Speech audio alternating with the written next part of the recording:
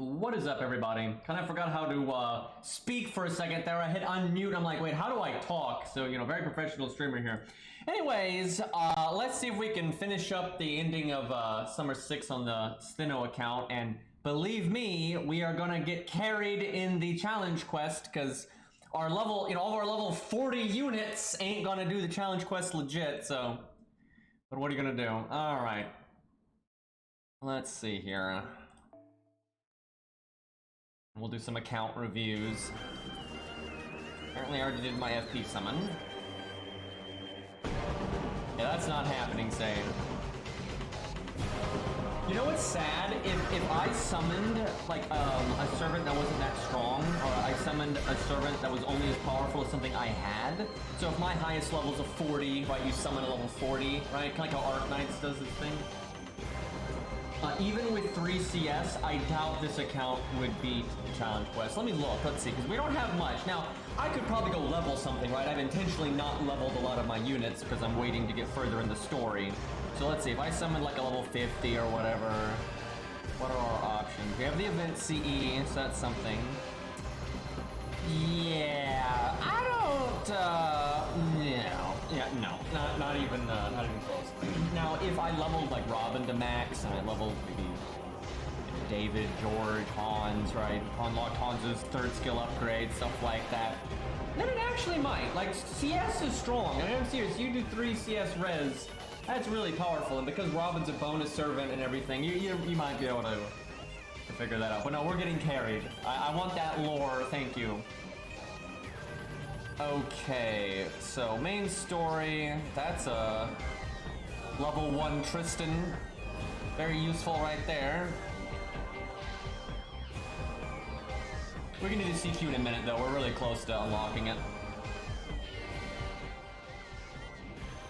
Wait, it's Solomon locked? Oh, fuck. Well, rip the lore. God damn it, why did he do that? Like, what even, like, what's the point? Like, I get it. Like, new accounts, a lot of new accounts won't even know how to, like, get carried, and they won't be able to do a lot of the challenge quests and events. But you might as well let them try, right? What good does it do them to not allow them to try? And then you do have challenge quests that are, you can just solo with support units, right? Like this one, you know, this is really easy to solo with Ku, right? It's really easy to solo with Ku. That sucks, man. Because in-game content, but there's no like lore spoilers or anything. And like in the early days, challenge quests weren't tied to Guadia. I don't know why they suddenly did that. Okay, well, that's kind of demotivating, but we can do the side content like the 5 million Chocobo and whatnot. You don't know that? Yeah, that Dino Mom. Okay, we'll do that. We need Bond on George. I guess Stheno, because we don't really have another way to get Stheno coins. Actually, I'm gonna do that. David is a DPS, thank you. Cope scope. Where the hell is my cope scope? There it is. Don't think these enemies drop anything, just in case, so they don't drop chests. 92 team cost, big yikes. I can give Say Necromancy when you can get to Guadia. Get out of here with that nonsense. Maybe Koyo out Solomon's true identity during her skill dialogue? Sure. Yeah, totally. I don't know why I'm watching the story. We already did that. The thing is, there's a lot of things that lets people understand that they're challenge quests that are aimed at in-game players. Like the game calling it a challenge quest, in brackets, high difficulty, level 90 plus, optional content that costs 5 AP, right? That's kind of the, you know, that gets the job done right there. I don't remember this fight particularly well. I think you only have to break like a health bar, so. Okay, I probably should have taken this a little bit more seriously by bringing a George or something. Well, there is no NP here. Too bad we don't have armor ignore. Alright, David's a carry. He's got this. He's a strong shepherd. We don't do a lot of damage here.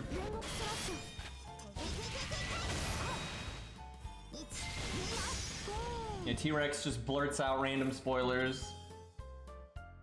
Like, not even specific to Guadia, just like throughout the story, just random spoilers. I guess I do that. And guarded the attack down, and that's actually what I want. I wanted the attack down because then she'd have double attack down.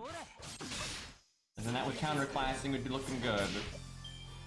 So the smart thing to do is to not NP with David until everyone has their NP, so he gets the overcharge. Okay, that actually hurt.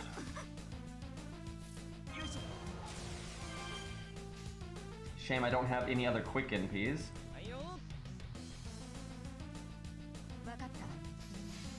Oh my god, I'm about to do an NP1 Atalante NP when she doesn't have her upgrade. And her first skill is at rank 1. So this is going to be really impressive damage right here. I'm not even sure who I attack buff. Let's see. It's probably David, actually. Although because of the overcharge, I'll give it to Robin and see what happens here.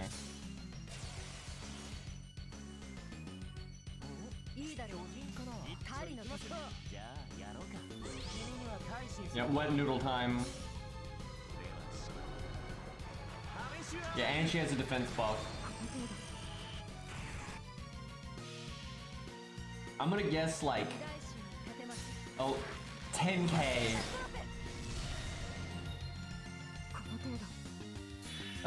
That was optimistic of me. That was very optimistic of me. Just over half of that. Woo, look at Robin! Damn, Robin with the 190 doesn't even have the event CE, although he is an event servant, but I don't think he gets that much damage up. Not bad. It's like Robin's a good unit or something. I guess David go bop.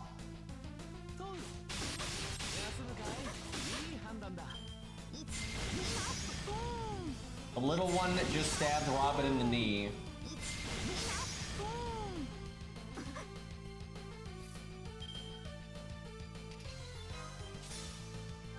I might as well evade now because there's no NP.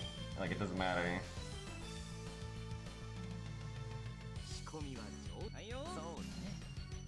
Crit, come on. Yeah.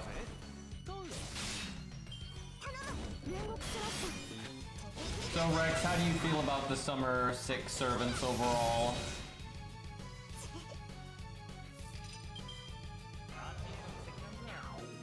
Okay, finally got the double attack down.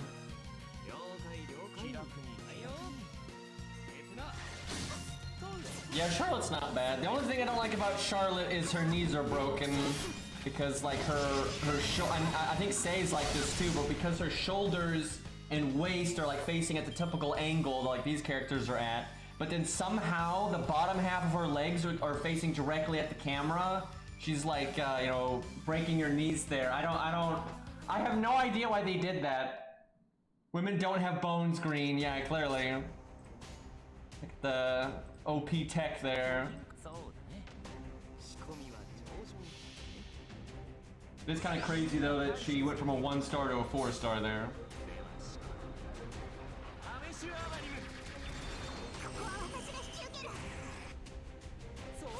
I saw some random guy on the wiki that was just so mad about Summer Charlotte. I don't get it.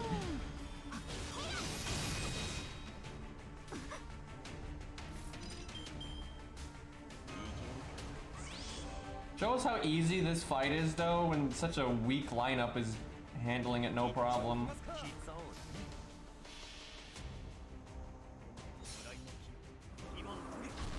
Yeah, no, there's been a lot of people saying that they're mad that we didn't get Summer Matahari. I've seen that multiple times.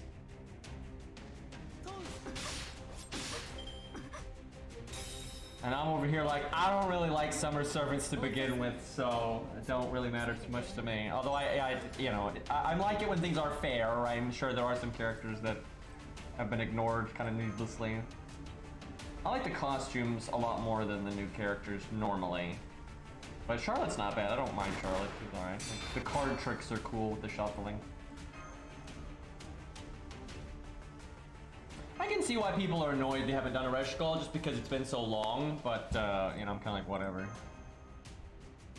There's no reason to hate on the art or the characters just because the other thing didn't get the thing.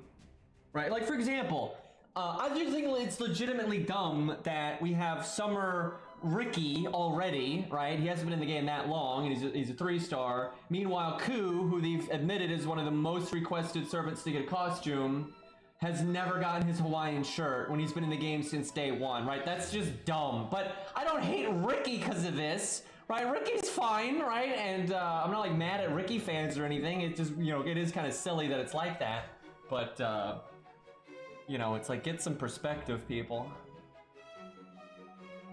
Honestly, Summer Morgan probably will happen sooner rather than later. They might even do it next summer, because then it's been a year, right? And they're like, oh, we can do it now. Because she's so popular. And at this point, I really do think Hawaiian Shirt Ku, they're saving for like a Fate Hollow collab or something like that. Like, they've just had so many opportunities to do it, and Ku is so popular. They've got to be intentionally not doing it.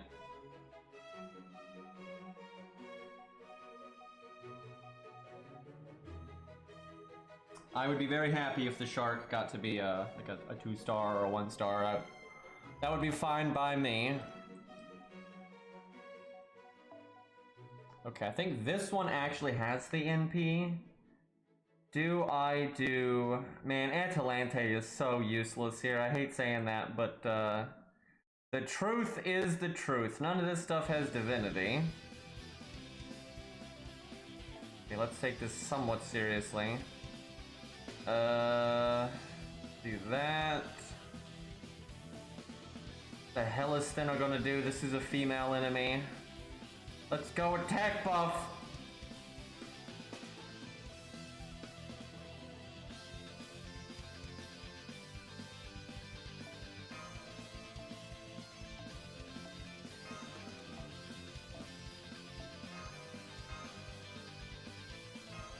Hope for the best.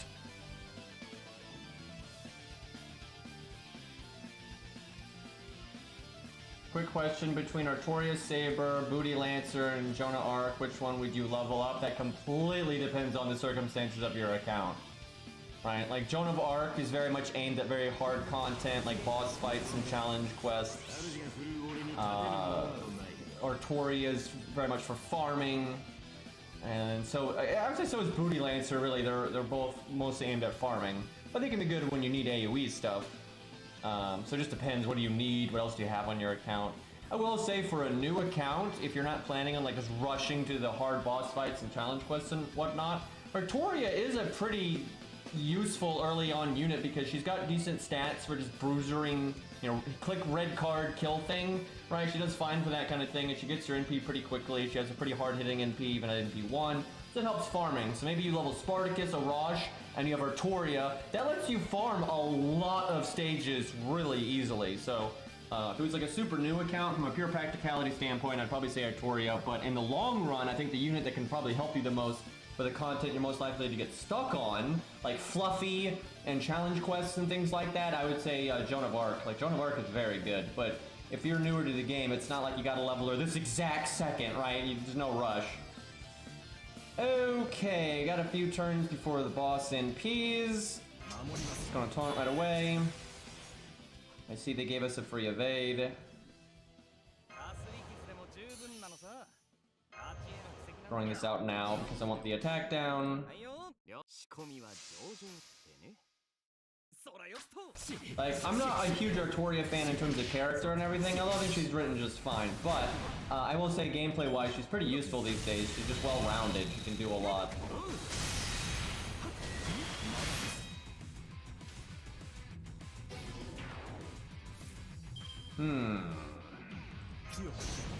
We have double defense up and attack down. See how we do on the tanking.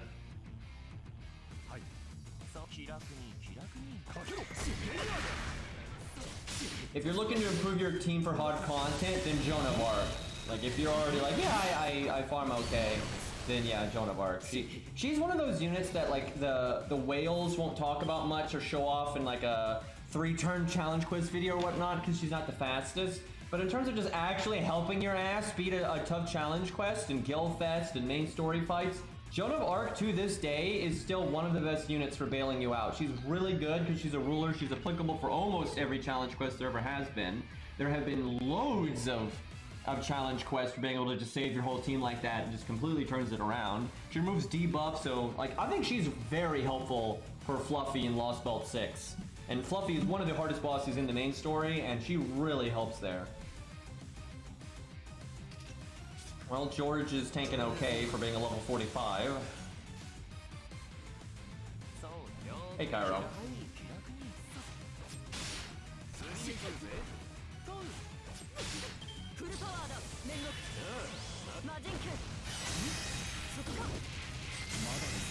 Those are pretty cool animations. Well, we get to block. Did he just give you the evade on the turn that she NPs? That's pretty casual. And I like how I have David. I'm like, I'm ready. I thought of this. I'm like, oh yeah, she's AoE. We'll have David. I'll use George. Look at this. I'm playing good, and the game's like, it doesn't matter, stupid. Because I'm like, yeah, okay, I'll make it so I don't need to use David's second skill early, so no one, because George will taunt and take the damage for us. So it's easy for me to save the evade for the NP turn, but the game's like, nah. Don't you be planning now. I'll just block it for you. And before she has sure hit and I forgot. Do I just want NP, so I'm gonna do that.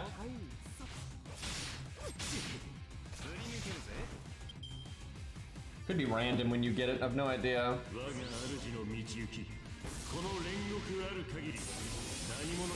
Oh. Well, that's unfortunate. So what really sucks about that is if I had... Oh my god, we just lost because of that. So if I had remembered she did that, I could have survived because I could have done the defense up and so on and so forth. They actually might still win because I think you might only need to break the health bar, but I want to do better here. I'll save the attack down for the NP turn as well. False sense of security indeed. Kind of makes David less good here, but I don't have a lot of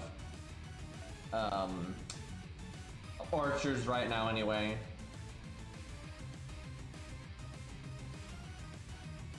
I do not understand. Why do you have to watch this cutscene? It doesn't have one of those choices like in it that matters. There's no difference between this story and any other story. I mean, you're allowed to skip the cutscene with like Guadia and Romani, you know, Solomon, right? Like you can skip that, but you gotta watch this summer thing though. Like that's ridiculous.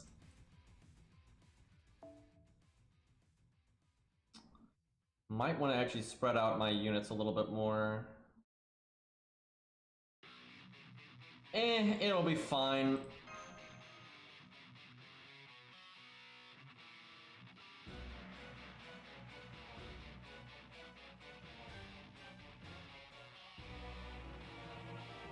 Got this boss music though.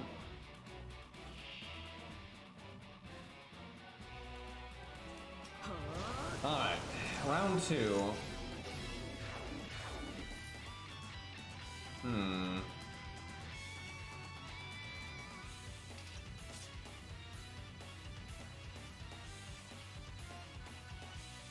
I might actually wait to taunt so it encompasses the NP. I guess I just evade right now.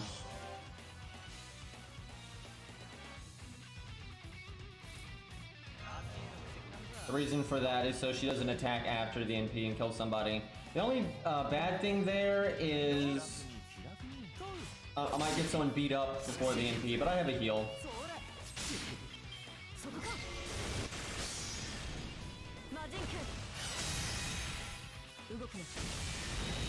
Okay, that was actually good. Her hitting everybody once. That's ideal.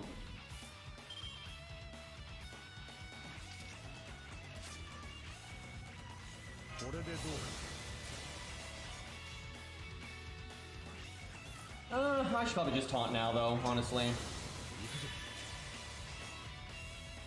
Might regret that. I just didn't want someone to get really fucked up there.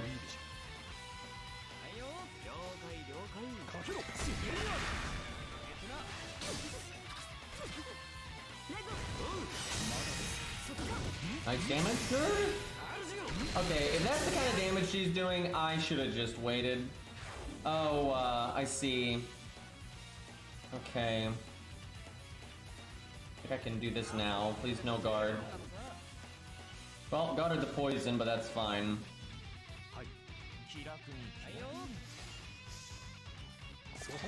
Unless she guards the poison again, and then it's not fine. Magic resist is a fun mechanic.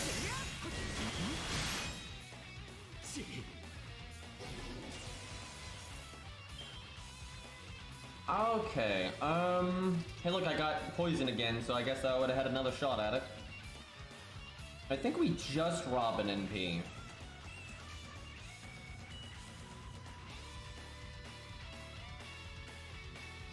Either that or we do George's to overcharge him, but I think this is fine.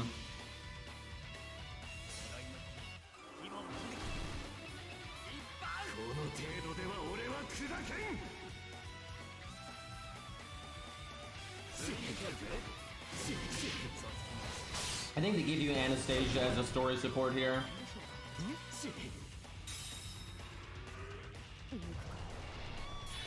Oh my god, I fucking hate... Why did he do this, right? It's just trial and error. I hate when they do this, dude. It's like the worst gimmick in the game, because it's just so cheap, and then but it's easy to counter when you know about it, right? That's so dumb, because if I'd known it was gonna do that, then I would have cast the defense up and everything. Oh my god, that's so dumb, dude.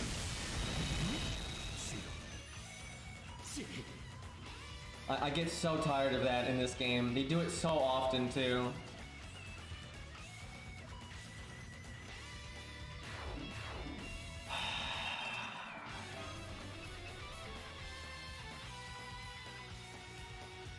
I know, at this point, Rex, they do it so often, you really should just assume. But the thing is, like, on a stronger account where you've got a lot of stuff, you can, like, do defensive stuff before, like, maybe in case they do it, and then you do defensive stuff again if they don't. But on an account like this, that's not possible. I can't believe I have to watch this stupid stage every time. Don't make me bring a real, archer here, game. Don't you do that.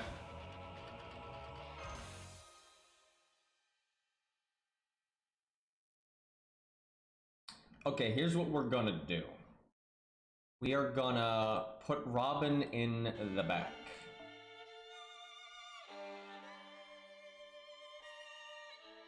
What if David, though, doesn't get his NP in time? That could be a problem. No Bukatsu, yeah, well, it's not actually possible for this account to get him, unfortunately.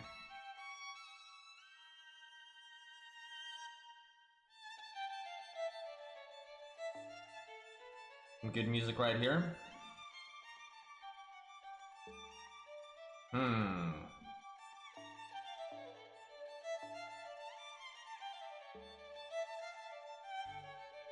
That 7k damage is really gonna help, chat. Alright, this exists, and you can't remove this. Could give it to David, but this CE.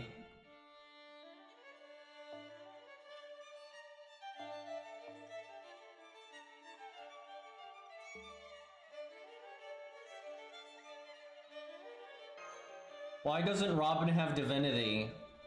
God of the Forest, right? Totally how this works.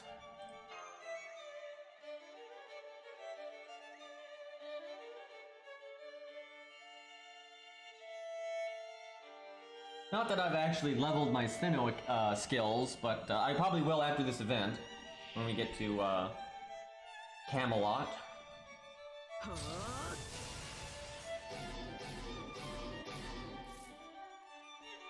Okay.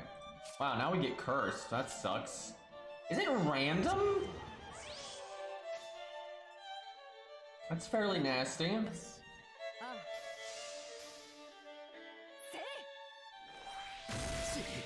Let's be honest, even if you're a Nobukatsu fan, I feel like 50% of them don't want to 120 them anyway. And the other 50% do because they've got delusions of grandeur.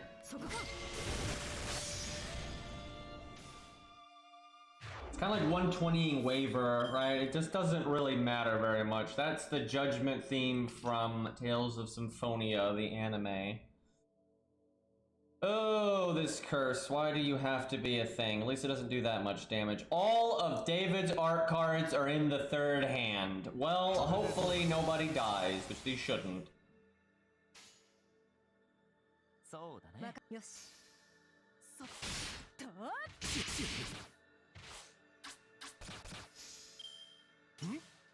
But that Garden of Avalon music feels bad.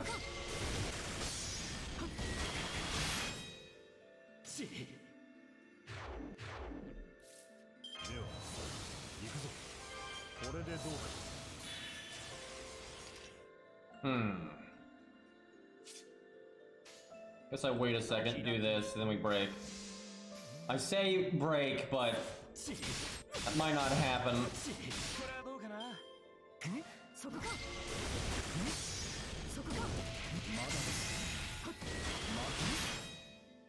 That really is some hair she's got. Okay, we actually did way more damage there than I was thinking, so we can break no problem. Which means the NP is gonna happen. Which means Atalante is just gonna explode. That means Atalante shouldn't even be here. She like doesn't do anything. This is rank 1, but should still be fine. Now we have double curse. I guess I Atalante NP to just make stars then.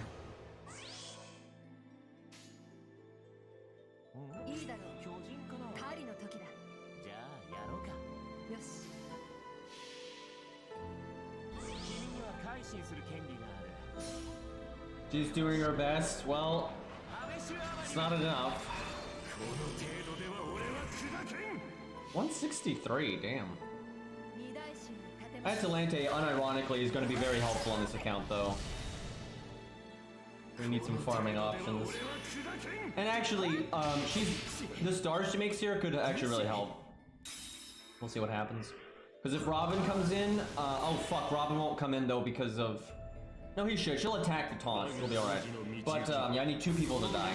Anyway, Robin can use his 3rd skill and make more stars, then we should have plenty to just guarantee crits. It is so anime. Oh my god, it killed David anyway. Well, that sucks. I guess she didn't have the, George! Well, I guess he can give me a free art card to increase the NP gain on Robin, and then Robin gets utter dog shit. Thanks, game. Real help. If Robin could have gotten a art card, that would have been ideal.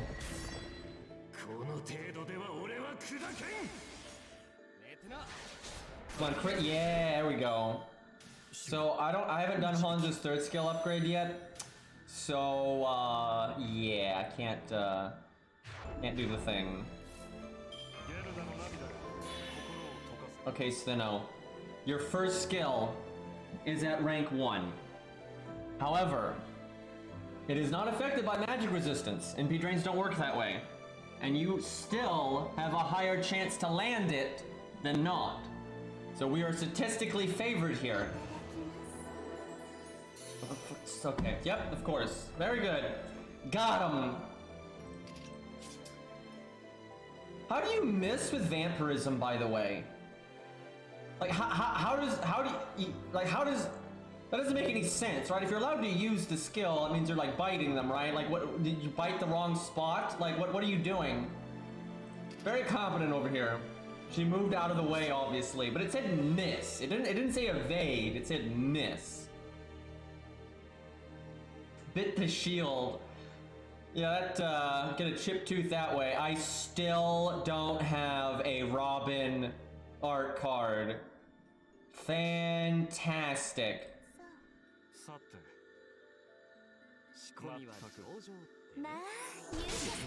How to lose a game.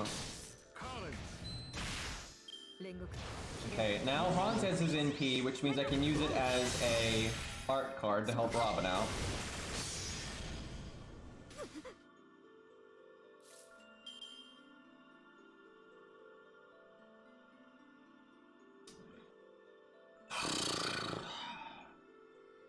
You know, the deck is conspiring against me here. I really feel like there's some conspiracy going on here. Well, we'll still get a degree of MP gain. We have our MP gain buff, so hopefully this still works out. So we're running out of time here. We'd have more time if Stheno knew how to bite someone.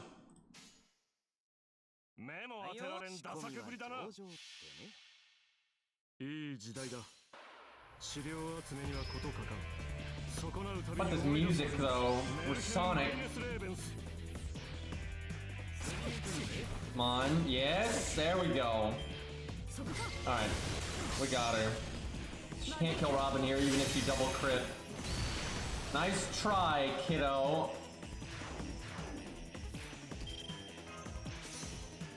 And even if this gets guarded, I can do poison again.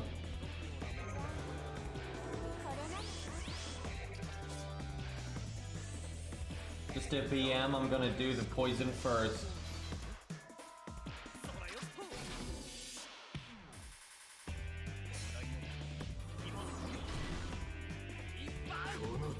.404.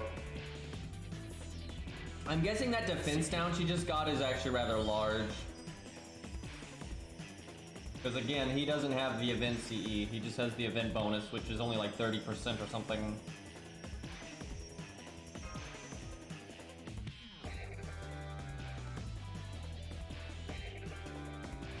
He had Drunken Jolter. The old classic.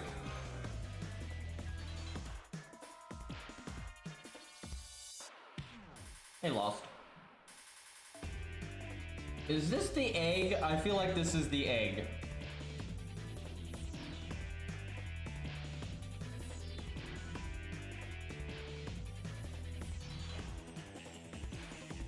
I miss Foe being the loading thing.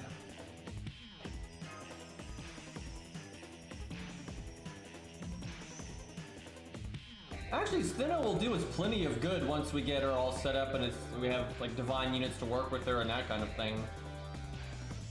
Oh god. Why did he do this? Yeah, level 1 Da Vinci, get him, so helpful. That's actually the biggest issue we have right now though, is we don't have a lot of divinity units to work with Stheno. We pretty much have Proto Coup and that's it. We will have Caesar though, we're probably gonna Grail Caesar on this account or something. Do I even have him yet though? Oh god, do we not have Caesar yet? Uh-oh.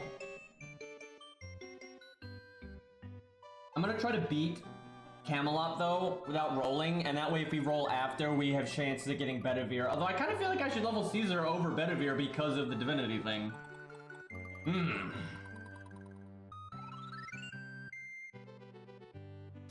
Alright, what do I want to do here? I guess Stheno's actually good.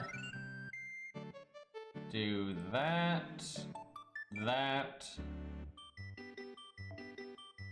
I think this boss is AoE, but I don't really remember. Oh yeah, there's the value. That's the play.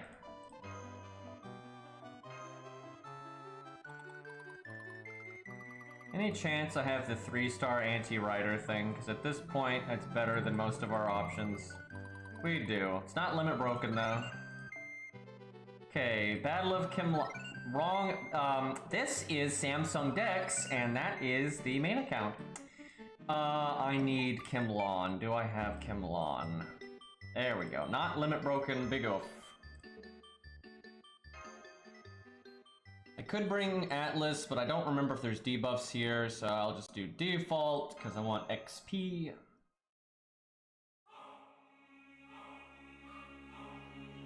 I don't really know what I want the most from Fate Strange Fake, but I mean, most of the cast is awesome, so basically just not Avenger Hercules, because he is fucking stupid as hell. Like fanfiction Hercules. Okay, we get a defense down. I wish this fight was harder, although maybe it's harder than I think for a newbie account, we shall see. Look at her having 7,000 health at level 1. That's actually kind of annoying.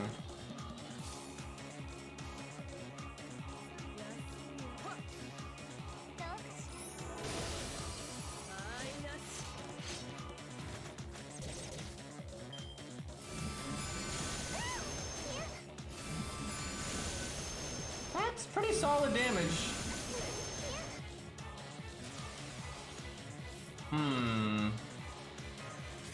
I want to use 100 Faces heal, but I should wait a little bit because that defense up is only 1 turn. Come on, Stheno. God damn it. Okay, chat. What's... It doesn't even have legs, and it's an egg. It's a giant egg. How are we fucking up vampirism on a giant egg?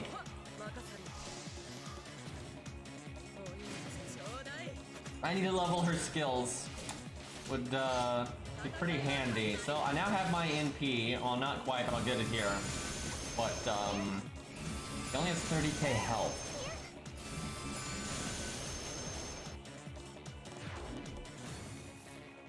Guess I wait. Shame, I could NP with double art up.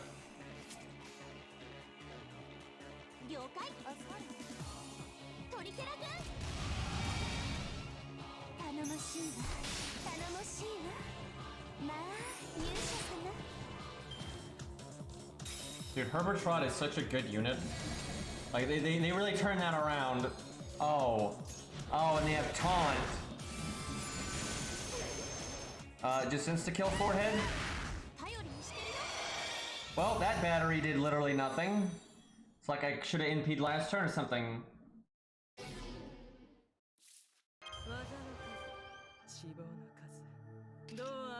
Why do they have so little health? This is getting weird, man.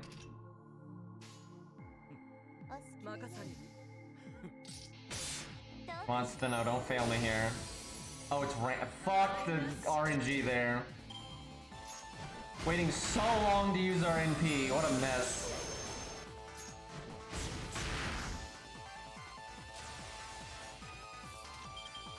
We are in a bit of trouble here.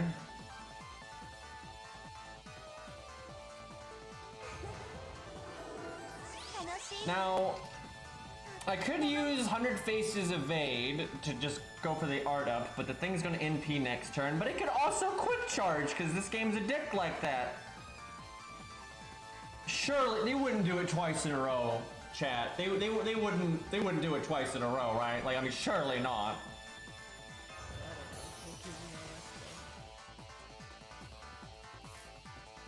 Now, Kojiro, I don't need to live next turn. I need him to live this turn, so I'm gonna go ahead and invade on him. So Stheno, you need to do 8k. You have double attack buff. You have the event CE. Okay, no problem. Plenty of overkill.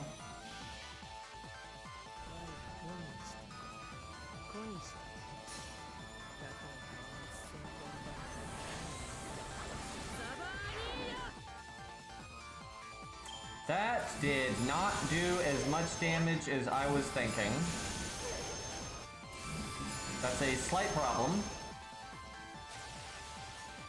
That means I should have Kojiro NP'd there. Any chance I can charm this? Nope, didn't think so.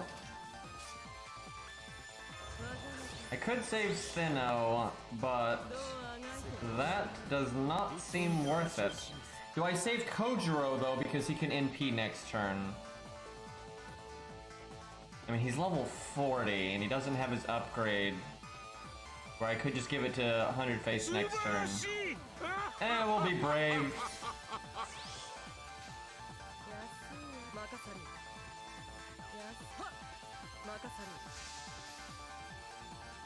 But Cinnamon Bunnies, thank you for the 2-month sub. I appreciate it, man. I think I got your name right. Appreciate the support, guys. As I just scramble an egg here. Okay, debuff clear. That's actually unfortunate because we had the art resist down. Come on, there we go. We got our NP. So we don't have the art resist down and we don't have the art up. So that's a big damage hit. Also explains why we didn't do as much damage earlier. Okay, Hans might get one turned. Which would suck, because he's at 90%.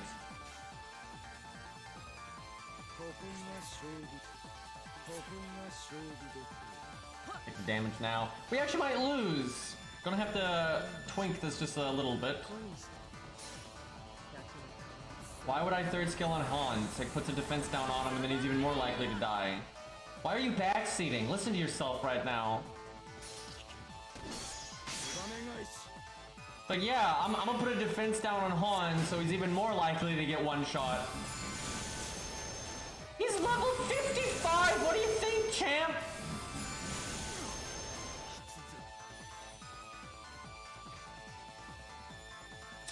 Well, he almost lived. Oh yeah, we still have Proto Coup, so we're totally fine. Level 40s for the save.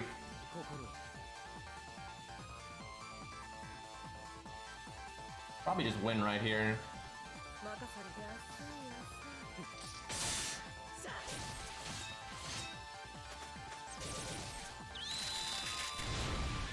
Egg scrambled.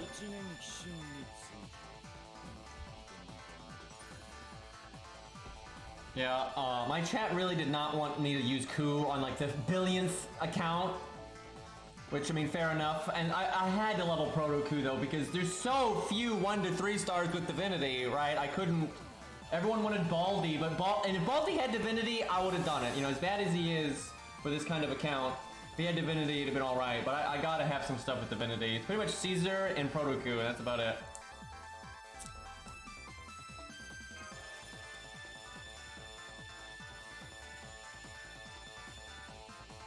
Yeah, Herc has Divinity. That was so dumb. We just did the Herc account, and then we were like, okay, Herc's OP, so now let's, you know, use a unit that everyone says sucks, and then the first summon is Hercules. It's like, okay, well, yeah, Caesar will be good. The only bad thing is the lack of survival, but Stheno can buy you time, so it'll work out.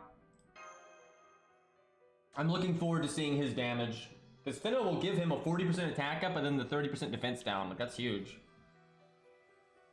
The only bad thing is Caesar does so much damage that sometimes that extra damage from Stheno is just gonna be needless overkill, but there's some hard boss fights out there where you really can't have enough damage, so... Especially on a free-to-play account.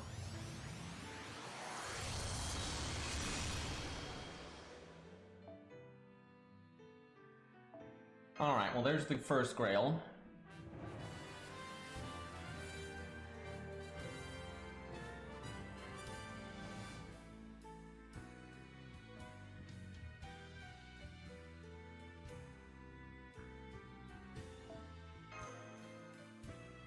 Let's see. We probably don't have that many Grails, because this is the first event that this account has ever done. And we're only in America, so we don't have that many right now. But we don't even have a single max level servant, so we couldn't use them anyway. But I'm trying to think when I wanted to Grail. I don't like Grailing super early in the game, because one, you couldn't actually Grail until around Camelot back in the day anyway. And then Camelot's not really hard enough to need it. So we might wait until...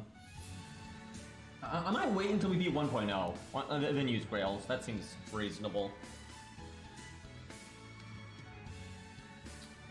I don't even remember what half of these are. These bonus stories, though, are kind of low priority. I want to do the side stages, because those will actually be kind of hard, I think. For this account, anyway.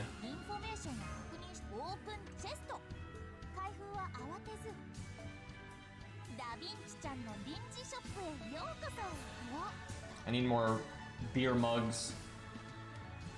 Yeah, Stheno probably will be 120, actually. I hate to say that, but it is the gimmick of the account, so probably. The only thing that would slow that down is simply just the rate. You know, this is an old account, I don't play it a lot, and I don't farm a lot, so getting the XP will be a problem, but it'll definitely be the goal. I really hope we get Spooks by Stheno, because I want to be able to get like over 110% NP in case of like NP drains and things like that. But I don't foresee them rating her up anytime soon. Okay, we can get that lore. I don't even remember what that stage is.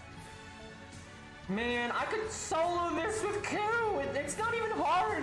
Dude, like, Ku has multiple turns of wiggle room too, right? Like, he can weather so much bad RNG, but they won't even let me do it. Bullshit. My lord, though! Alright, let's see. So that's that Joan of Arc one, I think. Some of these will have to get semi-carried on, we'll see. Yeah, that's probably the 5 million HP one. That's gonna be interesting on this account.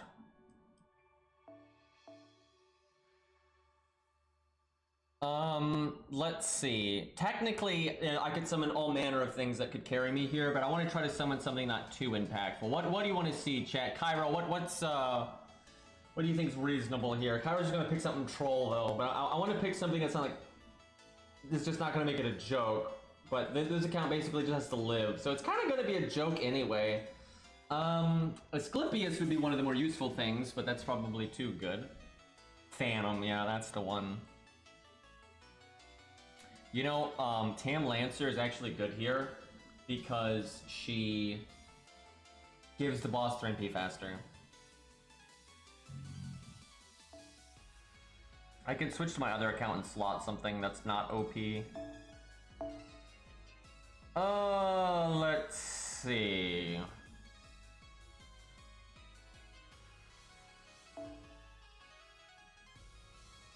It's Leonidas. George. George is kind of fun, although George is kind of a carry. Because you could do the debuff immunity, command code, CE. I mean, George taunts for 3 turns, right? Like, that'd be pretty useful.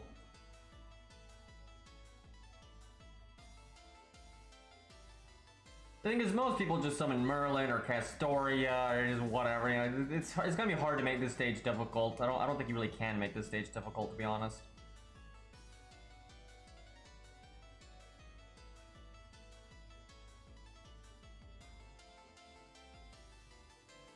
I think you can beat this stage by just throwing 6 random units at it. Okay, so we're gonna summon Siegfried, which makes absolutely no sense, which is why I'm doing it, and then let's see if we win with just random nonsense.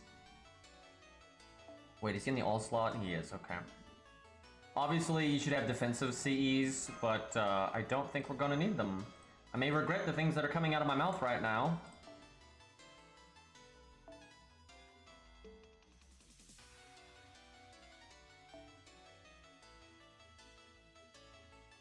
We have no debuff clear on this account yet.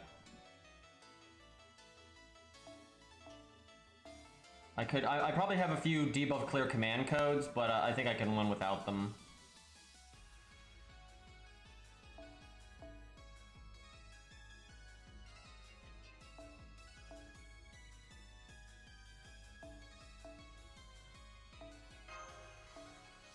By some miracle, does this account have the Joan of Arc CE? I don't think it does. Not surprised by that, because we've barely done anything on this account.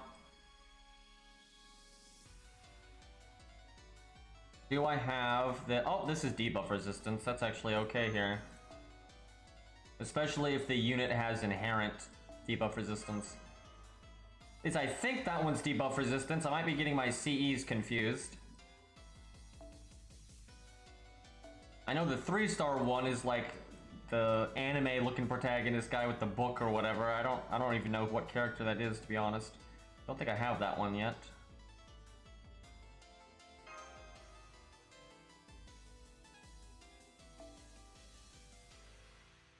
Oh, I should give one to Protoku because Protoku has magic resistance and his first skill. That's really good.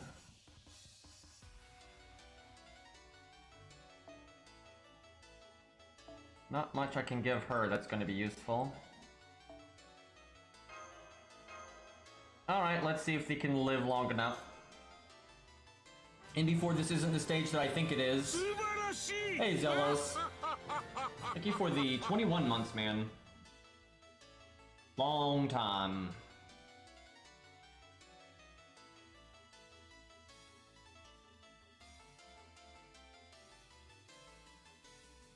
And we've had chat pick things. Oh god, it's not that stage. Oh no! Okay, let me just Whoops.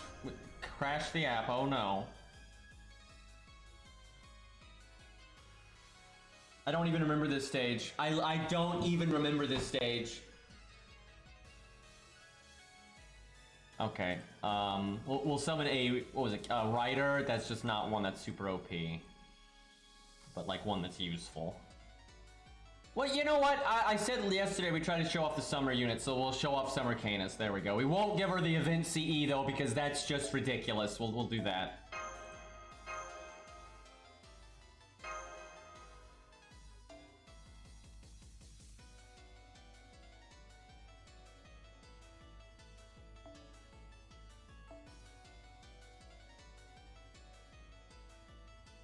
This song's from CCC, but it's like it's an FGO version of it. They use it for the alter ego fights. I'm gonna save that team though for when we actually do fight that boss, because it's coming up.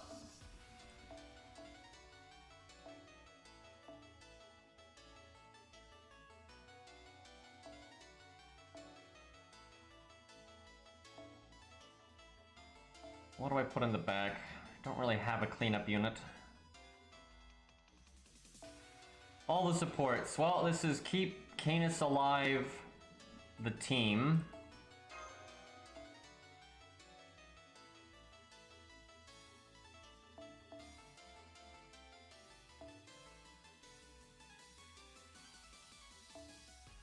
The pirates are male, it's fine.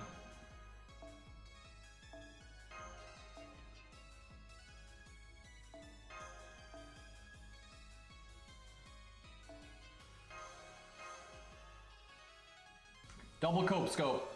We should do an account review after this. Getting carried away over here.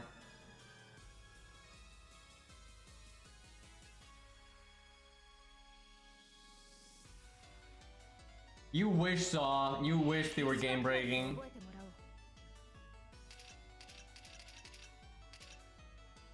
Guess I taunt right now. It's fine.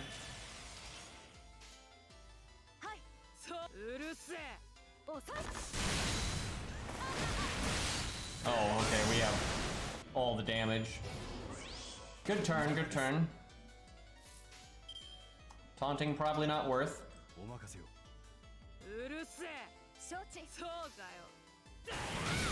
These guys are basically here to give you free NP.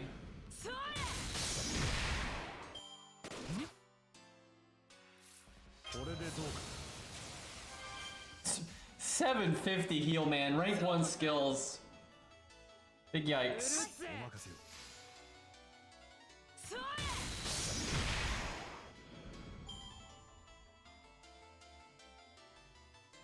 I'm all for weaknesses, and actually one of my favorite gameplay styles are characters that have very powerful positives, but then very noticeable negatives, right? But the thing is, Summer Canis isn't really either of those things. She's, you know, kind of dull skill-wise, unfortunately. I hate saying that, but it, you know, she's just really straightforward. She doesn't really have cons, but she's kind of just generic, really. I'm hoping to give her a buff down the road to make her more interesting. Saber Gilius is not half as bad, though, as people act like he is. He just isn't. Like, he's not amazing, of course not, but it really, I say this almost every stream, but it's just the truth. It's not that hard to get at least basic value out of Saber Gilius, right? Especially with the command codes that let him remove the defense down. It's like, he can throw out big normal card damage. He absolutely can. It's more reliable than fucking Baldi. It's not as much peak damage, though, by any means. But, you know, he's still not good because the math is still wrong. Like, he doesn't get enough damage to warrant his MP doing 0 damage and everything else. But it is way easier to get Saber Gilius to, like, do well and kill some bosses than it is to, like, hide or, you know, Geronimo and stuff like that. Like, really, if Saber Gilius just got like a solid skill buff, he would be a completely good unit. He's right on the edge of being a good 3-star. Like, he's right there. He's super close.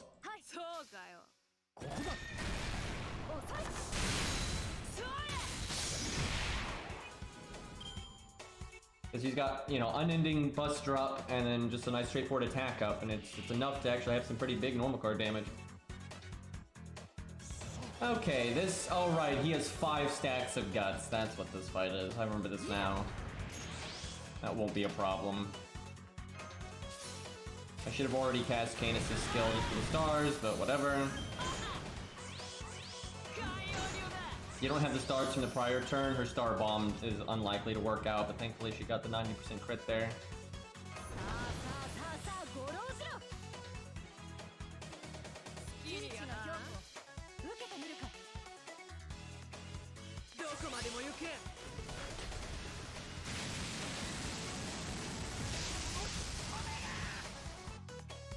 Oh, okay.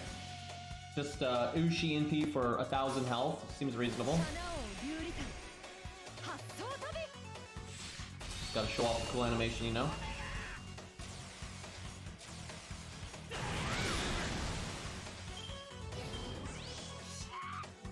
Well, this was quite straightforward. Compared to that Okita fight, this is nothing. Although I guess the support we summoned is stronger than what we did for Okita. Kind of.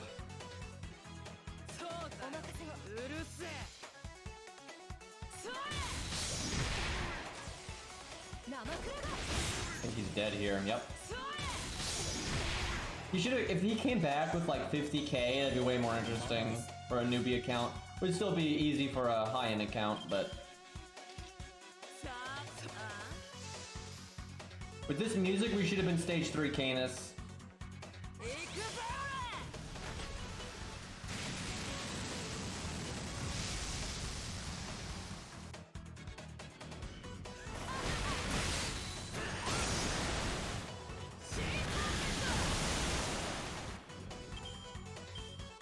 It's just a sea serpent. They don't even name it. It's just a Greek sea serpent.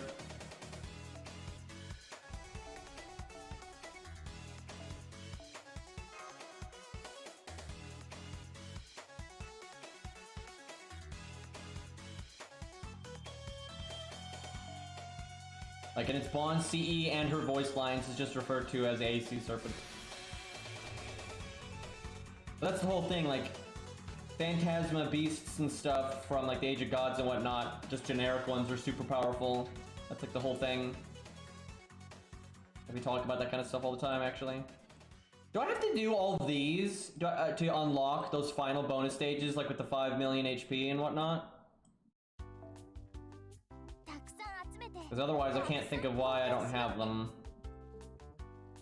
Sucks though, because those are really boring. I have that one. See, I have no idea what this stage is. What to summon, what to summon. We should summon a Summer Servant just to show off different stuff. What about, we could do Anastasia. Fuck, Aries not here, because she got NP2 Anastasia. We could show that off, and I think she's 10/10. Well, there's one right there, but 949 and bad CE. Got autos. Oh wow, autos is big. Auto, can you give her like a, you know, just whatever normal CE for boss stuff? Like, Drunken Jolter or whatever you got. Just not the event CE, right? No damage CE. I don't think we need that right now. We'll show off Akita at some point in here. Try to do Charlotte as well. There may not be enough stages for each unit, and you have to factor in their class too.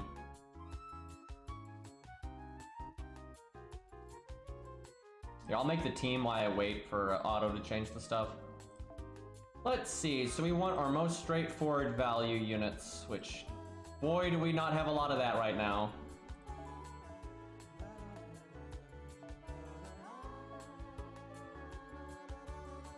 No idea what the enemies are.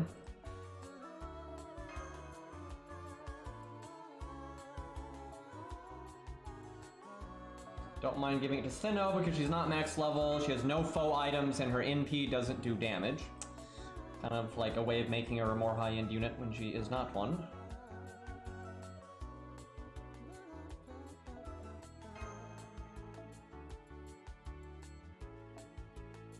Cannot wait to limit break this. And we're close, we only need one more copy. We got so lucky with that. We haven't gotten a single one of the Rin version, which I think is art, I think. Copy Buster, I don't remember. What is our other unit going to be? Maybe we do that.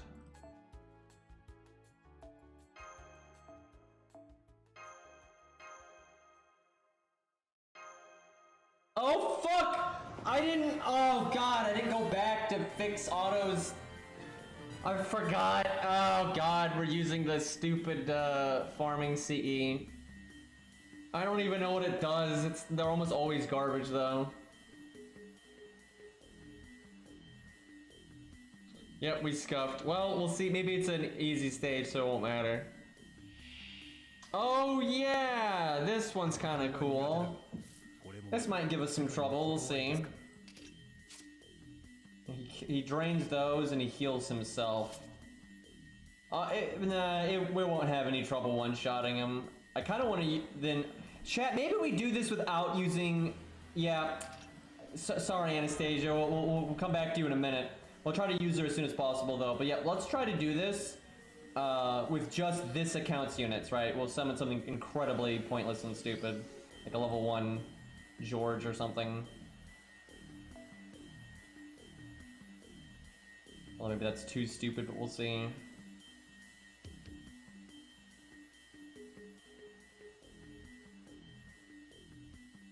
Who's our DPS? What's Protoku's NP rank? NP4? Doesn't have the upgrade. That's alright.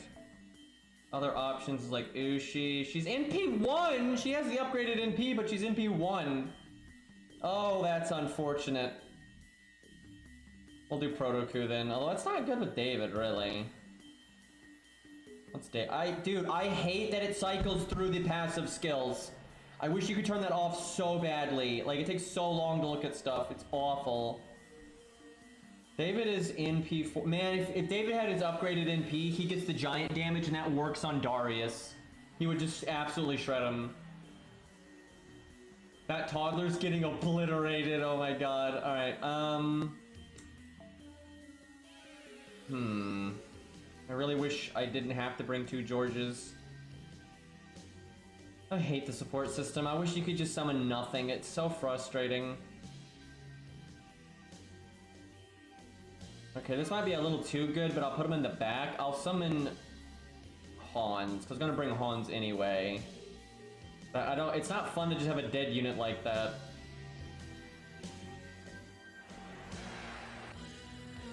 I'll just replace Waver, it's fine. Who needs Waver?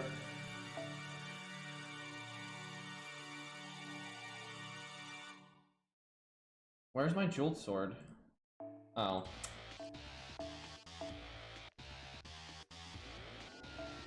There we go.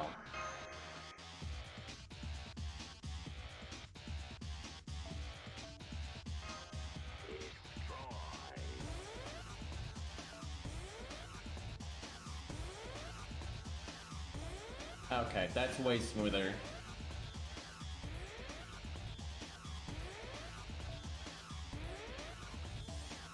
Damn, 1 team cost.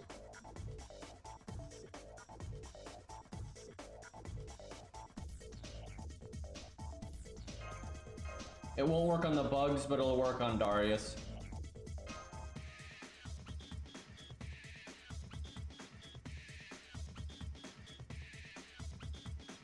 Still haven't used foe items yet. I wonder who's gonna be my first. We'll see.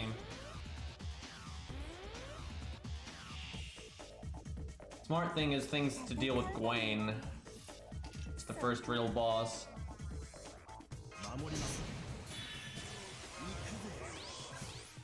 I could charm right now, but I think we'll wait.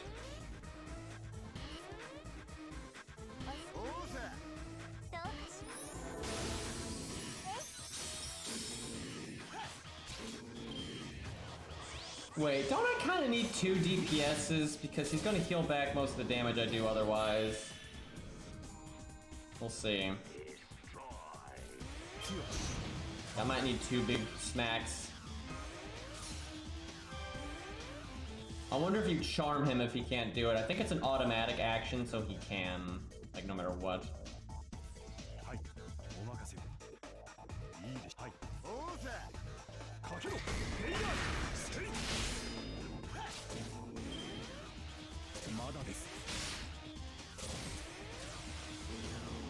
Yeah, it just happens at the end of the turn. He's actually gained HP right now. Not ideal. Why didn't I already cast this? What am I doing? It missed again. It's missed 3 times in a row. Magic resist does not affect it, and it's more likely to land than not. That's just such bad RNG, man. Oh, this ain't looking great.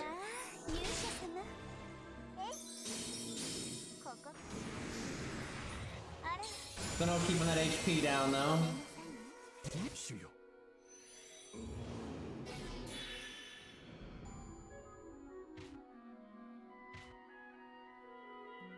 This is such a good song.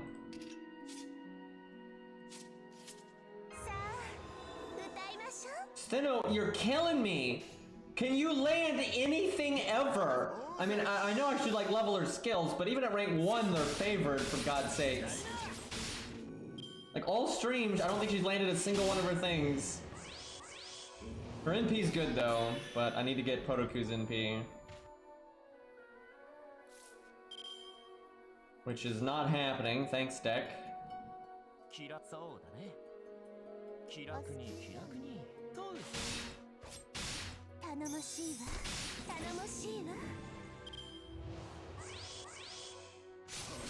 Ooh, that did some damage.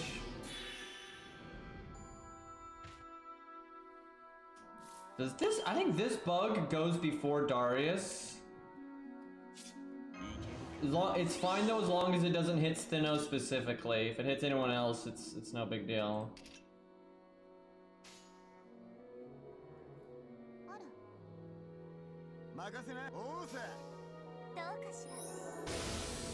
$43K.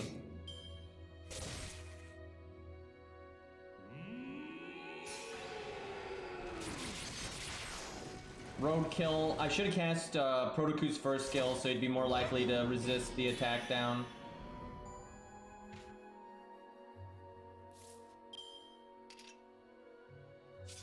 Deck shuffling is not on my side. I don't want to do Stheno. Well, yeah, I guess I do it now. She could die. We have his NP, even though we have the attack down.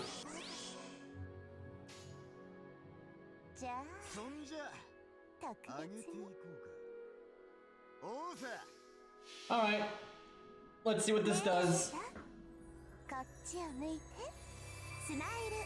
I highly doubt, I mean, I'm sure you can insta-death Darius, because you pretty much always can insta-death bosses, it's just the odds are astronomically bad. 76K, that is not great. It's like not having your NP upgrade, having an attack down and being level 40 is a bad thing. We've actually barely made any progress then. Man, they really ripped into David there. How is David, like seriously, David had a 4-hit, you know, 3-hit invulnerability, 1-hit evade, and then meanwhile we only ever had the 3-hit evade on Protoku and his still isn't gone.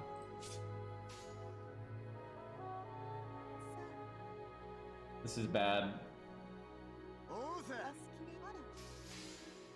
We may be in a wee bit of trouble here.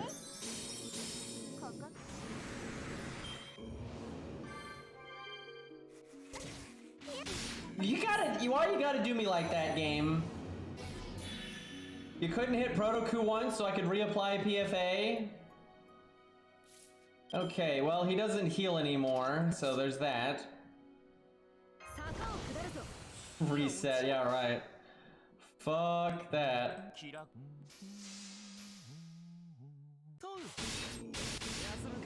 That did about nothing. Ooh, we got the music though.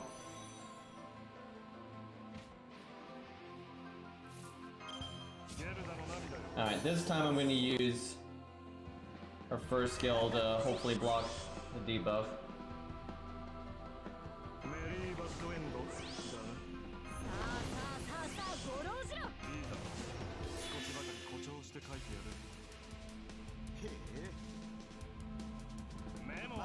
50% crit, let's go. Nice.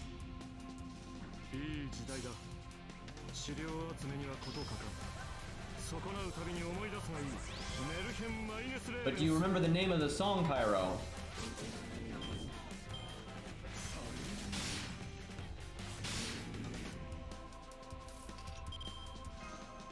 Why bother healing? I heal, I need to, yeah, we'll heal and evade. And she'll get her NP. Nope, the song name is, that's the name of the boss, but the name of the song is Cosmos. Good try though. Alright, we will do that. Giving up a 90% crit, but...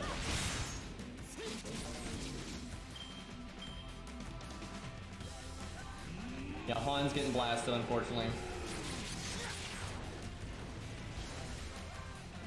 20k! Man, if he had hit Proto Q there, I might have gotten my NP.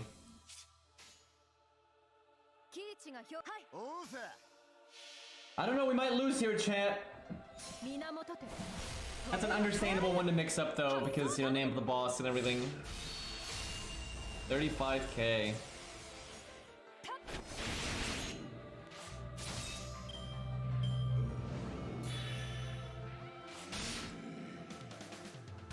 Can Proto Q turn this around? Coming down to the wire here. This is what happens when you give Darius every single HP buff. What I should have done while I was like dicking around at the beginning, I should have been killing bugs just to lower his maximum HP. Oh no. Oh no no no. I think we're gonna lose! Alright, we're gonna have to do better here.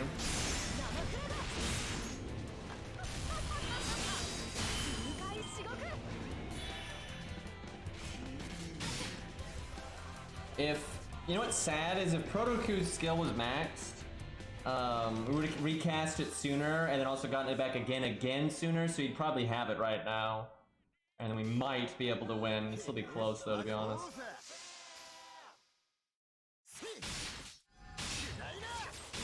Close.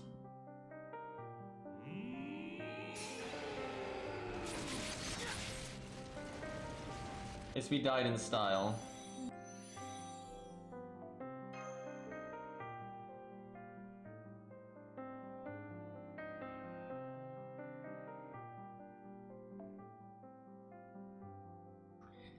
Okay. Let's see. The team wasn't that bad. Wasn't that good either. The smart thing to do is use the damage CE on Proto Q, but that might be, I don't think that's too easy, honestly. I'm trying not to cheese these, but I mean, we have 5,000 attack. I think it's okay, so we'll do that. Hey, Kurosumde, thank you for the gifted sub, man. I swear we're gonna do an account review after this fight. I don't know why I keep forgetting to do them. Hans didn't do too much, but that's kind of the point. I don't want to summon something that does a lot here. You're level 40 and no foes, doesn't have his upgrades, not even NP5. What do we give Stheno? Just do Cope Scope. We'll get our NP way before Proto Q at that point though, there's no reason for that. What does this account have? Not a lot.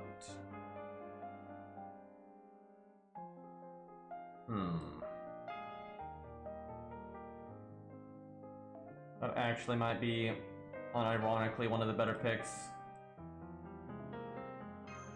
Boy, that's a sad state of affairs right there.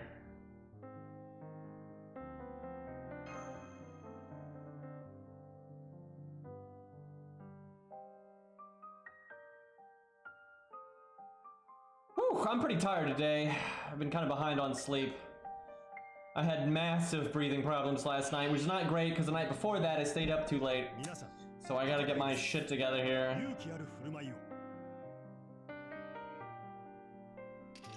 Yeah, I need to go back to my doctor soon. My breathing problems have been getting a lot worse these last few days, and I gotta look out for that. Starting to cause pretty big problems. Let's see. If you can't do 26k, there's no point in attacking. I think I can do 20. Well, I could go for the. I think he'll drain this one, but that's the one I have a higher chance of killing. I'm not 100% how his AI works here. Okay, you know what? I'm gonna throw this out right away and try to just kill that one.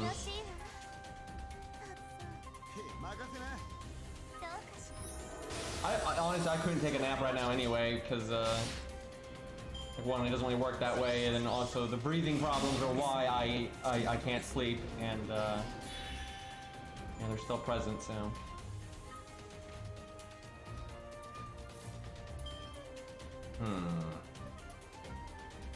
It's very unlikely that I could kill one of them here, so I think I attacked the boss. No, wait. I need to try to predict. I wish I could tell which one he was going to drain, because you can just attack the other one and kill it over 2 turns.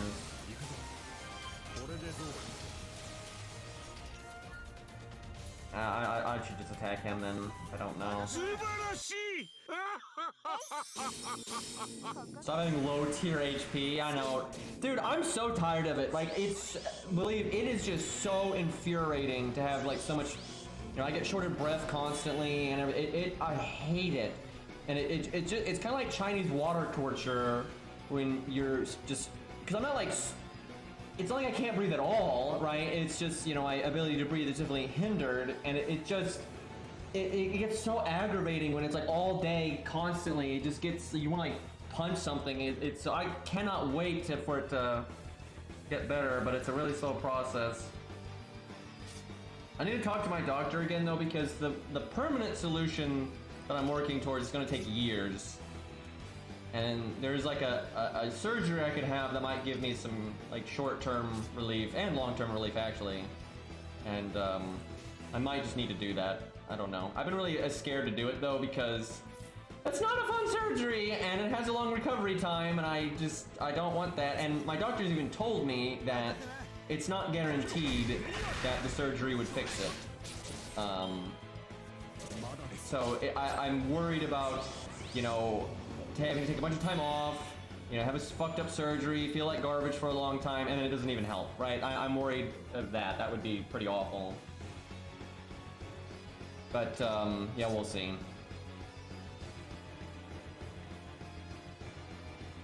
Well, according to my doctor, I have to get the shots, right? Because I had some very in-depth tests, and I have just...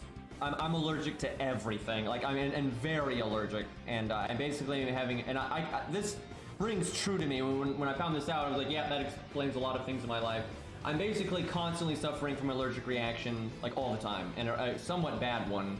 Because yeah, they tested me, and I have a very high allergic reaction to basically. They tested me for like 45 things or something like that, and I was allergic to almost every single one of them, and on a pretty high degree. And so I'm having to do pretty major allergy shots, but that'll take years to really catch up with me. But that will really help. But yeah, in the meantime, I need to do something, because honestly, I have no complaints in life other than these health issues, right? Like, I've got a job that I like, you know, a lot of things going my way, and it's just my health is shite. But what are you gonna do? Okay, well, yeah, it really does suck, because streaming is something I really like doing, and obviously I make a good portion of my living from it. And when I do have breathing problems, streaming is hard, because when you talk, it makes it harder to breathe as well.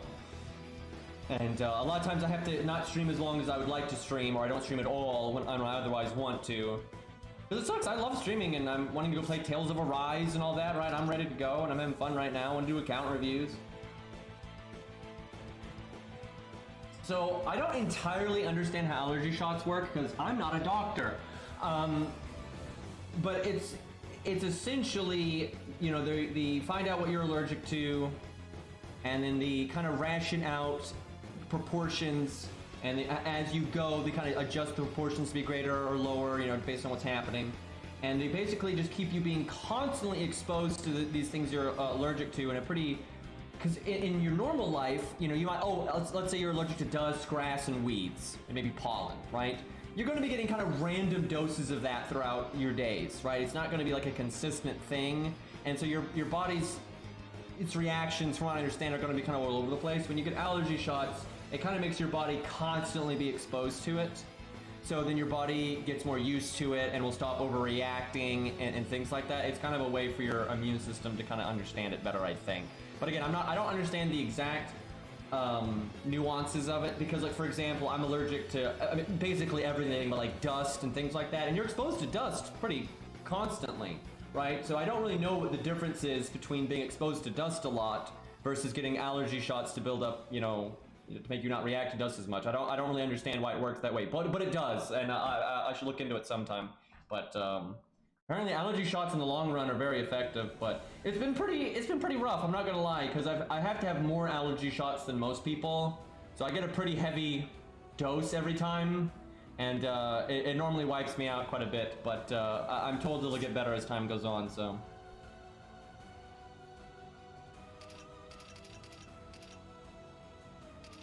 But yeah, next time I see my doctor, because he is a specialist in allergies and, you know, throat and all that stuff, I want to ask him exactly what... I like science. I love science. I love understanding these things, so I'd like to know exactly why on earth they do work, because it is kind of strange. Let's see. Okay. I don't think I can kill one. I mean, maybe I can kill one. I might be able to kill that one. Man, we are in trouble. I'm not gonna lie. I really look at this stage practically with how weak our units are. Darius is gonna get pretty beefy here. This is kind of a yikes. Sorry, let me do this. I should have done that a while ago, actually. Thank God it finally worked. Can you guys do... I don't think they're gonna do 27k. What is his priority, I wonder? I feel like he won't kill this one if the game has, like... If it has a criteria, because it already has the sure hit and crit chance.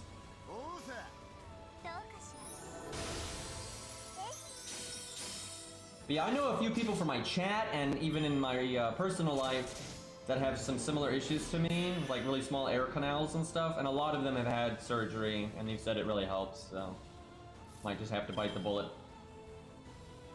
Yeah, you can be allergic to all kinds of insane things.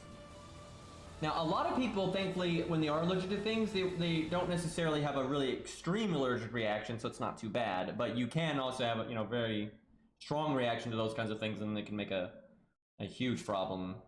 Okay, this is really unfortunate because I only have one hit of PFA left, and that means I could get attacked by the shit.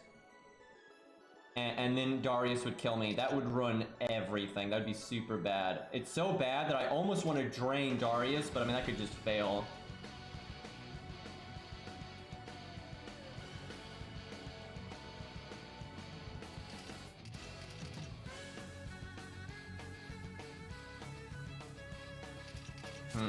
Yeah, allergies suck, man.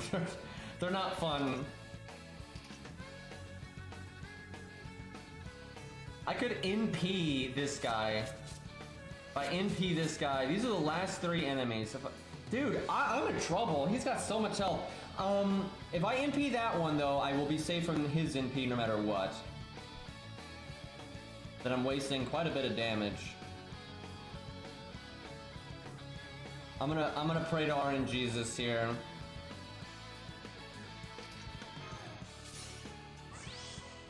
I think I saved the attack up for when, like, Stheno can do her attack up and everything. Try to get a really big one in one place.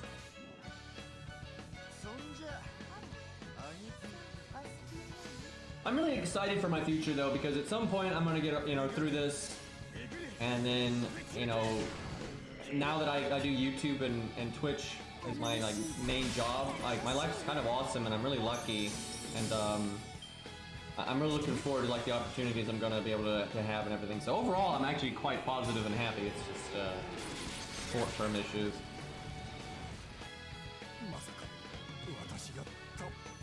Okay, I forgot to use Protoku's first skill again. I'm clearly allergic to that too, because that's the second time. Just, give me that attack down game. It's great.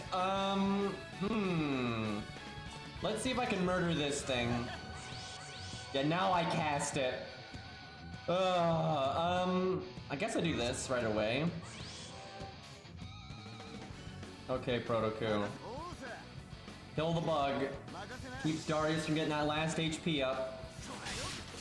There we go. Alright, I think we can handle this as long as we don't get really unlucky. He only has 2 actions per turn. That's not bad. Oh my god, Stheno did something. I'm also allergic to good gameplay. Yeah, I think there might be a few people here that have that issue. I have never experienced an earthquake. I don't live in an area where that's a thing, but it sounds horrifying.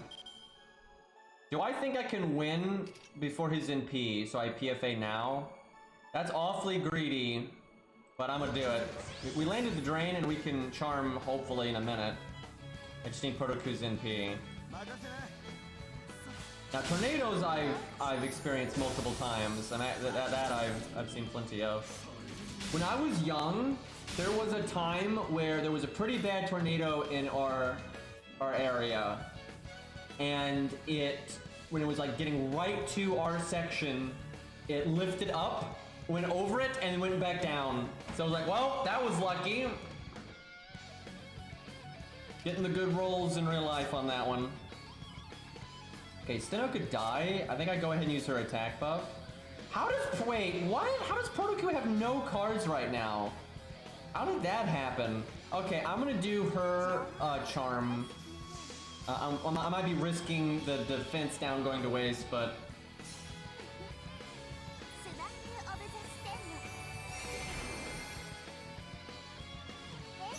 Really, there's not much you can do about it. It's like, because, you know, tornadoes can be fairly prevalent in large chunks of a lot of countries and areas.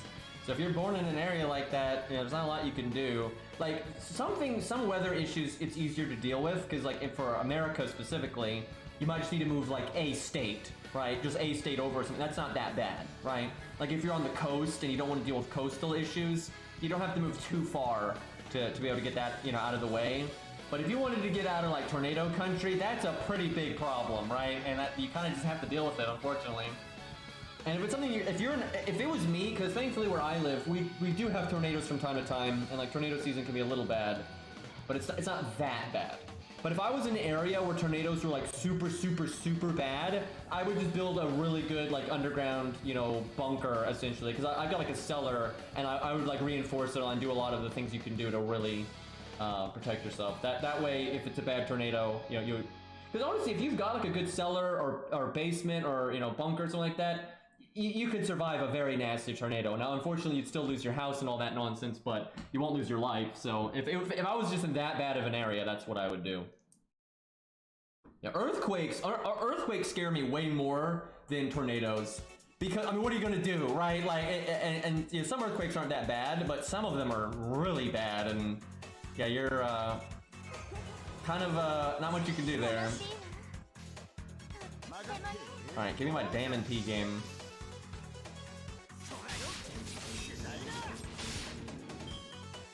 Yeah, one of these days, Cairo. I don't envy you, Cairo. You get to, like, live in fire. Dude, I couldn't believe some of the pictures people were sharing from that area, right? Where, like, the sky was on fire, right? And, like, all day. It's like that all the time. I can't even imagine what it's like living out there. Alright, we've got triple attack buff. Let's fucking go. It was Lost Bolt 4, yep. 212. So Robin did more without the event CE, by the way. Although he was level 70 and he had a proper craft essence.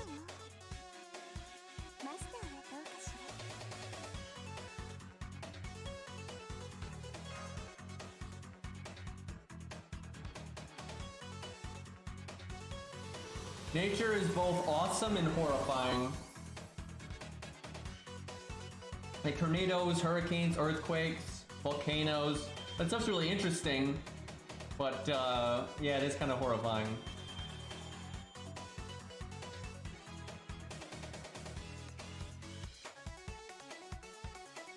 Does today play in the game? Let me see.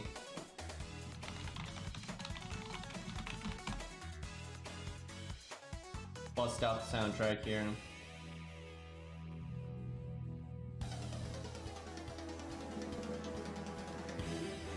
I'm pretty sure, yeah, this plays. I think it might play in a hard mode version of a stage. I think. I just realized that Aniplex published, I don't think they own it anymore, but they published the original soundtrack of Armored Core 4. That's kind of scary because Aniplex is really bad with that kind of stuff. I don't think they own it anymore though, looking at this. Yeah, FromSoft used to kind of work with whatever publisher back in the day.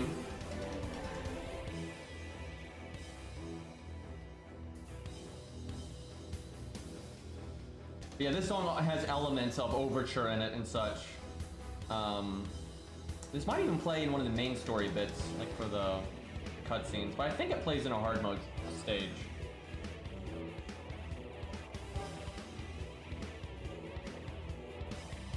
Yeah, it's got the answer in it.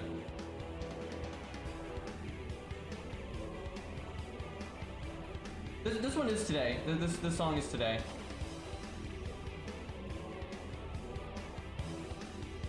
The version the for the answer is the White Glint version, which really cheesy and kind of dumb, but the song for the answer, they used the letter for instead of, you know, the word for, because White Glint is the character from Armored Core 4, right? Like that's why they did that. I'll give them some credit though. As cheesy as the name is like that, it's a good reference, and the fact, what I like about that song is, boy, most of my chat has no idea what I'm talking about, but this, so you have Armored Core 4, and then you have Armored Core 4 Answer, which is the sequel, right? And Armored Core 4 Answer has kind of its own style of soundtrack that's a little different from the style of soundtrack in Armored Core 4, right?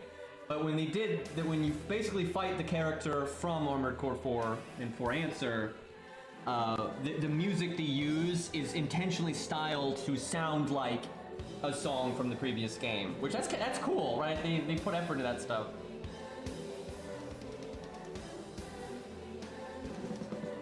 Need to stream those games again one of these days. Okay, we got one more of these, and then we gotta do the blue stages. Oh, okay, let's do an account review for God's sakes. See, no, it's not even that, Mr. Isit. It's Armored Core 4, as in the number 4, right? And then Armored Core 4 Answer is 4, as in the word for, like, what are you here for? You know, that. Because this is how what Armored Core does. They'll have like Armored Core 1, Armored Core 2, Armored Core 3, but then when they continue those games won't have a number, but they'll always reference the number. It's kind of, again, it's kind of cheesy, but like, for example, you have Armored Core 5, which they use like the Roman numeral for, you know, the V, so it's Armored Core 5. And then its follow-up game is Armored Core Verdict Day, right? And then the V in Verdict, it looks like the Roman numeral for 5, right? Like that, they always do shit like that. And so that's Armored Core 4, and its follow-up game is 4 Answer, right? They generally do stuff like that. Some of the older games didn't quite do it that on the nose, but that's pretty much how they've always done it, is the named ones are like sequels to the numbered ones, if that makes any sense. And then something they did that was kind of unique is, so they made Armored Core 4, and then Armored Core 4 Answer, which was its direct sequel. I mean, the story is just a direct sequel in every way. And then they made Armored Core 5, which seemed like a completely independent, you know, standalone story that had nothing to do with any of the other games, as is typical when they move on to a new number. And then when they made its sequel, Verdict Day, it revealed that it actually was part of the Armored Core 4 world the whole time, just set way in the future. And they just kind of kept it a secret that whole time, but they'd actually planned it. You can kind of see. That was actually pretty cool of them, to be honest. I wish 5 and Verdict Day were better games, though. They're not exactly the best Armored Core has to offer, but oh well. Alright, we'll do a level 70 Proto Coup. No starting NP. Let me fix that. I have limits here. Although that is a fun CE. We'll do the old golden sumo. Don't you guys have golden sumo? Well, all you guys have it, right?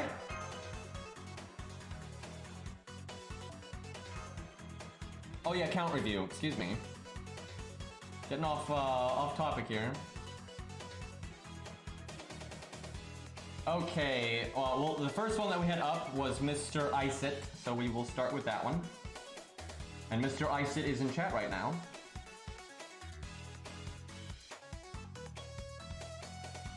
Okay. Introduction, hey Green, chat, hope everyone is having a good day. This is my NA account. I'm going to send my JP account at a later date. I'm mostly looking for advice on upcoming challenge quests and story fights, especially Demeter, since it's been a while since I fought her on JP. And my writer slot is my weakest slot on NA. Well, if you've already fought her, it shouldn't be that bad. I also would like some advice on the Saber Wars 2 challenge quest. I would assume you mean the Knights of the Round Table, which technically isn't a challenge quest, but it's harder than the real challenge quest, so... I like balancing my team based on difficulty of the challenge quests I'm fighting. For example, I went all out on Achilles, but won't go all out on easier challenge quests. That is reasonable, and that's kind of what I do too, although I actually never go all out. I don't think I've ever gone all out on a challenge quest, ever. Well, I do once I've already beaten it, but I don't think I've ever done an initial clear that way. One of these days... give me 1 second, I need to turn a fan on. Went pretty ham though on Achilles and Nerofest Gramps back in the old days. I didn't go full ham, but I still went decently ham.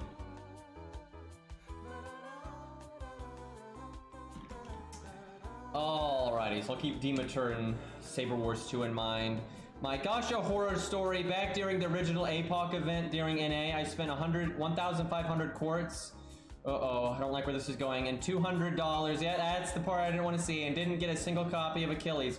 Guys, we don't need a safety net. The game's got unregistered spirit origin. It already has a safety net. Do your research, chat. I can't believe anybody thinks we need a safety net when we already have one.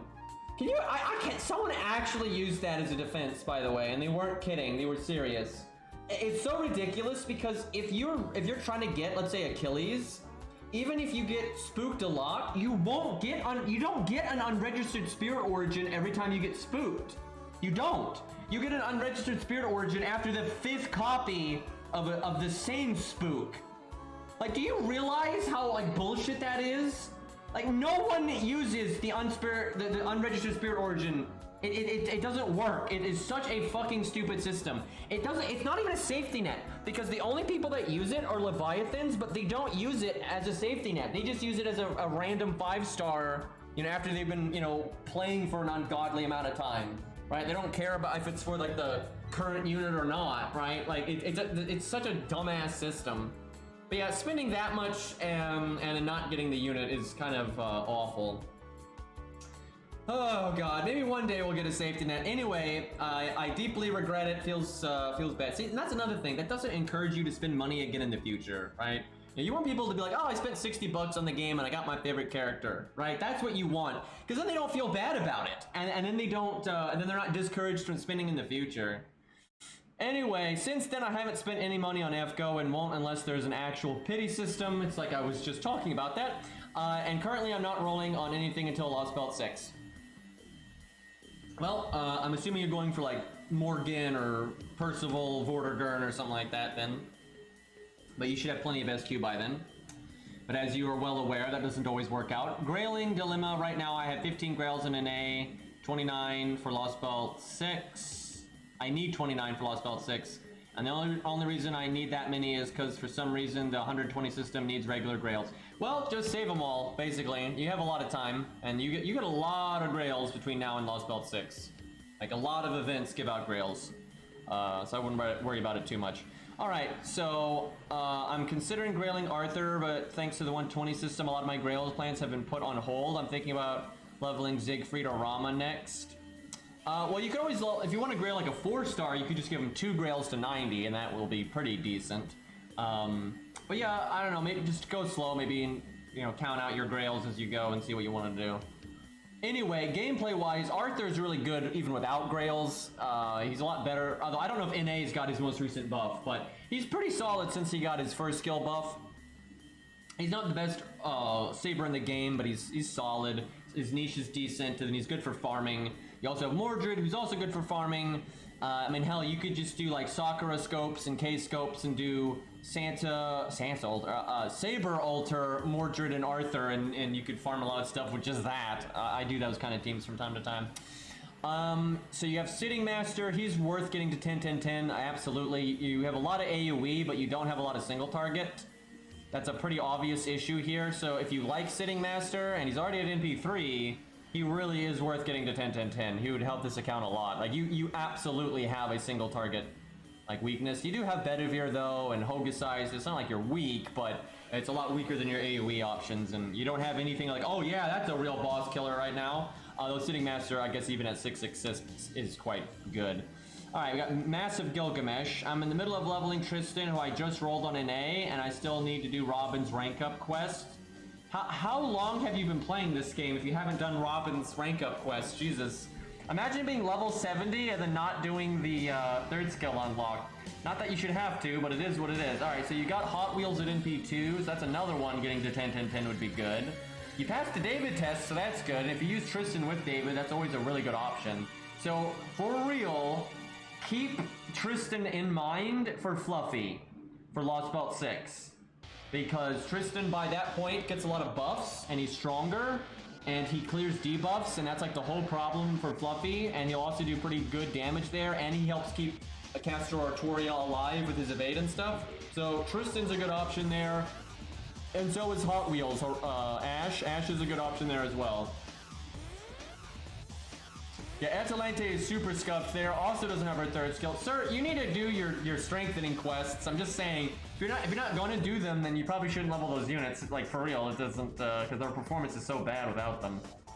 However, you have Gilgamesh for AoE / single target, and he's Grailed and NP2, so that's very strong. However, he's not good when you're fighting things that aren't servants. Actually, that's not entirely true. If you're fighting things that aren't servants, and it's a typical AoE situation, then it's still fine. He's not amazing, but he's still totally fine.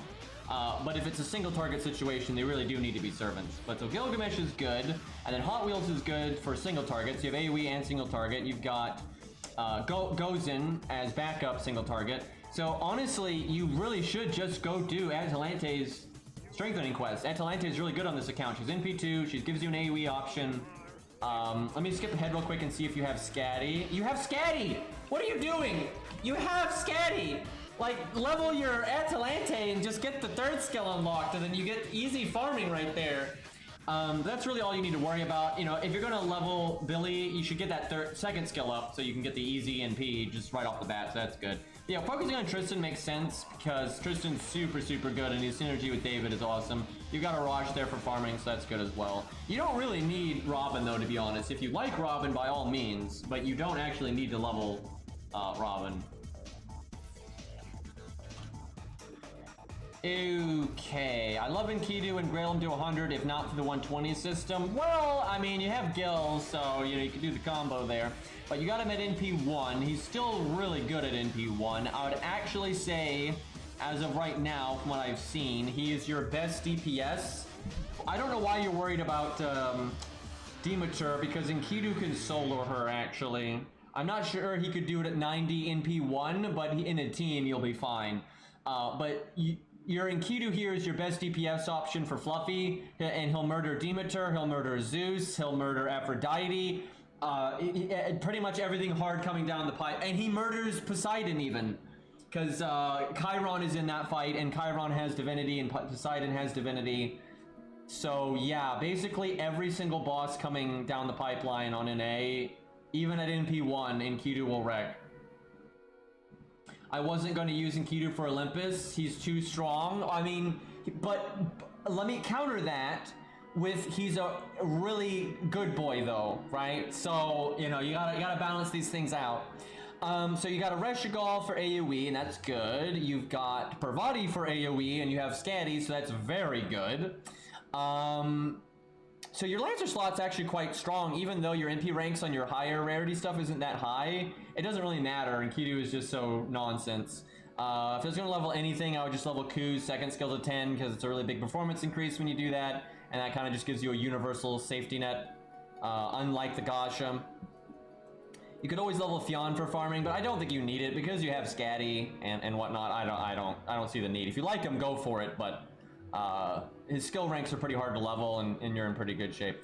Okay, so you've got Martha. My weakest slot in NA, I really wish I got Achilles. Yeah, well, he gets more rate ups. He actually gets a rate up pretty soon in Lost Belt 5.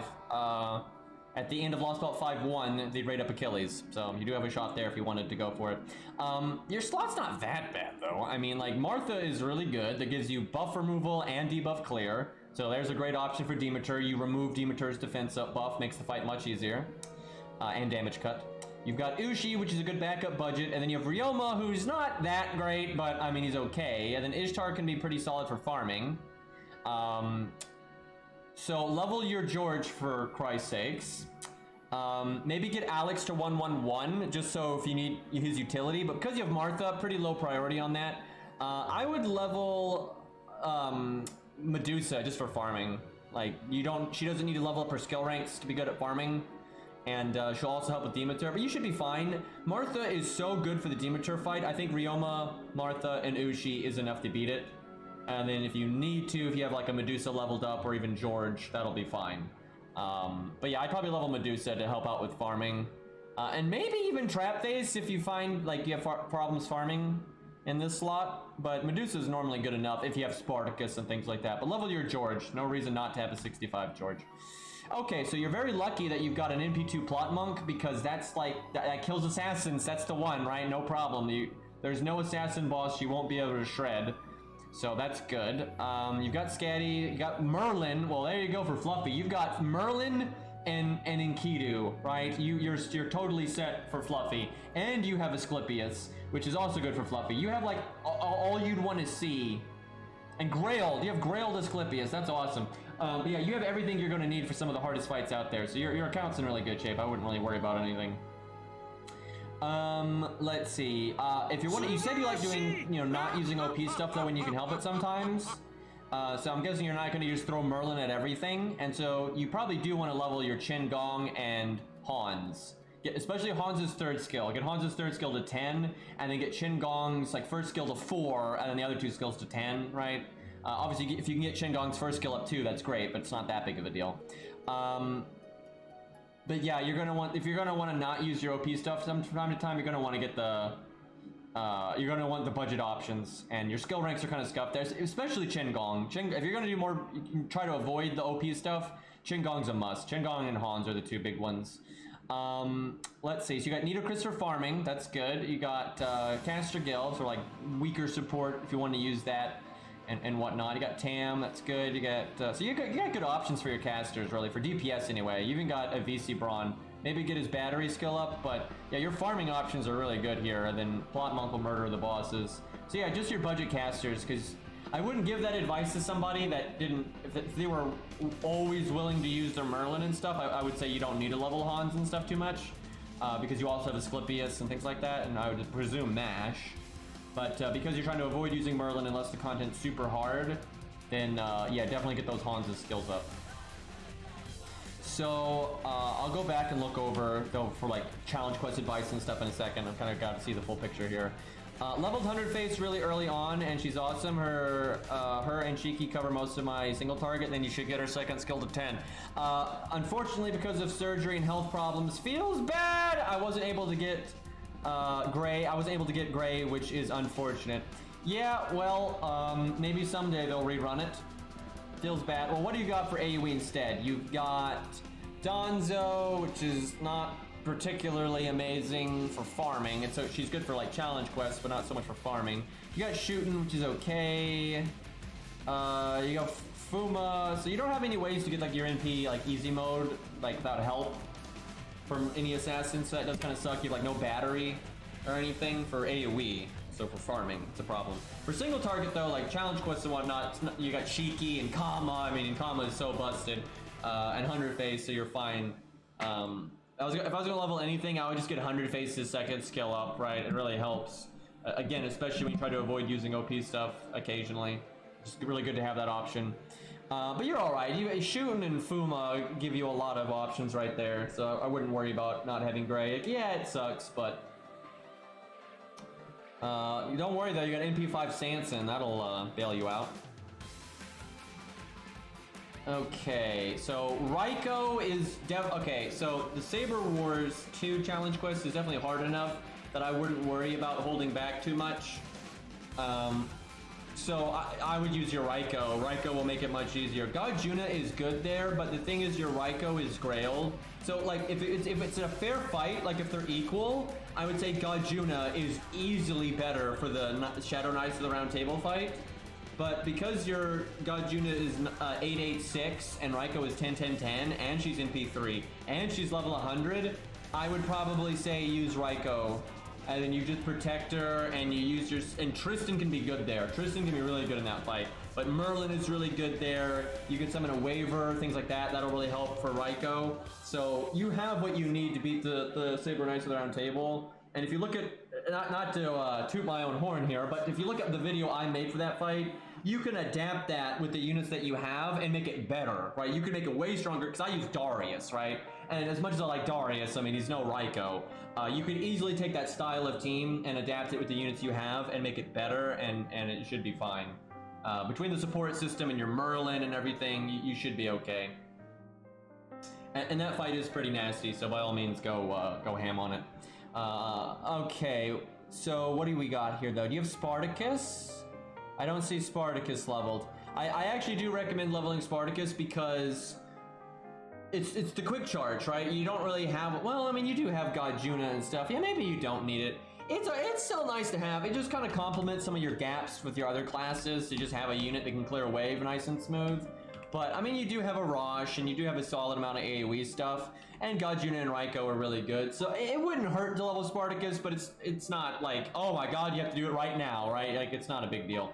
Or at least you got Mori in P5. Shame he's 1-1-1, but leveling Mori skills right now, also thinking about leveling Spartacus and Caligula. Well, so Caligula, Cap'n might smack me for saying this, but ultimately I think he would agree with me.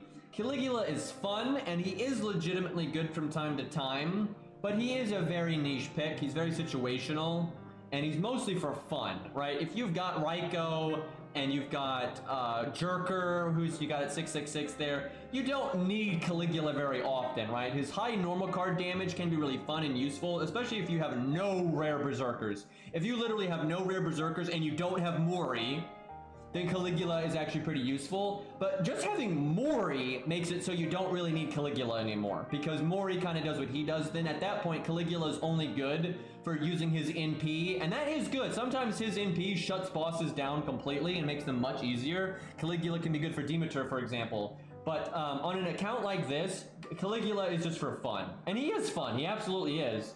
But he's not something like, oh my god, I need to level this right now. So if you have other things to work on, like for example, like I think Qin Gong is a lot more important to level right now, because if you do try to fight without Merlin, you're going to need that, right? And getting your Hans's third skill up is more important. Maybe getting Tristan up, I would say, is more important. You just work on your skill ranks in general, I'd say, is more important. But for your Berserkers, your Raikou is so strong. If it was me, though, I would probably still get Jerker. I'd get Jerker to 10-10-10, because it's easy. It's easy to get Jerker to 10-10-10. It's not hard at all. And Raikou is still AoE, so having that universal single target option with Jerker there would be really handy. But yeah, I mean, Caligula is really cool, and he's very fun. I'm going to grail him on one of my accounts soon. It might even be the Stheno account. I haven't decided. I have both Mori and Caligula. I think Caligula is easier to use. It depends, because the hardest part about Mori is understanding what units work with him and like when you need taunts and that kind of thing. Once you figure it out, I think Mori is pretty easy to use, really. The only time it's bad is when you do stuff like the 1 to 3 star account with 3-star craft essences, and you're so pushed for value that you can't afford a single bad turn. But a normal player won't have that problem. A normal player using Mori can easily afford a bad opening hand and things like that. You just make sure you protect him. Maybe you even work in Merlin or something when George dies, or whatever taunt while you're using dies. Right, stuff like that. Mori's not that hard to use, really, because he just does a lot of damage, and he can spread it out pretty easily. I actually enjoy Amakusa gameplay a lot. I'm with you. I enjoy it too, actually. That's, I often regret that I don't get to use 5 stars for videos very often, because there's a lot of like forgotten 5 stars. You know, a lot of the whales out there and stuff, they only really make videos for like the meta stuff and maybe like their occasional token unit. Where there's a lot of like 5 stars like Amakusa that just kind of get forgotten, and they only get used when like specifically his buff removal is good. But he's actually pretty handy in a lot of situations you might not think that he is. Yeah, he's not the best unit in the game, but he's quite fun, and yeah, I like it quite a lot. Anyway, skill ranks here are pretty scuffed across the board. You get that Nash up. Dear God, if you're wanting to not use your Merlin from time to time, you're going to want those backbone supports like David, Hans, Qingong, Nash. And she's not even leveled, so try to get her leveled up, try to get that 3rd skill. Surprised she didn't get 80 from Gilfest, because you have so much XP there. The Holmes, honestly, it's not that bad having Holmes at 111. He's super niche. The weird thing to me is the fact that you actually leveled him to 90 before Nash, because you apparently don't use him very much, which is fine. I wouldn't use him that much either. He's a very niche pick. Now, he can be devastatingly OP in his niche, but yeah, if he's 111, I assume you don't use him that often, so I'm surprised that you even leveled him before leveling some of the other stuff. Don't let Red sing this Angra. So, your only alter ego is Mecha Liz, and she's one of the weaker ones these days, which is unfortunate. She's good enough to get the job done, so it's good you at least leveled her. Don't really need to level her skill ranks. Edmund's good because you have Scatty, even on NP1, that's good for farming. And you've got Big Mama Nobu there, which will be good for Zeus and that kind of thing. Also, that will be good for that fucking Gilius challenge quest. Dude, that challenge quest is way harder than I think a lot of people realize. I don't think NA players noticed it, because it's not very thematic. It wasn't during an event that was like a big deal. But seriously, that Gilius, I see it and I'm disappointed. Yeah. Anyway, that Caster Gilius challenge quest is really nasty. So having an Avenger makes that fight a lot easier. So Nobu and Edmund are good options there. So keep that in mind. Angra's not a good option there. Red, did you use Angra in that fight? I gotta know, or did it not work out? Because that's a pretty tough fight for Angra right there. Because wasn't there an event CE? So that makes anytime there's an event CE, Angra's worse, because then the enemies have more health, and then his NP doesn't scale. So.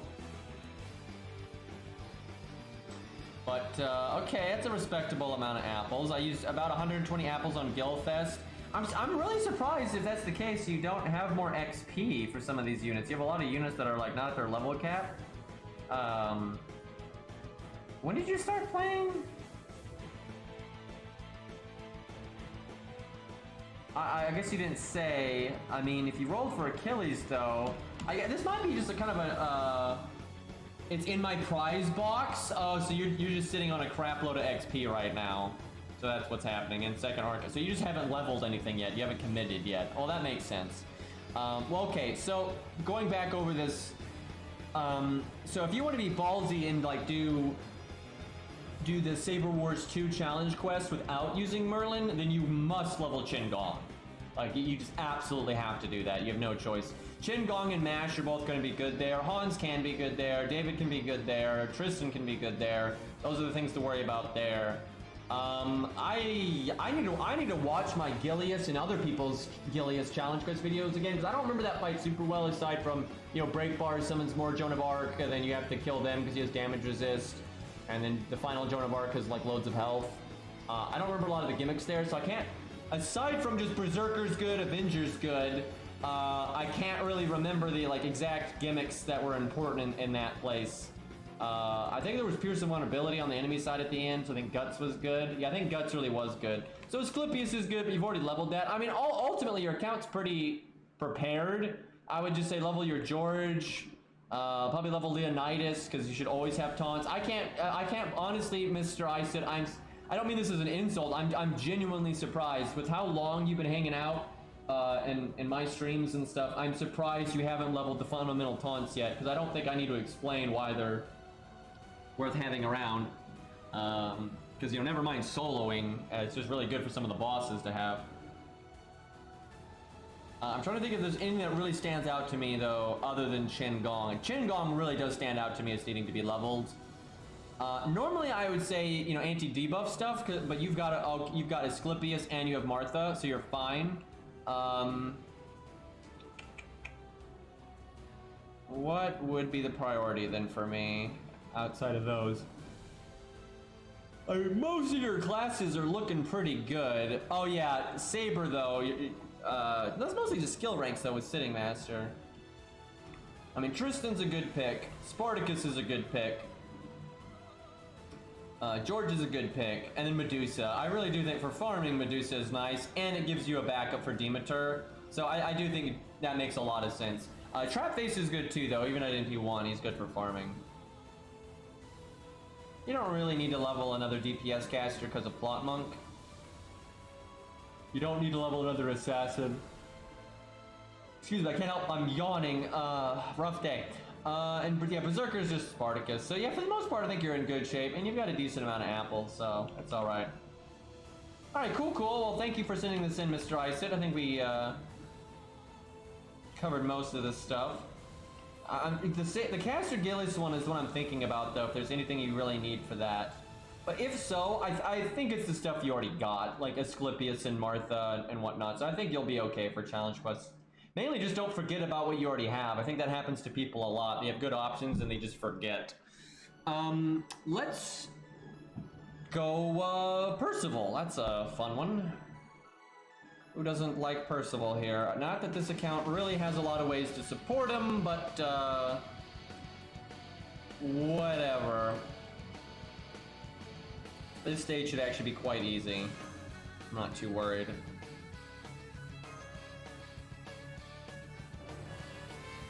Yeah, keep me posted, Mr. Isid. I really hope a lot of my NA players tell me, like if people ever wanted to send me screenshots of like whatever they did for like really key bosses, that's always fine by me, right? I like seeing that kind of stuff. And especially the stuff like Saber Wars 2, the Caster Gilius challenge quest, you know, Lost Belt 5 things, Lost Belt 6 things. You know, it's always cool to see how people overcome that stuff. A lot of these accounts that I review, I'm just like, I'm left hanging, and I so want to know like how they're gonna deal with stuff in the future. So I hope some of these people keep me posted.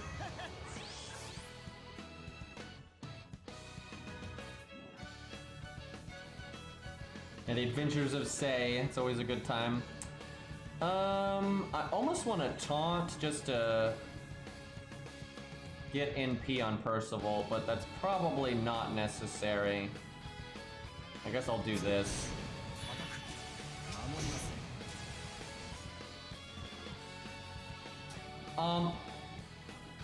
For like sending in an account review again, I would say like maybe 6 months. It really depends though. Like, because some of the accounts we reviewed are babies, right? So then you could kind of send it in sooner, right? Use common sense, right? If you're a flex account, you don't really need to send it in again for quite a while, right? But if you're like, and if you actually need advice, right, then I think it's fine to send it in whenever, right? And so like the more scuffed the account is, the more reasonable it is, right? So you just use common sense, I would say. Now, the account review is not just for subs, it's for anybody. I figure most of the people that need advice are new to the game, and people that are new to the game are probably not going to be subs to me. So, I don't think it would make a lot of sense for me to do it that way. Not to sound like benevolent, I'm not benevolent at all, but I'm just lucky. I don't need to like incentivize subscribers that much because I'm fine, right? I'm financially completely fine, and I just don't have the need to do that kind of stuff. So, yeah, I'm a lucky dick like that. So I figured just keep it open for everybody. Okay.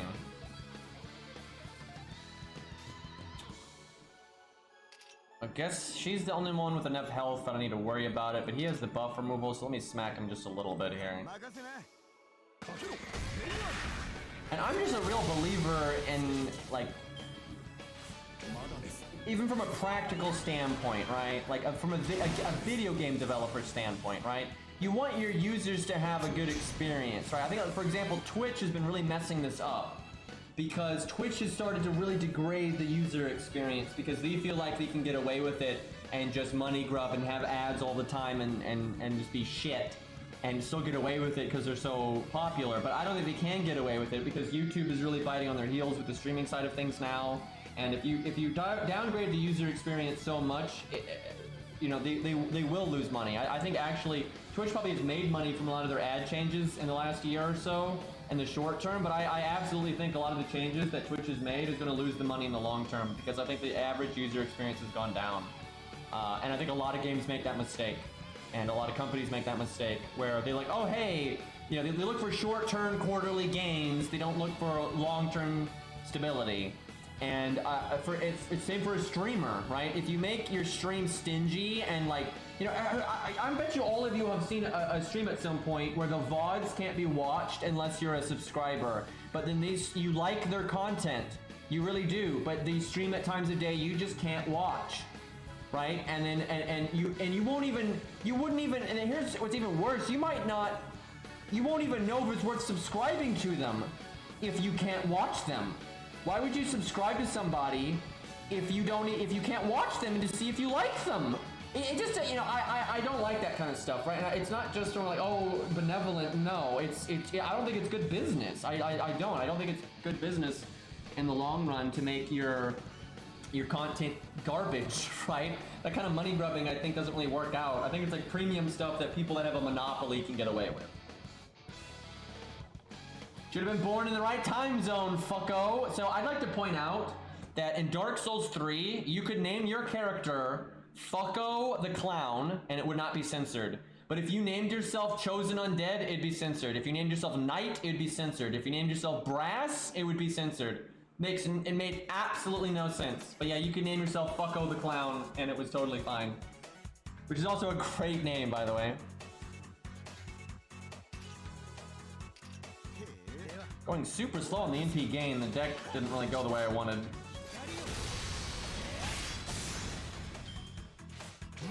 Yeah, they like downloaded like a generic list and installed it in the game, and it would censor anything on that list, and it was like just it was such a bad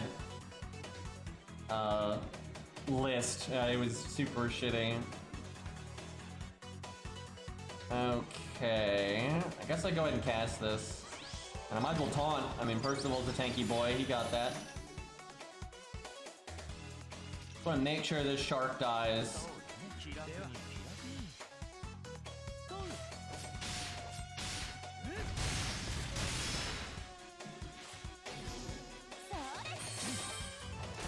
That is so funny.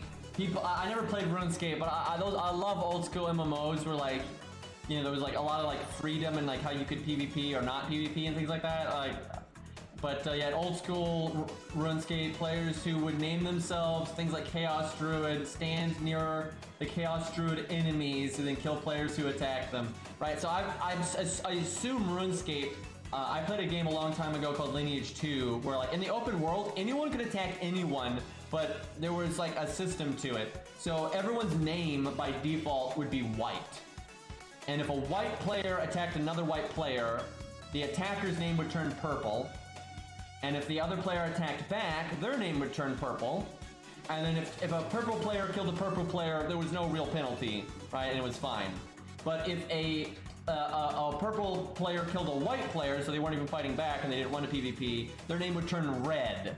And permanently. And then if your name was red, guards would attack you, like NPCs. And other players could attack you and their name would stay white. So if you killed them, you'd stay red even longer.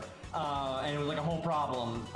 Those kind of systems were really awesome. I suspect RuneScape was kind of like that. So if you get the other player to accidentally attack you first, then you can attack them back and not have any consequence. Because you could do that in that Lineage 2 game. If somehow you could get someone to attack you, that would make them turn purple, and now you could kill them and you would just be purple as well. And purple would just wear off in like a couple of minutes, right? And it was no big deal. Yeah, reds were like outlaws, because purple names meant you just fought. You just brawled, and they brawled back, and then purple would only last like a minute or 2 minutes or whatever, and then it would just wear off, and it wasn't a big deal. I don't think guards would even attack purples. But yeah, if you killed someone, you know, mercilessly, if you will, you basically were an outlaw, and like cities wouldn't work with you anymore. It was kind of cool though that you could do that. People would make old characters just to be Reds and whatnot. I actually like systems like that because they add like ecosystems to the game. Because then you have hunters, prey, and protectors, and that kind of thing, and it adds a lot of like dynamic life to a game. I think a lot of like games nowadays are too scared to do stuff like that, and it really makes them kind of boring. Okay, so MP's coming our way. Hopefully Percival is going to kill something. I don't want to use Percival's invulnerability because the heal's gonna go to waste. Now, if Percival had the event CE, he'd probably kill everything, but he does not. But that makes things more interesting.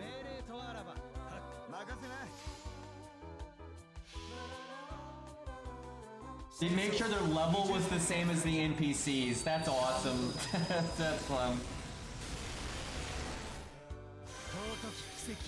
Also in that Lineage 2 game, I remember there was a lot of penalties to dying even in PvP, so it added a lot of weight to it. So people wouldn't want to frivolously, you know, kill people or get into PvP, but then there, you know, it could be a lot of fun. And you know, seeing a red was actually like a rare occurrence, but it was kind of like scary and like a whole thing, right? So I really like when games do things like that.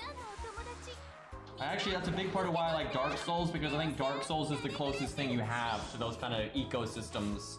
You know, with hunters, prey, and protectors, and you know, that kind of dynamic gameplay.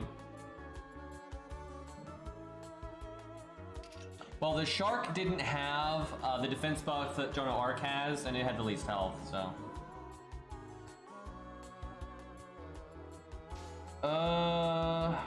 Let's see. I want to NP her, but that's fine. Man, Percival with the almost.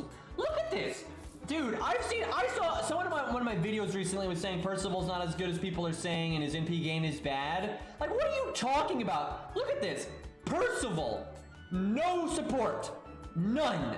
I don't even have the attack buff from David. No event bonus, no event CE, no Hohenheim, no Mozart, no Castratoria, no waiver. He almost vanilla looped right there. Right? Just totally vanilla. Dude almost loops on his own, right? It's nuts. So if you just get the tiniest amount of help, right, from a support like Hohenheim or whatever, you can loop no problem, right? Very good. And then he also can basically be like Fuma with the protecting someone else or protecting himself, right? Yeah, and the taunt, because that's the thing, especially in boss fights. Now I will say, legitimately, if you're farming, sometimes you know, the enemies are all going to die and they won't get to attack you back. However, if you are farming, you are going to have, like, you're going to summon a friend's caster or Toria, or you're going to have Hohenheim or whatever, and that completely makes up for not being able to get the taunt thing. I've shown this a few streams ago. We compared Fionn and Percival a decent amount, and Fionn's fine. Like, Fionn is totally fine. He can loop really well too. But it is easy to do 3-turn farming with Percival. It is so easy. Like, it is incredibly simple to get NP refund on him. And it doesn't, getting attacked from the enemy is just a bonus, right? You can easily set up loops. Now, sure, if you don't have Castratoria or Hohenheim or whatnot, then you are kind of relying on either getting his art cards or the enemy attacking you or stuff like that, right? It does become an issue, but that's every unit in the game, really, with a few exceptions, I suppose. He's pretty different from Achilles, though, because Achilles is very selfish, aside from being able to taunt and save his teammates.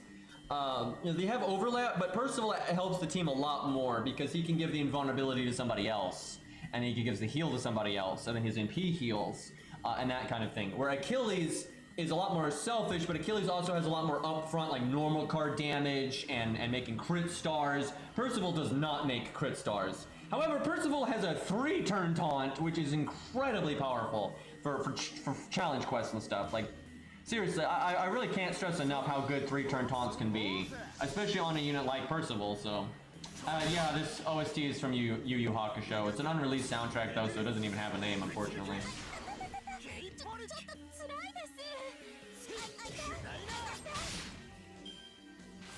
You can go to our Discord and the announcement channel. There are pinned messages that explain what you need to do for account review stuff. Unfortunately, right now is kind of a bad time to send one in because we just we had account reviews closed for a while because we had such a large backlog, and we finished the whole backlog and we just opened them up a little while ago. But it's already pretty backed up. We already have like 50 account reviews in, so now is not the best time. I'll say this though.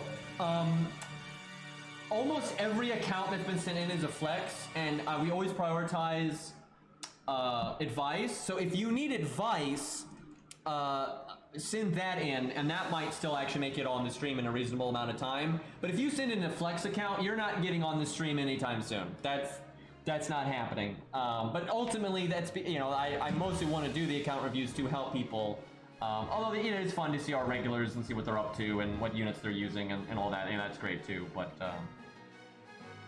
I mean, Percival at NP5 is a monster. You know, if you need AoE for a challenge quest, he'll be great. If you need a tank, he'll be great. If you need farming, he'll be great. It's almost unnecessary, though. I think he can perform very well without being NP5. But, I mean, he scales really well with NP5 because he'll apply the bonus damage from NP1 to NP2 to NP2 to NP5. He applies that extra damage over and over and over again, right? If a unit only ever NPs once, they won't apply it that often. Or he'll just keep doing it.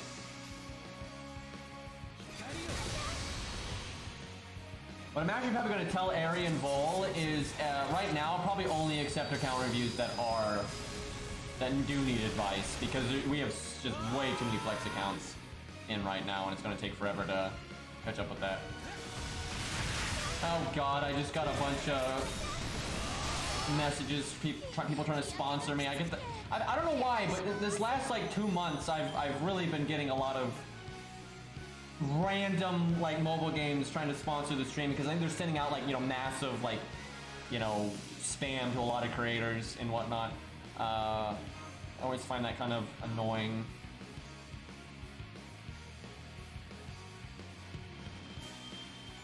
I've never taken a sponsorship, and I will only ever take a sponsorship if it's a product I like, and then I'm allowed to say whatever I want. I'll say this, I probably would take like some sponsorships are like just play the game one time on stream or something. And that I would do if they say I'm allowed to say whatever I want, which they almost never will do. They will almost always say you have to be positive about the game and whatnot, which I won't do that. There's no way. But yeah, as such, I probably will never take a sponsorship, but that's fine. I don't think that's a big deal. I don't hold it against people though that do take sponsorships, because a lot of people need the money. Like I had a sponsorship offered to me a while ago where they would pay me $5,000. I basically would have had to been positive about the game and played it for like 2 or 3 hours on stream. But I mean, $5,000, dude. It's like, I get why a lot of people take that stuff. Like I've seen a lot of streamers, you know, do sponsored streams like that for really shitty games and whatnot, and they have to be positive about it, right? And it's really obvious, but like, the money, man. It's like, you can't, I don't blame people for wanting to, you know, feed their kids, right? So yeah, I get it. I don't remember how, I didn't really read the stipulations. I might have had to stream it like multiple times or whatever. I don't remember. But I know some games, they ask streamers to just stream it for like a few hours and whatnot. It just depends, right?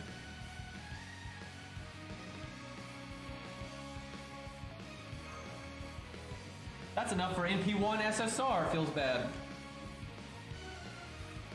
Yeah, the only time I hold it against someone is when they're like, when they're deceitful, or they take advantage of kids and things like that. There are, you know, sponsorships and stuff that are scummy. There is a line that can be crossed. But generally, I don't really care. I mean, I'm an adult, and I understand people have to make money, and I can tell the difference between sponsored content and not sponsored content, and they're normally transparent about it. And legitimately, I've seen some games, I've watched streams and YouTube videos that are sponsored, and actually, because of that, I discovered a game that I would not have known about otherwise, and I've actually enjoyed the games, right? It does happen, right? So I don't really mind, as long as it doesn't get too out of control or too prevalent. It is a slippery slope though, where, you know, you can just have like sponsored stuff constantly, and it becomes like, you know, an ad all the time, and you know, there is a level where it can get too far. So I do think streamers and YouTubers need to be wary, and I hope it doesn't get too fucked up. But Yeah, I try not to be all better than thou, and just the main reason I don't take sponsorships is because I don't need to. Like, I don't need to, right? And I can't be bothered, and I hate networking. I hate networking, which might be obvious due to my personality, but so yeah, a big part of why I don't like doing sponsorships is I don't want to deal with that crap. So I just go about my business. Guess I just rush my NP here.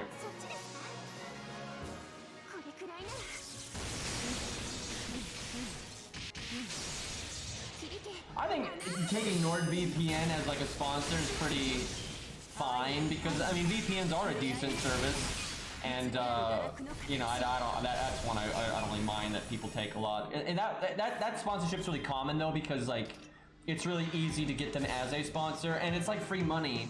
And then from NordVPN's point of view, they're like, it's basically made them the go-to name. So if anyone wants a VPN, they're almost always going to think of them and get them. So it's like, that's why, right? So it's good. It was a good. They did it because it gave them brand recognition like no other, and then all the creators do it because it's just free money, and it's not really that scummy. So you know that's okay. I get it. This stream has been brought to you by the color green. Yeah, there's a sponsorship I can get behind.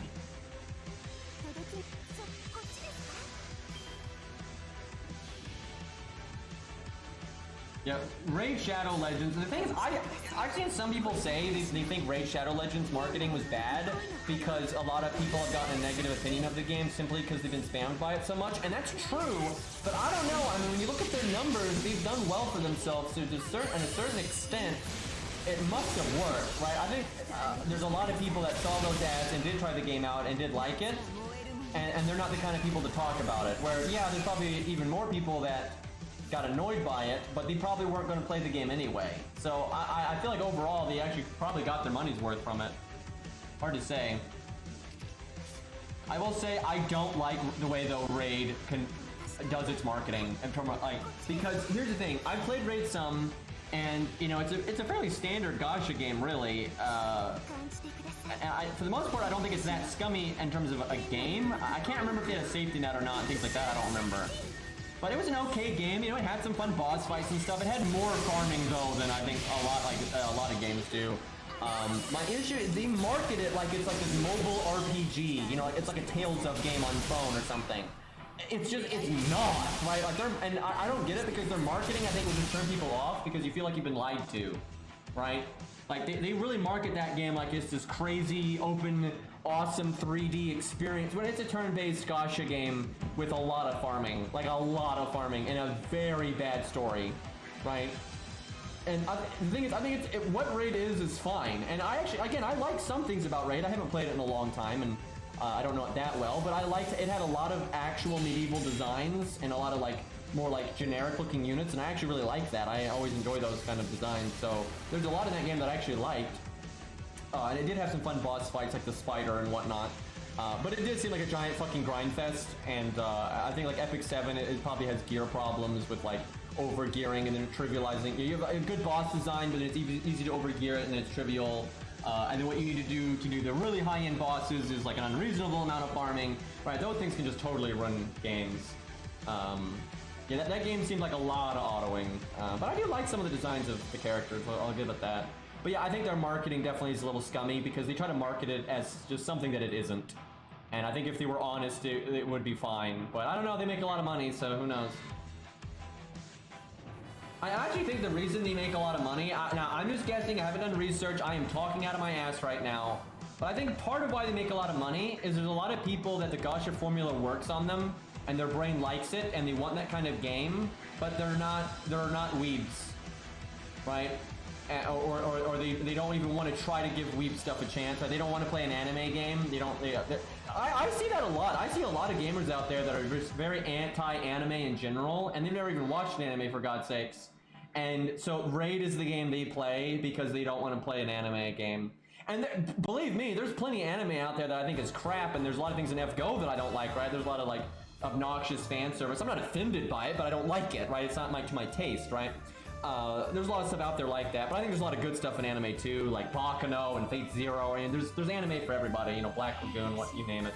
So I think it's kind of foolish when people just get like really blanket, I hate all anime. It's like I hate all books, right? I think it's kind of dumb.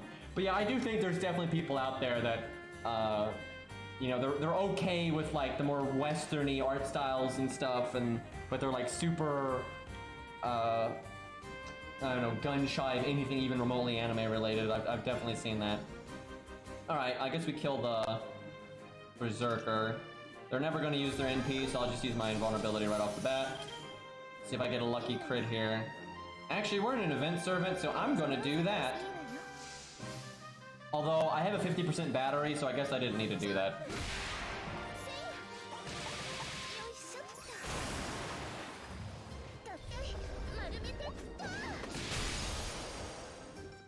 Law and Order crossover, oh god. Now, I totally get if certain things are not your cup of tea. That's, I mean, there's subjective things are subjective. But I do see things sometimes in the gaming community that just make my eyes roll, because I see people like calling anime fans nerds and they're over there playing like World of Warcraft, and I'm like, we're all just nerds here. It's just the flavor of nerd, right? And they're not even doing it in a joking way. There's just some people that are like that. And I see the anime community do it too, right? Where they're like making fun of people that play, you know, Western style games, or like, you know, like regular TV shows or whatever. It's just like, you're all nerds, right? You're all fucking nerds. Like, just stop trying to act like you're a better brand of nerd than the other nerd. It's very dumb.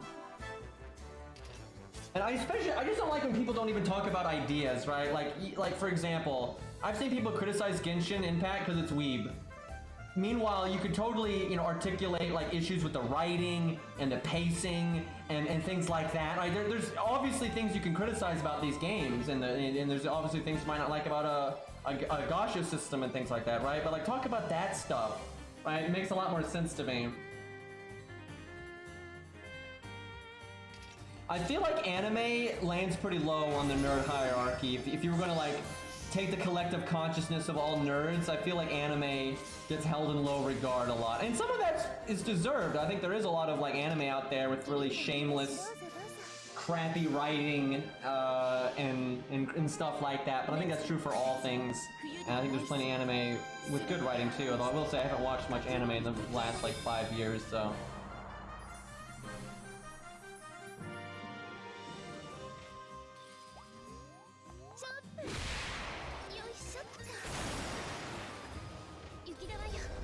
Yeah, we got 30-year-olds watching SpongeBob and then saying they're not nerds. But yeah, this makes sense. A lot of anime fans dislike anime fans. True, that's true. I always try to remind myself though that it's generally vocal minorities that are acting like twats in almost any player base or fan base, because most people that watch something or like something or play something don't use Reddit because they're sane, and if they do use Reddit, they never talk, right? I mean, that's overwhelmingly the case. I saw a big streamer the other day that he had like, you know, 80,000 people in his chat or something, and when you look at the chat, you know, it's going a mile a minute. But when you actually look at it, it's such a minority of people that are talking. Even though the chat's going faster than you can keep up with, when you actually look at the number of unique names and stuff, it's like hardly anyone's actually talking, right? It's like, you know, 10%. It's just 10% of thousands and thousands and thousands of people is enough to make chat overrun, right? So, like I see stream chats get like a lot of shit a lot of times because, oh my god, everyone in Twitch chat is. Everyone that uses Twitch is just like a 12-year-old and it's so immature and stuff. And there's plenty of that, right? But normally those people being really immature in chat or whatever they're not even 10% of the viewers, right? Like they're just not. Because most of the viewers don't talk. Like right now, the amount of people actively talking in my chat is a pretty small minority of the total people listening right now.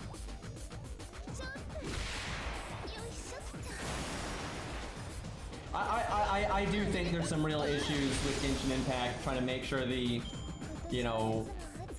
cater to the CCP, but that's almost every game in China, unfortunately. That's just the way of it. And but I think some of the bigger issues with Genshin Impact's writing have nothing to do with that. I think there's just some bad writing, and there's some good writing too. I don't think they're always bad, but I really do think some of the writing in Genshin Impact has gotten quite shit, and that's a pretty big turnoff for me, to be honest. I honestly don't mind Genshin's anniversary, and I followed the drama, and I think most of Genshin's player base that are being vocally upset about it are just being crybabies. It's crybaby bullshit. And here's why. So if you compare Genshin's anniversary to a lot of other games' anniversary, it doesn't give out as much free stuff, and that's true. However, Genshin Impact, unlike FGO and some other games, but especially FGO, they regularly update their game, just period. They just have a healthy stream of events and content and free summons and things like that from just, you know, normal existence. I don't feel like they owe the player base anything on the anniversary, really, because they're already sustaining the game in a healthy way. Now, Genshin's made a lot of bad turns. Like, I don't like the writing recently. I don't like the recent update. I think it's kind of lazy with a lot of the reskins. I think they kind of arbitrarily try to drag out the content with, like, you can't skip the dialogue as fast, and just the layout of the land and all the hand-holding. I don't like it, right? But those are pretty subjective criticisms for the most part. In terms of like the pace of new events, pace of free SQ, and things like that, I think Genshin's fine. And and I know this because I play it and I watch other people play it a lot. If you are completely free to play, and you only summon that way, you are still guaranteed to get 5 stars that I would say at a pretty healthy interval. Way better than a lot of other games. Not the best, right? But because of the safety net, no matter how bad your RNG is, you're going to get some 5 stars from time to time. Of course you're not going to get all of them. It's a fucking free-to-play game! Like, what are you people talking about? Like, you're supposed to get every other limited 5 stars of free-to-play? How does that make any sense? You haven't spent any money. Now, now games should be enjoyable and should be playable and be able to experience without it feel like they're nickeling and diming you. Of course! But I don't think Genshin is like that. You can literally just use the free characters in Genshin Impact and have a good experience.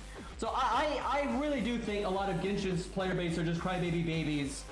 That it's like they don't even know what they're talking about, and they're just complaining about shit that makes no sense. And like, for example, again, the amount of free SQ they're getting for the anniversary is not really that awesome, but the amount of free SQ they get throughout the whole year is fine. So who cares? They're crybaby babies. Yep. And like the art thing, the art thing blows my mind. And so my friend, this is an opinion I've had for a while, but I just last night talked to my friend Kai the Gamer because he is an artist, and I asked him about this, and I've seen other artists talk about this, and not all artists agree on this by any means. But so, for example, there are games, a lot of games, like Soul Worker did this, Critica did this, a lot of random games have done things like this. Well, they'll be like, hey, if you guys want to send us fan art, we might feature it as like a loading screen in the game if you want to do that, right? And no one complains about that because it's just like, yeah, if you want to do it, you can do it. And if you can't be bothered, you know, you're like, oh, it's not worth my time. You don't have to do it, right? No problem. But then if you do the same thing and you say, and hey, if we pick your art, we'll give you like 5 SQ. Then people get offended and act like it's the worst thing ever, and it's like they act like they're being taken advantage of. You're not being taken advantage of. Like by an art competition, you don't have to enter. That's so stupid. And like what my friend Kai was saying, it's like, yeah, in a perfect world, you know, artists would always get paid for their work. But the fact is, the supply and demand is really whack, where there's a bajillion artists and there's not even that much demand for it. And a lot of artists are willing to do fan art for fun, or are willing to do fan art for a competition, or are just willing to do it for notoriety. And because of that, companies they don't have to you know, commission every single artist, right? And that's just the reality of it. And the thing is, that might be an unfortunate truth, but it's not a scam, because no one's forcing you to do anything like that. For example, let's say I was in an industry where the supply and demand was really fucked up, you know, male stripping, for example, right? If you're in an industry like that where the supply and demand is not in your favor, you can't really complain when you can't like get commissions easily. That's how it works, right? Now I do think it's scummy if a company you know, hires people and doesn't pay them properly. That's different, right? And but if a company is just like, hey, here's a competition, it's free to enter if you want to, and then, you know, we'll give you some minor compensation if you get lucky, right? Yeah, if I was an artist, I wouldn't enter it. I wouldn't waste my time on it. But I don't care if other artists do, right? It's up to them. If they're like, hey, I want to just do it for the notoriety, that's fine. And what I find really fucked up about like a lot of the Genshin's reaction to this is they're being pretty hypocritical without realizing it. Because a lot of like fan artists make their living off of using the designs of other companies. Like, you all have seen this. You have a lot of artists that make their living through posting things on Instagram, Twitter, Patreon, you know, you name it. And they're essentially drawing either hardcore porn or softcore porn of characters that were designed and got popular through other companies' work. And you know, now these artists want to complain that people make competitions that don't pay every artist that enters. Are you fucking kidding me? Right? Like, are you kidding me?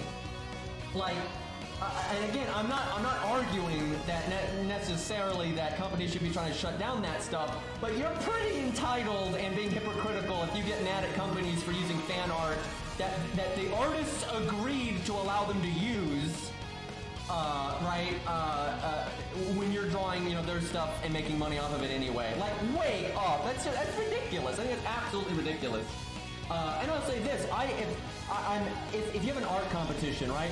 I hope that you do make the rewards good, and you hope you make the prizes good and stuff like that. Of course, I'm not rooting for companies to be stingy here, but it is really entitled to. There's a huge difference because I've seen this. I see people say like, if you do an art competition, what you're essentially doing is you're commissioning like thousands of artists and only paying like 5 of them.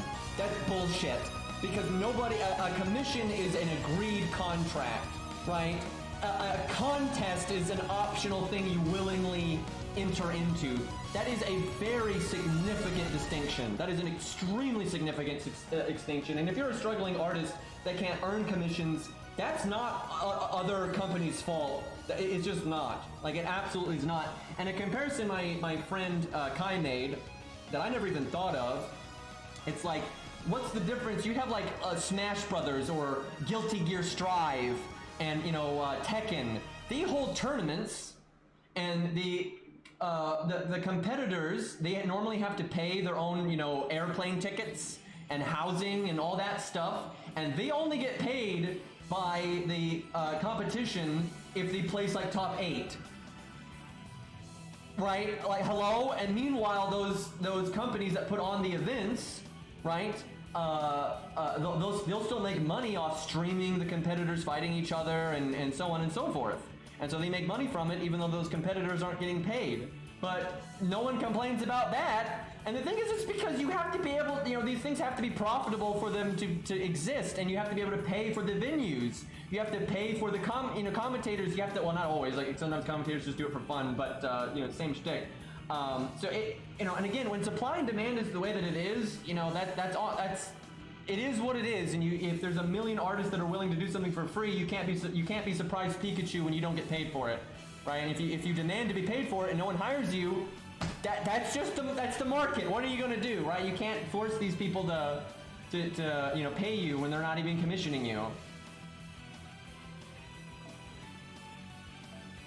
But yeah, I've just, the amount of backlash I've seen over that, it seems so immature to me.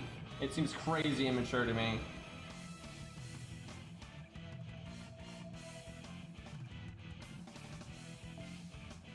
Yeah, I will say, if you go to a fighting game event and you place 9th, so you just barely, it's not different events that do, like, their who gets paid what kind of varies, but yeah, if you just barely miss the pay bracket, that does suck. But most people that do, fighting games competitively and all that and go to tournaments, they do it as a hobby, not as a living.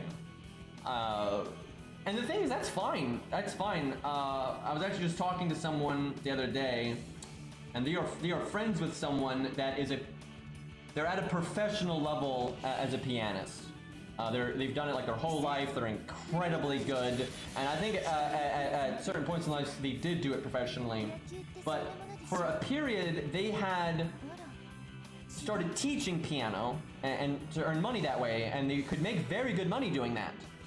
But they stopped doing it like that pretty quickly because they just hated it, because it ruined their love for it. Even though they're incredibly gifted and talented and skilled, at the piano, they hated doing it professionally and teaching it because they took all the joy out of it for them. And so they've done things like you know, played piano at weddings and you name it for free, just because, you know, they make their living elsewhere, and it's easier for them to get gigs if they do it for free, and they just enjoy playing the piano and they like doing it that way, and they don't want to have to worry about the money and sustaining it that way. And you might say, oh, how dare they? They're putting other pianists out of work.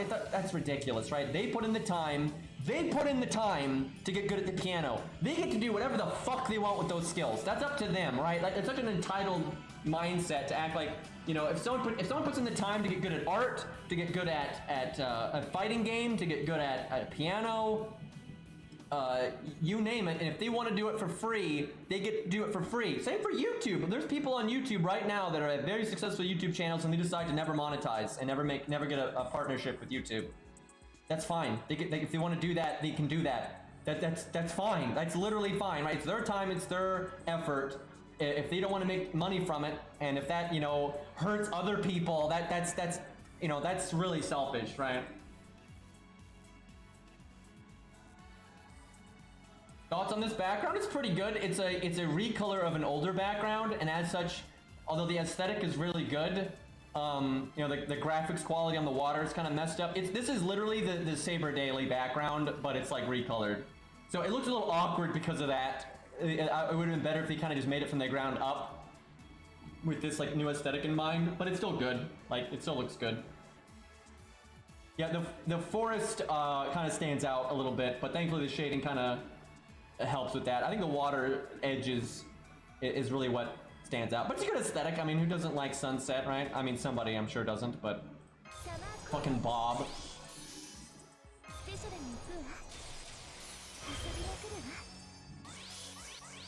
But yeah, long story short, Genshin Impact's anniversary, it's completely fine. It's not giving out as many rewards as other games, but they sustain the game in a way healthier way.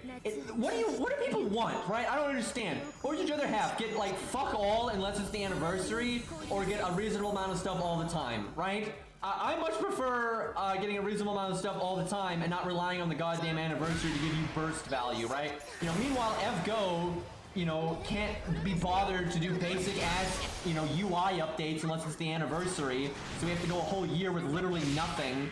Right, it fucking sucks. I way prefer the way that Genshin Impact does it. My beef with Genshin Impact really just comes down to the writing, and then like a lot of the gearing is bad, the way they do stats is bad, you know, the world content is a joke and is way too easy and is boring as such. Even when enemies have interesting movesets, they're boring to fight because their stats are too low. And then if you need to get the stats though to fight the actually hard content, you have to grind, right, that sucks. Those are my issues with Genshin Impact. I don't have any problems with the amount of free SQ they give out in the safety net. That stuff is actually so generous. I honest to God don't know what's wrong with people.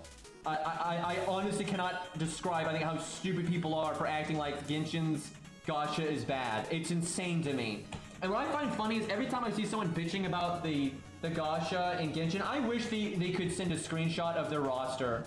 I wish anytime you bitched about the Genshin gacha, I wish you had to share a screenshot of what your roster was and how long you've been playing. Because I guarantee you they either haven't been playing very long at all, and so of course you haven't summoned anything yet, or they've been playing for a while, they're bitching about not getting 5 stars, and yet they have a bunch of 5 stars. I guarantee it, because I know for a fact, because I've done the math, if you keep playing Genshin, you're just guaranteed to get trickled 5 stars no matter what. There's no RNG in it because of the safety net.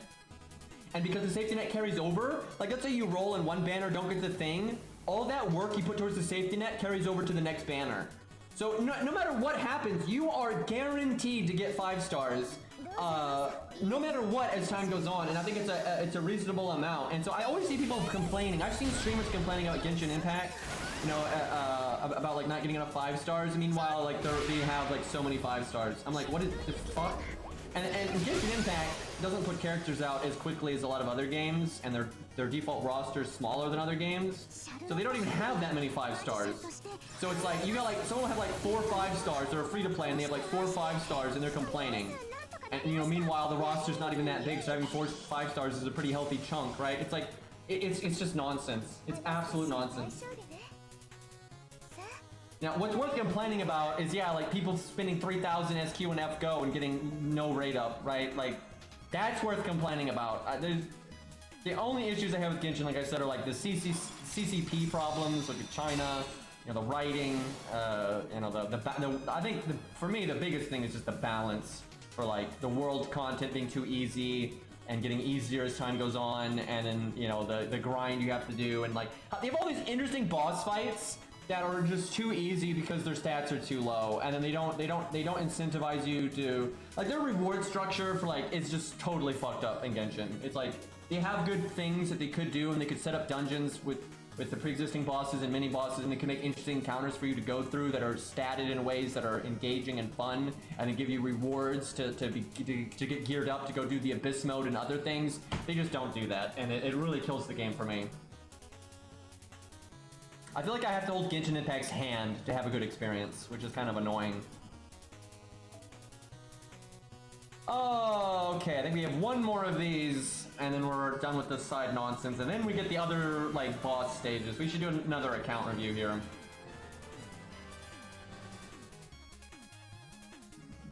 And here's the thing, it's like, Genshin Impact just doesn't have that big of a roster, and again, the game is free, for God's sakes. The game is free, and Genshin gives you all, is pretty generous in what they give you for free. The amount of like exploration and puzzles and bosses you get to fight for free, and the amount of characters they give you for free is pretty nice, right? And I think the same for same for FGO, and FGO's issues. If you know, Chad, if you notice, I want to. Maybe I'm wrong. Maybe I'm deluding myself.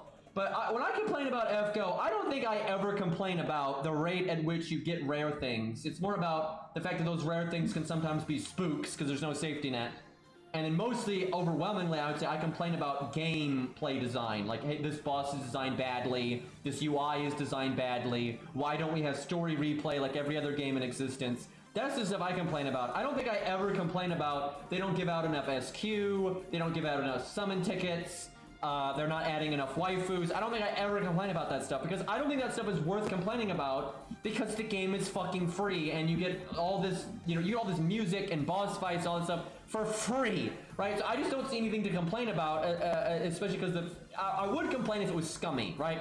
All the 1 to 3 stars sucked, right? And you couldn't get through the game, and you had no good animations for 1 to 3 stars. And so the game is like trying to bait you into rolling all the time, and you feel like it's pressuring you into rolling because the only things that can do well against the bosses are the rare things. That would be worth complaining about. But I don't think FGO's like that. I really don't. I mean, they give Robin Hood good animations, they give Baldy good animations, they give Caligula god tier animations. They added Asclepius, who's a god tier unit. They have the 1 to 3 stars are great, and you can grail them. Now you have Ushi, you get Ushi, right? And you can grail her, and it's fine, right? So I don't think the game is like scummy in terms of like trying to incentivize you to roll and stuff.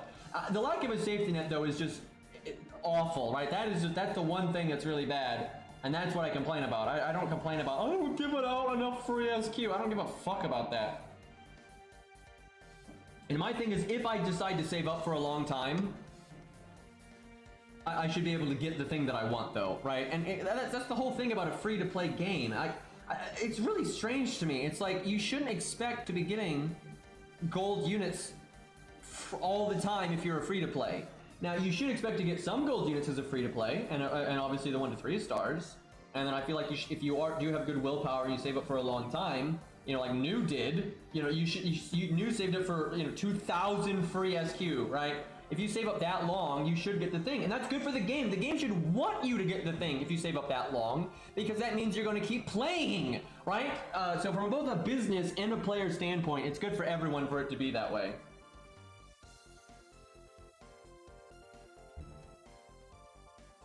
Okay, what do we want to use here? Why not?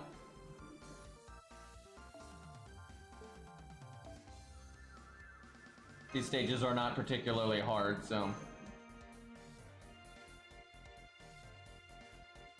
Where FGO is starting to go astray, though, is like the coin system that's overly incentivizing rolling, I think, and like they're trying to monetize old units you already have in NP5. That's starting to get kind of scummy. The coin system, the implementation of it, I'm very much not a fan of. I should have done like starting NP on death on George to get our NPs and win.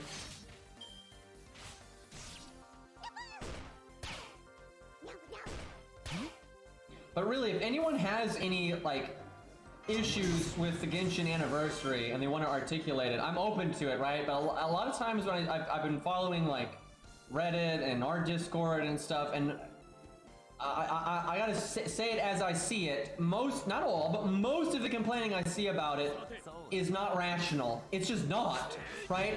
It's drivel, it's illogical, and there's a lot of comparisons that can be made to other things that like just doesn't make any sense. I don't see a lot of like logical complaints about Genshin Impact's anniversary that actually warrant the this like knee-jerk reaction. And sure, I wouldn't complain if Genshin had given out more free stuff, right? Of course, right? But there's a real difference between like, yeah, it'd have been cool if we gotten more free stuff versus this is something wrong, something's wrong here, like they owe you something. It just doesn't make any sense.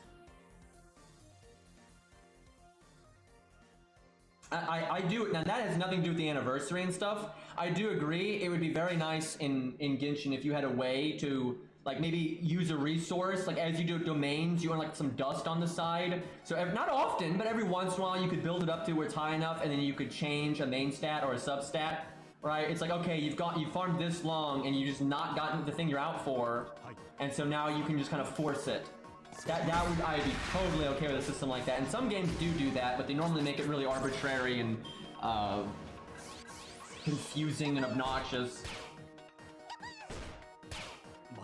Yeah, I do agree. That's again subjective, but I would definitely like some more manly characters. And what I mean by manly is like less pretty boys. There's nothing wrong with the pretty boys, and that's fine. A lot of people like them, and that's either completely welcome in the game. But I would like some, you know, big boys and armored guys, and you know, give me some beards, give me, you know, what's his name, Wagner, you know, that blacksmith, give me some of that, right? Give me some Beowulf, right? The variety is not real in Genshin, and like I said, there's a lot of things to criticize about Genshin, or subjective things, right? But a lot of like the crybaby nonsense I'm seeing with the anniversaries, they're not critiquing like the writing or the character design. You know, that's not what's happening. They're just, give me more free stuff because other games gave you more free stuff in a burst. And never mind the amount of free stuff I've gotten throughout the year here, right? Like that it's a lot of that. It reminds me of the state of NA. What's happening in Genshin right now? They're crying about the anniversary. It completely reminds me of the state of NA back in the day, for those that know what I'm talking about, right? And like when people did like the air quotes math about how they were getting air quotes gypped on free SQ, they didn't even factor in. They literally didn't even factor in the SQ they got from the weeklies that the JP players didn't have, because JP players didn't get weeklies for a very long time. They didn't exist in the game for a long time. JP players didn't even have login rewards for a really long time. They just omitted that from their math magically, like, oh, JP's getting more than us, right? Just bullshit like that. Dude, I remember that was such a thing on their Reddit where they would just, if you said anything about, like, I don't think NA's actually getting that screwed over, you just got downvoted into oblivion, man. It's such, I remember once, I just brought up, I didn't even state my opinion, I just said, guys, you know, when you're looking at this math here, you know, you're not, I just brought up that they weren't factoring in, like, some of the free SQ that NA is getting that JP didn't. I just said that. And I pointed to it, and, you know, it's a fact. It's not an opinion, it's just a fact. Without anyone even replying and saying what I was wrong about, I got downvoted a bunch. It's like, okay, yep, that's great. It's like Reddit's a terrible place to have conversations or something.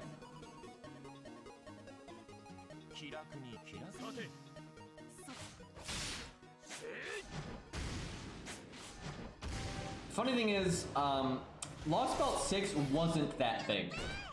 So I really gotta stress this, and we know this for a fact through interviews and everything, right? Type Moon is the one that does the writing and like hiring the artists and that kind of stuff. And the amount of writing in Lost Belt 6 is large. However, Natsu said in that interview that he was done with it like months ago, right? Like he finished all the writing for Lost Belt 6 long before Lost Belt 6 was actually released.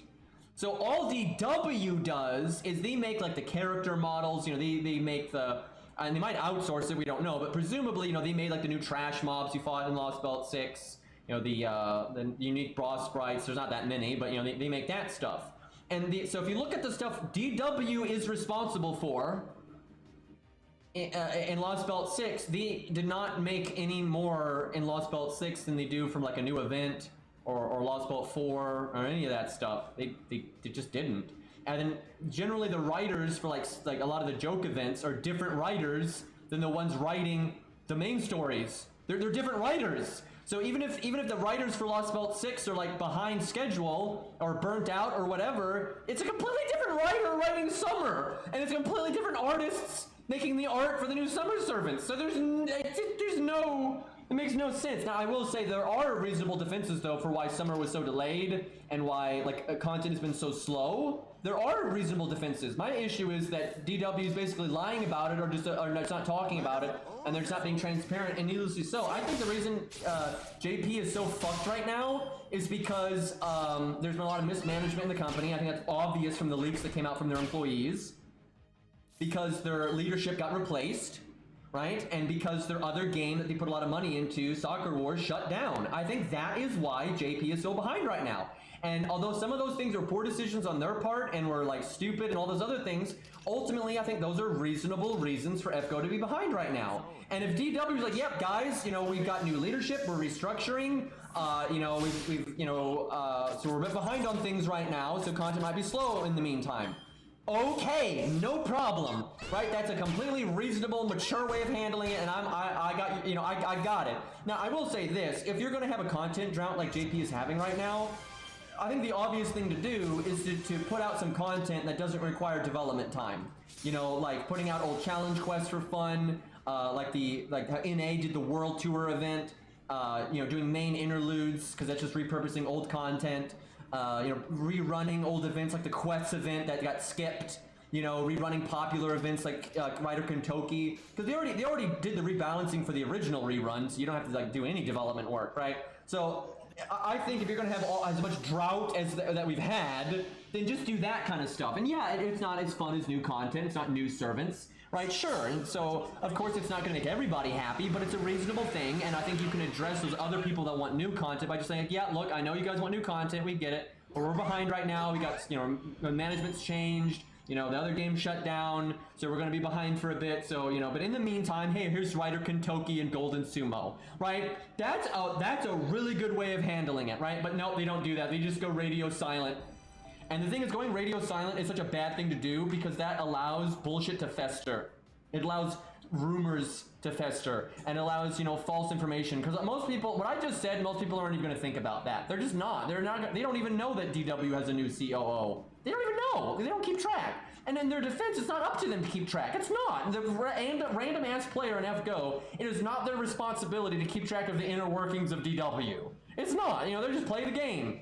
All right, it's up to DW to communicate with the players, and if there's going to be a content drought, it's up to them to let the players know and like make a notification in game or whatever. That's on the developers to do, and it's up to them to have effective PR and communication and that kind of stuff. So it's on DW that a lot of like the bullshit rumors and stuff are flying around. Like absolutely. FGO is terrible about communicating with players, and not to be painting with too broad of a brush, but a lot of Japanese developers are bad at communicating with players. It's just that a lot of Japanese game development is just not very transparent. It's very old-timey. You know, they really haven't caught up with the times with social media and that kind of stuff. And in some ways, that's a good thing. Some social media is toxic as hell and is crappy and shit. But overall, I think a lot of, not all, but I think a lot of Japanese companies could do a good job of, or could do a better job of just communicating. And I think they would benefit from doing that. And some Japanese companies, I think, have got with the times and that kind of stuff. But it's definitely not the standard.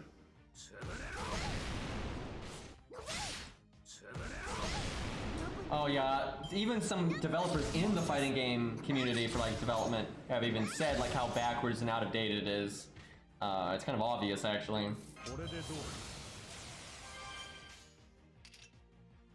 Like, you know, they would obfuscate frame data on characters and things like that. You know, they try to, and they wouldn't even use that terminology when talking to players and stuff. And it's just, even though all players, it's all the, you know, everyone knows it, right? Everyone knows what frame data is, and anyone, you know, it's just trying to act like the community isn't aware of that stuff. You know, it's kind of like, has anyone seen, because I've seen this a lot in my time, has anyone seen, you might even see it on NA for FGO, but like, you'll have a game that's being localized and it's behind. Like Vandictus was a Korean game, it is still a Korean game, and when it came out in Europe and in North America and stuff, those versions are behind, right? So they're like several patches behind, and like NA for FGO is behind JP. And then you'll have the publisher like be in denial and talk to their player base and act like they're the only version of the game. And like people don't know that there's another version of the game that's way ahead, and it's you know, that kind of mindset is so prevalent, I find, in like from Japanese companies, and that whole that way of communicating, like acting like being an ostrich, right, and putting your head in the sand to the way what players actually know and what they actually expect and what is actually being talked about. You know, and they just act like it's not there, and it's so nonsense. Like, oh, who could this new servant be? Yeah, exactly. I remember tons of Qingong hype comments on the 4th anniversary stream, and they were getting deleted. Yeah, it's so dumb. Like, anybody doesn't know what that is, right? Like, it's just so silly. NA can be like that too, absolutely, though, like big time. We have no idea if Baba is still working for DW or not. Generally, again, with JP companies being pretty old-timey, they almost never will release information like that. You know, if they had fired him or let him go, they're gonna try to let him save face and not say something like that. Because like when Square Enix, you know, we don't even know why he's not with Square Enix anymore. The last time we knew about him, he was in Square Enix. We don't know if he got fired or got let go or what. We have no idea. He could maybe quit. No clue. You know, because Square Enix is like, oh yeah, we fired that guy. They're not gonna do that. So there's just no way to know. I hope they got rid of him because he's you know, not great. But yeah, there's no way to know. Like I can't even believe they hired him in the first place, though, to be honest. So what he did at Square Enix is they made a development studio under Square Enix to make a game, and that game was never released because development hell, and then it was canceled, and that's it. That's all that's been confirmed that he ever did at Square Enix. Attempted to make game never got made, and then now he works for DW, so he either got fired, quit, or whatever. Again, it is really shocking that anyone would hire that man. Because then you look at, you know, his a lot more public, you know, dealings when he was in Namco Bandai and how negative all of that was. And he has such a reputation for, like, being a asshole, like, to other developers and staff. And then his track record for success is pretty abysmal. So that I honestly just do not understand why DW hired him.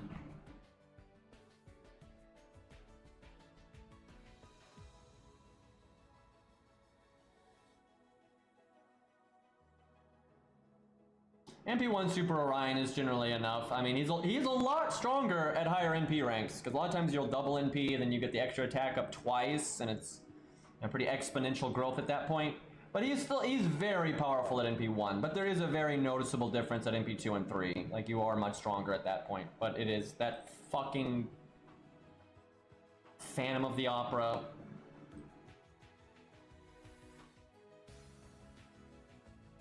Alright, I'll slot something. Let's do an account review. Actually, I can just re-log, I think.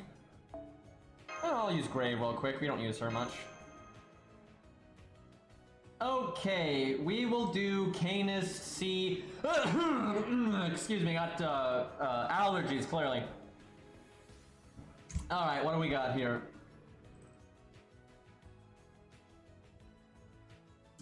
Okay, just flexing my bad financial decisions.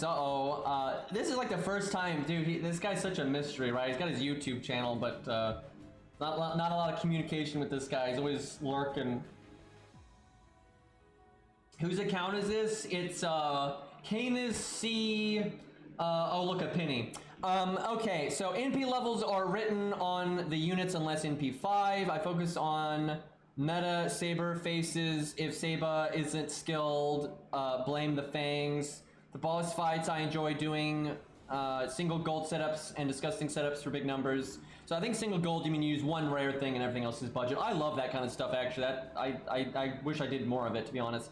All Saber faces would be in P5 if there was pity. So I'm guessing you've rolled big on every Saber face, but then things have just gone wrong. Okay. Didn't roll on Choco Jana, fake Saba fan. Oof. I mean, she's more of, you know, Joan of Arc, but I guess... I've never seen Joan of Arc as a Saber face. They act like she is, right, since the beginning, but, like Fate Zero, but she really is not that similar. They just both happen to have blonde hair, so it's kind of like whatever.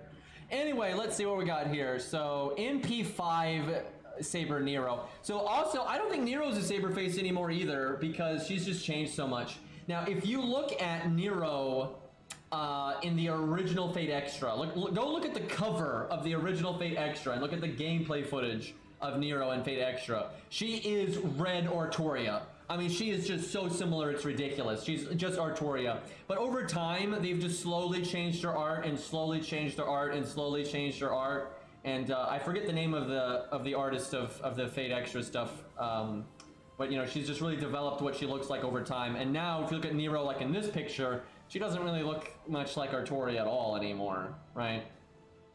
Because, yeah, it's just something that's changed over the years. So I don't really think she's a Saber face anymore, but she has the trait, so there is that. Anyway, so Okita's just MP1 and pretty scuffed. You got the big regular Artoria though. What do you got for single target? I guess Nero Bride. I mean, Nero Bride is top of the line single target unit. Like, it's pure DPS. She doesn't need to be a support. And then you got Grailed Bedivere, so you don't really have any big issues with single target. Just between those two, you've got your bases pretty covered. You have a lot of AoE though. You have so much AoE. Kind of a shame you got Lancelot at NP4 though, and he's not leveled. He's a fun unit, so, and he works well with Nero Bride. Alright, what do we got here? We got big Archer Artoria, so she is in P5, and then level 100, 10, I mean, jeez, that must just... There's probably never been a Saber boss, so that doesn't make explode. Use less SQ in Archer Artoria than Fujino. Only, it's like, dude, that's 4 stars, man. Fucking... You have NP1 Fujino? What a joke, dude. Oh my god, that's disgusting. That sucks, man. That super sucks. Only use Altera, that's Attila, I think. It's her like dumb nickname because anime. Anyway, non-sabers, only use Attila on non-sabers. Huh, unless I want to see the break bars vanish.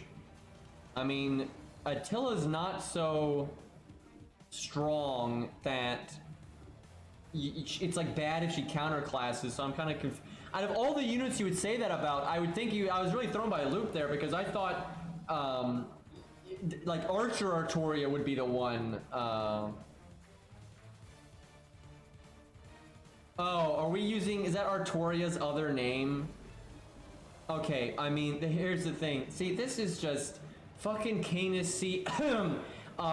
He's a piece of shit. He's a piece of shit, man. He's out there to ruin my life, and he's out to get me.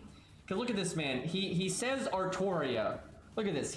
Look at this. Look at this man. Look at this man. He fucking says Saber, but then he says Saba, and then he says Archer Artoria, and then he says Altria. You know, the Altria, right? You know, from NA. This is on purpose. This is not innocent mistake. This is not inconsistency. This isn't like, oh, a typing boo-boo. This is targeted.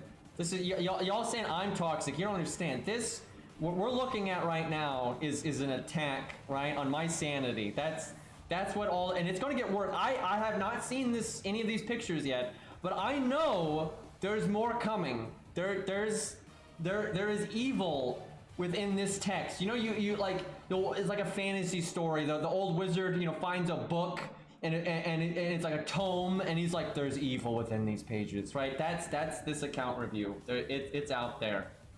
Yeah, okay, makes more sense now though, because NP5 Archer Artoria is legitimately so broken that if you're fighting sabers, they'll kind of just explode. But and yeah, neutral it'll be a bit more interesting, because honestly it really is probably more fun, because at neutral you need to use the NP more because they have more health to get through, right? If they're sabers, they just die, right? And you don't get to show off just how much you can loop and how much you can survive. And so to my unending, what's the word, regret, dismay, yeah, probably dismay, this man has a grailed coup, and I do not know, and probably never will know because he won't ever tell us. I could not tell you if this man did that for trolling purposes, because if you've seen this man's YouTube channel, you will understand what I'm talking about, or if he actually likes coup, because it's not like it's rare that someone would like Artoria and like Coup. You know, Cou's a cool guy, right? But if you've ever followed this guy over the years, I truly could not tell you if this guy likes Coup or if it's a meme. I don't actually know. Usually have to rely on Enkidu for Archer bosses since Coup just doesn't. I'm getting a snack. I'm getting a snack. I'll be right back.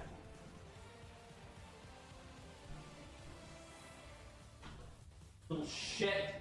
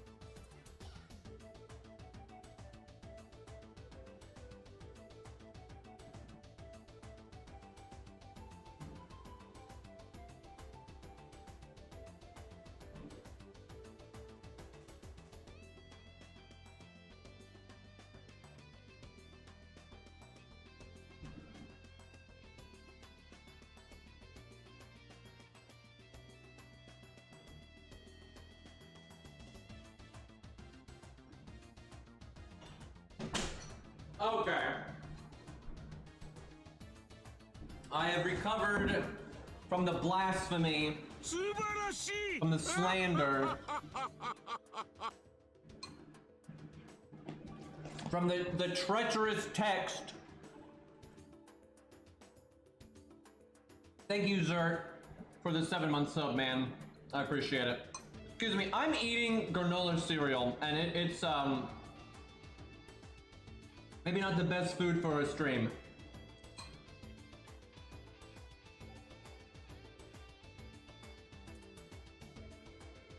So I like how he's in Kidu is 9-10-9, and he's still making the jabs at Ku here.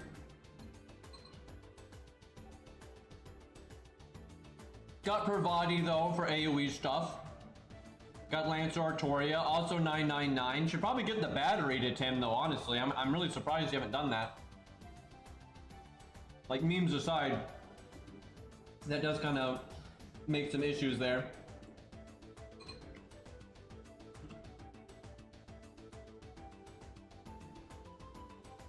Okay, let's see. Gave up on Maid Altar. Do you have her? Wow, did you just not get her? Did you like roll and just no luck? That sucks. Meanwhile, you have NP3 Ozzy. That really sucks. And there's really no telling when she's gonna get more raid ups too. They're kind of, she doesn't have a lot of them.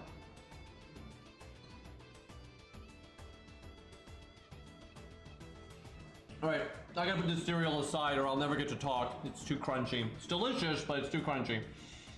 Okay. So for D-Mature, you're fine though. You got Ozzy, he can solo it. You got Achilles for AoE. You got Drake for farming.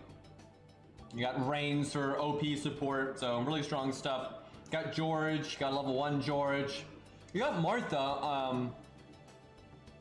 Not that this guy needs my advice, but probably would be good to get Martha up just for the utility. I expect this guy, from what little I've seen of this man, he may be a piece of shit, but he's not like bad at the game by any means, so I suspect he has Asclepius. Yep, he does. And he's 10-10-10. Yeah, he knows. He knows.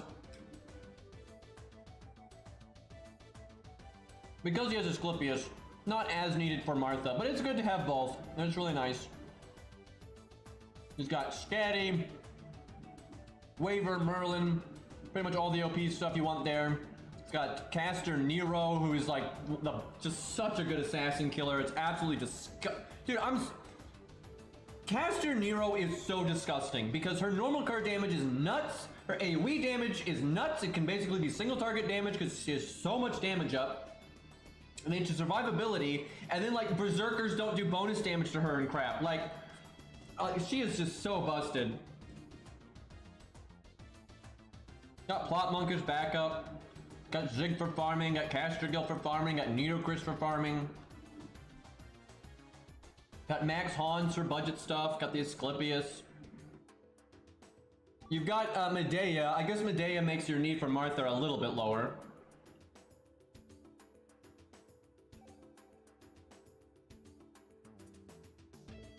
Chat.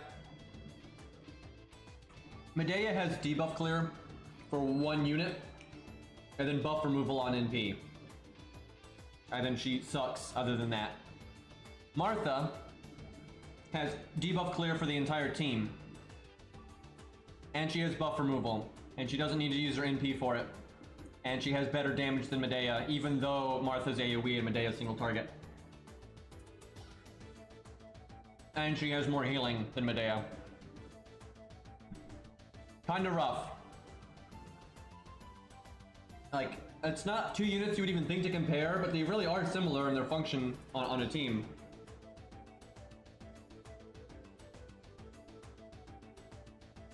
Okay, Kama, NP3, literally kill every rider in existence. Like, it doesn't even matter. Then you have MHX, who's actually better than I think people think. Especially when her niches come up. And she's NP4, so... And Jack is amazing, but with Kama NP3, you don't need Jack at all, which I assume is why she's 444. You just don't need it. And then Okita's okay for farming and that kind of thing. You got Gray for farming. You got you for farming, so yeah, your AoE is fine as well. You got Shiki as backup. No 100 face though. Okay, what the fuck?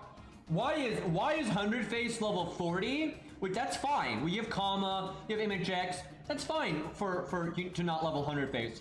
But why in God's name is she level 40, but then her first skill is rank 9? Why? Why? And then why is Serenity? Why is Serenity 6? What on earth is is this just to perplex me? Because if so, it worked.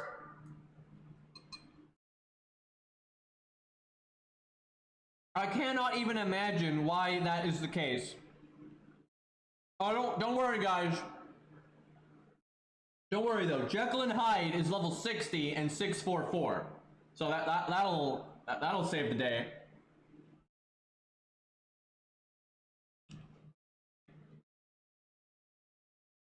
Oh my god, this cereal is so good, but it's bad for streaming. Okay. I'm putting it away for real this time. Putting it out of my reach. Okay.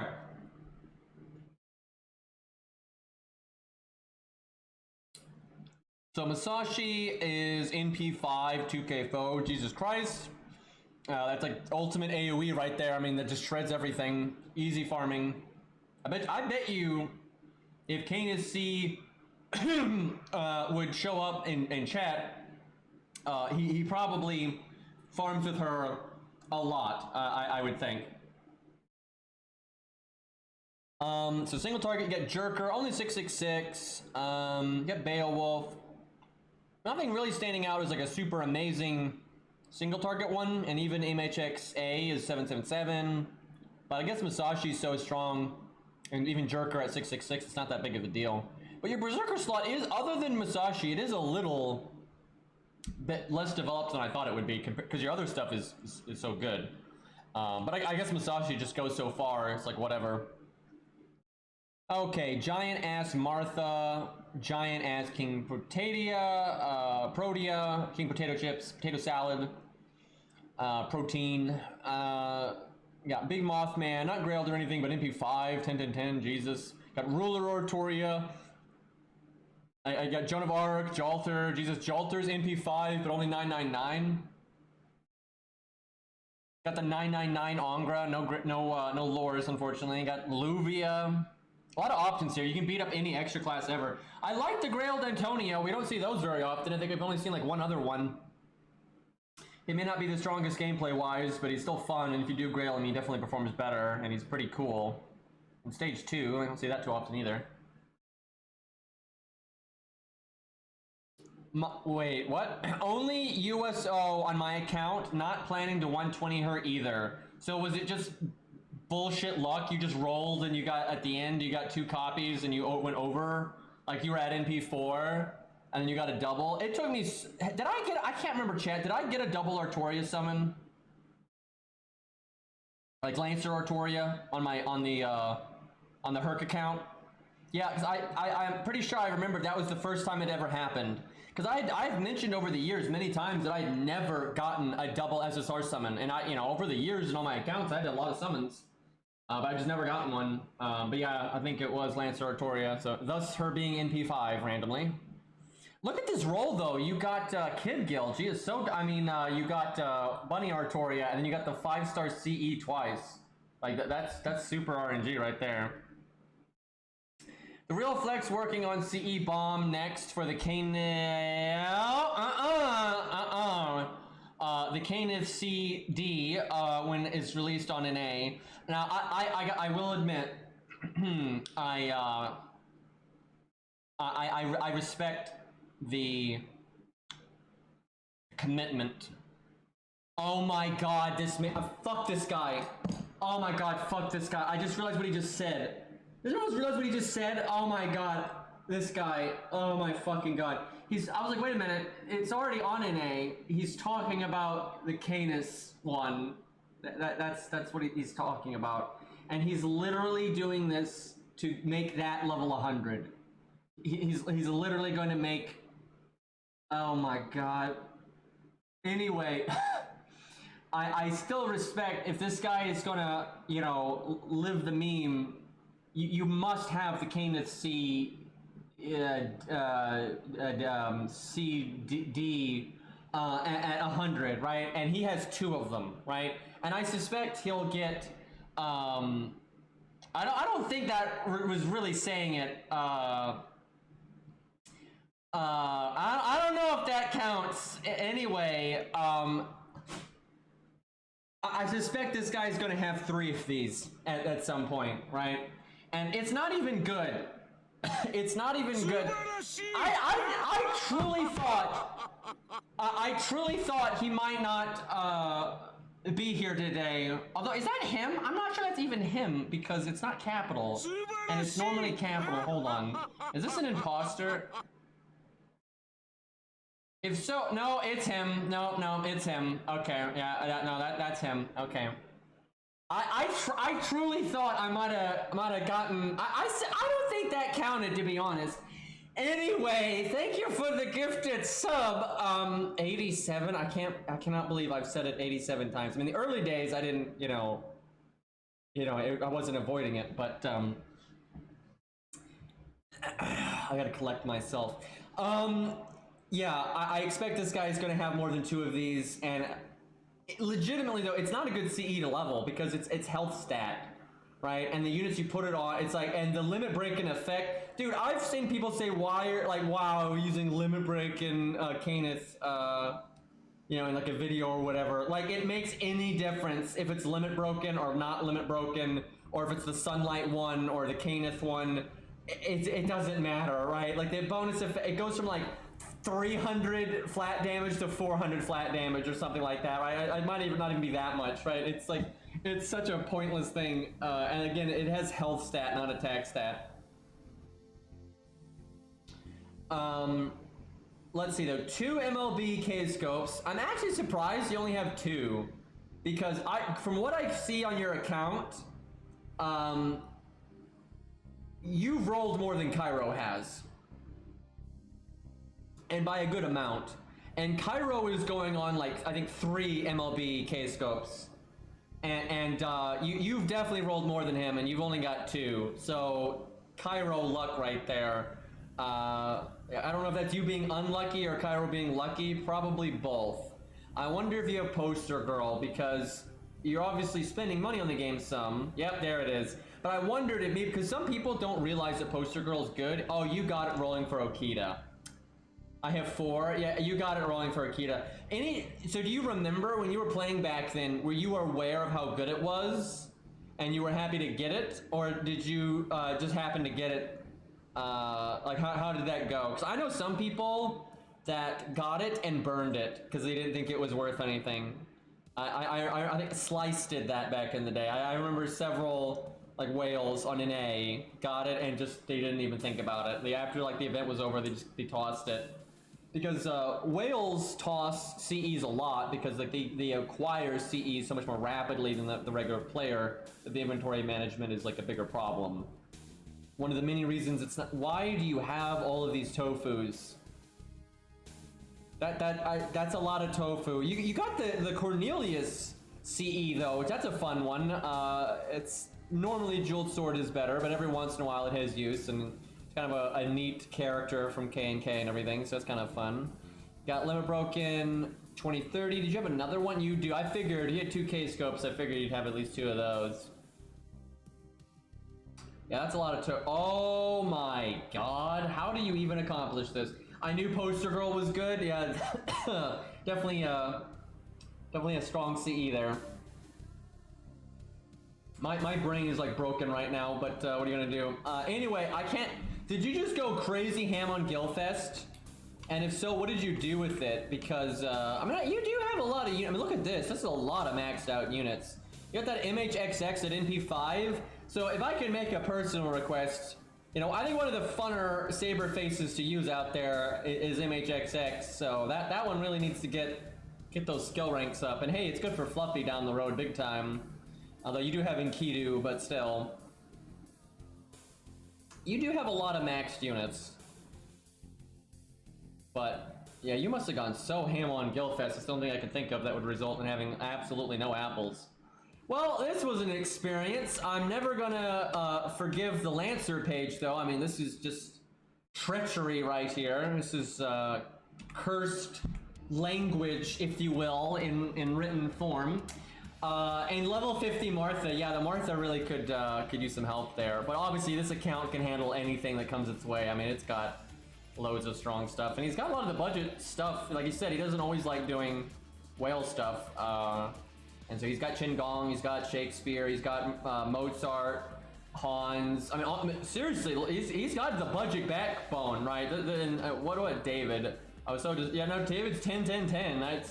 Yeah, he's definitely got the budget stuff ready to go. What about Mash? Yep, Mash is 10, 10, 10. So yeah, he's ready whale or budget either way. Let me see. What about Demeter? If you did budget, you've got Ushi, Alex, Medusa. Yeah, you're fine. You'll probably have Ricky, I suspect, by then. So yeah, those accounts ready. Be it budget, non-budget, it's all good to go. Dude, that's. I just like how there's two of them, right? Like, of course there is. Like, it couldn't be any other way.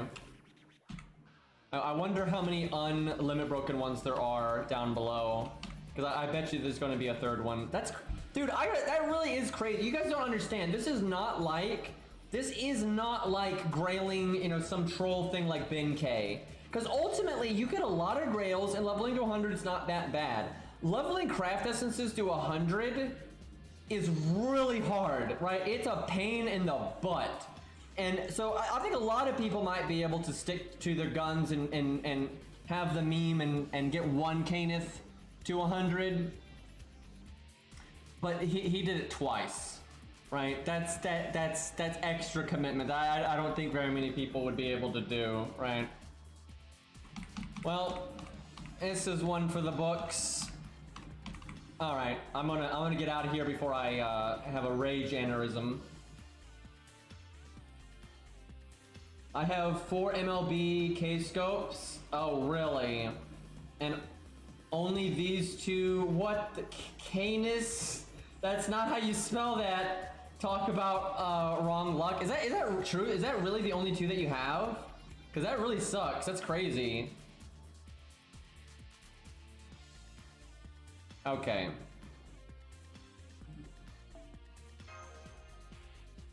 Well, maybe someday.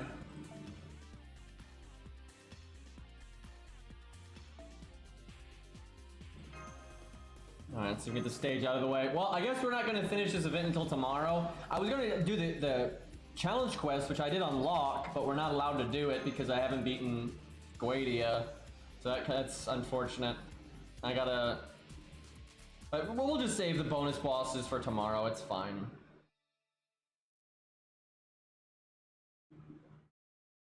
I want to stream Arise. I'm very exhausted today, though, I have to say. But I'll probably stream it some. It might be just a bit of a shorter stream. But I feel kind of off today, but it's not that big of a deal. And I really want to play some Arise. It's been a while. I just need sleep, man. That's all there is to it. I need to be able to breathe so I can sleep. That's, okay, I should have given, Stheno starting NP so she could just remove the evade. That'd have been really fun.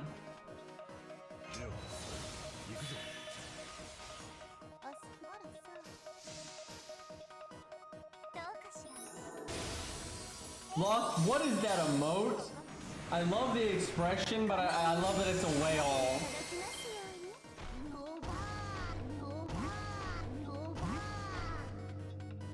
Do I heal George with Sanson? You know what?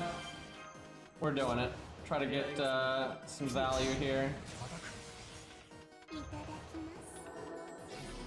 Okay, Stheno actually doing things.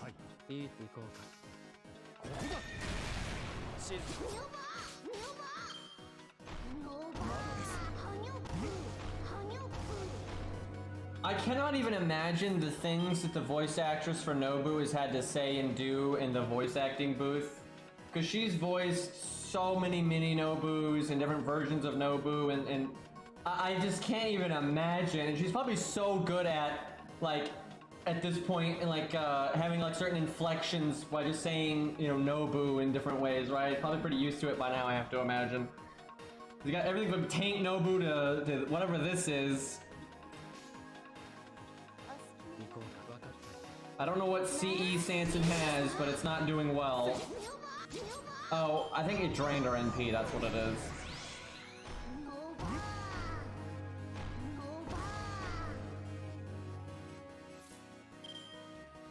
I mean, we've had some Mimi account reviews for sure. That's definitely, I think that's half the fun.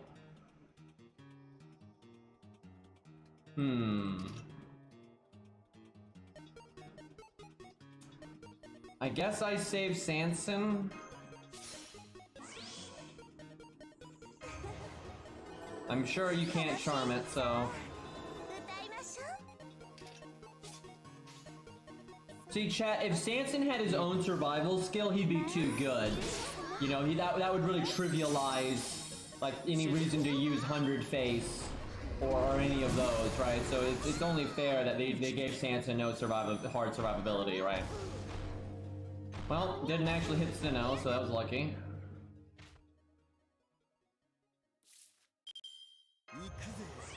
Game, can I have my NP? Maybe someday.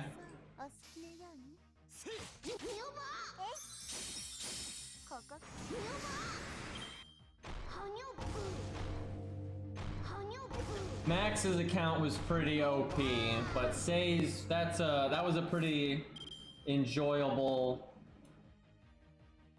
I don't even know what mutiny. I don't know what else to call it, but Say's was. There's been plenty of good ones. The encounter reviews have been great. I've really enjoyed the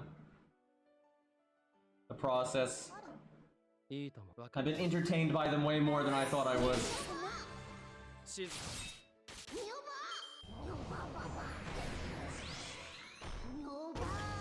Come on, hit Sanson!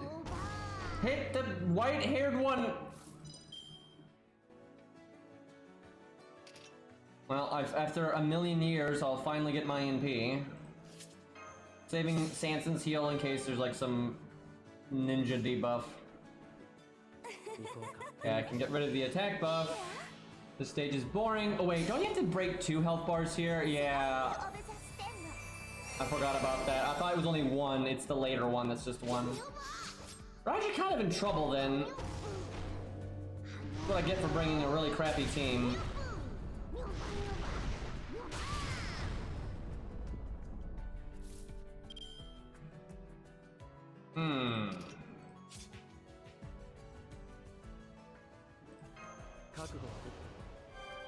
Well, I guess I just NP because I mean Sanson could die.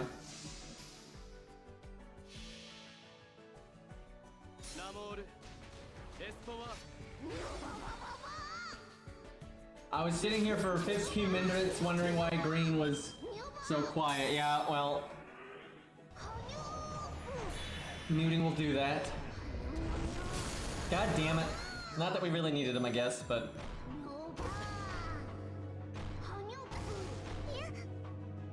we might actually lose. It's kind of embarrassing. This stage is super easy. Okay, there's some NP gain for Sanson.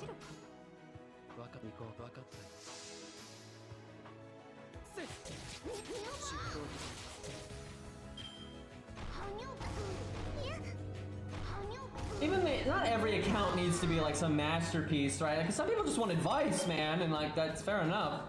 But it's just really nice to see, like, you know, what my regulars, you know, what they use, what they have. You know, it's fun. So I don't think there's the only account reviews that are a little are the ones that are flex accounts that have no text accompanying them, right? Like nothing, and like I don't even know them, right? They're not like they're lurkers. And I'm not hating, it's just, it's really hard to make good content out of that. They don't need advice, you know, they're not sharing their view on things, and there's no, thankfully that's almost never happened though. We've had almost no accounts that are pure flex accounts that have, you know, no, you know, flavor to them. And like, you don't have to go, you know, and put like super, you know, flavor text on every picture, of course not, right? So it's only happened like, you know, I don't know, twice, right? But yeah, if it's flex without any, you know, context or, you know, showing off like what your account's about, what you like doing, what you don't like doing, right? Then it's kind of dull.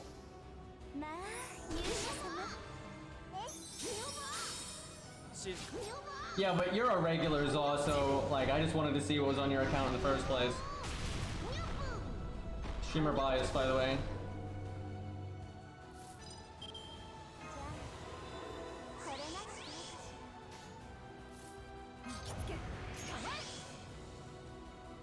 You don't really have to be creative though, and I mean you can if you want to be creative. That's great. But a lot of times, all you gotta do is like say, hey, these units I used against this boss, and these units I used against, like we know on the writer page, like, oh yeah, I used this to murder Demeter or whatever, right? Like that's all you gotta do, and then just say like, hey, I like using budget setups, or I don't like using budget setups. I like going super ham. Talk about your habits and how you farm. Like, yeah, man, I use Spartacus and Arash constantly. Or I never use Spartacus and Arash, and I farm with that kind of stuff, right? You don't have to do some super creative stuff. Not that, again, it's really fun when people do get creative, but yeah, just giving people kind of a peek behind the curtain, I think, is generally enough.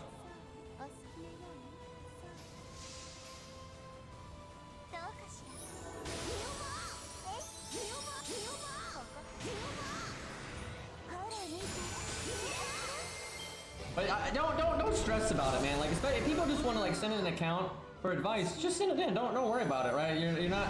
It's not a talent competition, right? Right? It's not a big deal.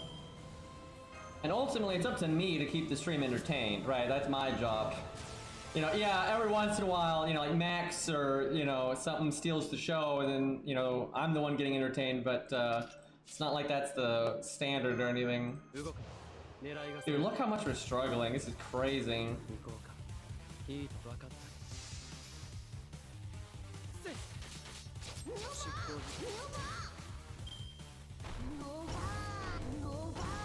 I really enjoyed Say's because I had known that Say. What's funny though is I didn't know if he actually accomplished it or not, because I think I might have seen that he said that he had. But like I said, I get on my Discord and I scroll up, right? I check what people said when I was asleep or while I was streaming. I do that. And like I remember after streaming once, I just saw him like I scrolled up and I saw while I was streaming he was talking about how he was going to send in an account review and not level David's second skill but 10 the other ones, and I remember like I hope Green doesn't see this, right? And he kept talking about it multiple times when I was like asleep and stuff, and I'm like, bro, of course I'm gonna see this. But so I was looking forward to that for a while because I knew it was coming. And what I'm proud of Say though, because Say's he wasn't being a one. I always like overemphasize the W sound when I say that. Anyway, Say was not a one-trick pony, right?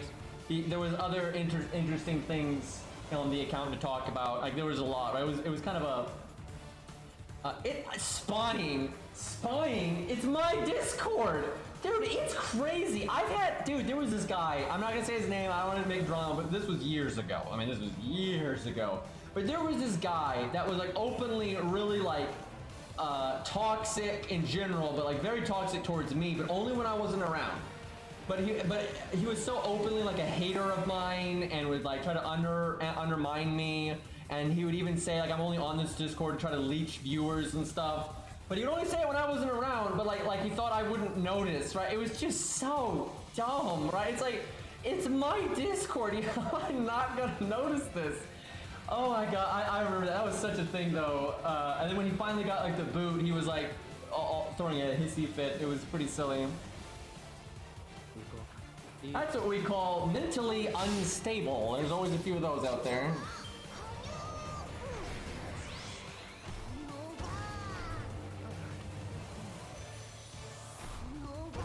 Oh, Hergblur, that's a famous one right there. That was a combination of that guy having a very dumb sentiment, he had a very dumb idea in his head, and English wasn't his first language, right?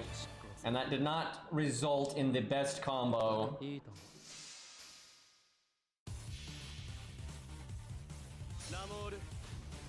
I can't even imagine. I've had people that I'm sure out there that don't like my content, and that's fair enough, right? I've got a pretty abrasive personality, right? I get that some people aren't gonna like that, that's fine. But I'm sure some people out there don't like my stuff and may have unfair, like, biasm against me as such, though, right? But then they like Coup. And that's not, I'm not gonna be mad that, like, someone like that I don't like, that I think maybe it treats me in an unfair way or something, but they like Coup. That doesn't, like, I would never be annoyed by that. It's like, it's just a character, man. But yeah, that's basically what that was that guy didn't like me, but he liked Mori, and he was mad that I liked Mori. That was essentially what that was.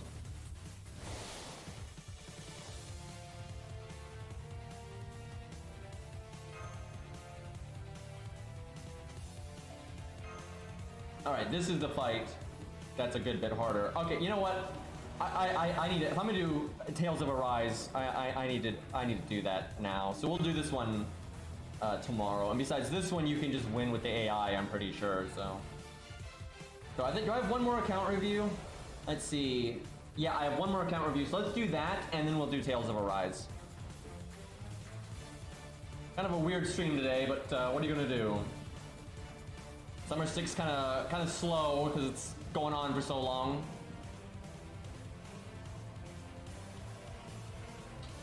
All right, this is Kirik. No, what is it? This is Kirke. Kirke. Kirke something. Mom, get the car keys. Been playing since day one on NA, but this is no longer my original account, so I guess you like re-rolled or something. Missed 1.5 years as well. I'm guessing you like quit or something. Need advice on riders and assassins, as I have a lot of esports servants. Usually only level servants I like, or servants with skills that can help my favorites. Had trouble with Guildfest, MHXA, and Nero. So interesting. I want to. Were those the only two that gave you trouble? Was it just MHXA and Nero? Not that that's weird. It just. I figure some people it'd be more likely that they had problems with, like, you know, Achilles and, you know, Romulus or something, right? But there was a lot of RNG in the Nero one. I remember I didn't particularly like that one because of it. Servants with circles are grail targets, but then 120 became a thing. Yeah, I think that's really screwing over a lot of people right now.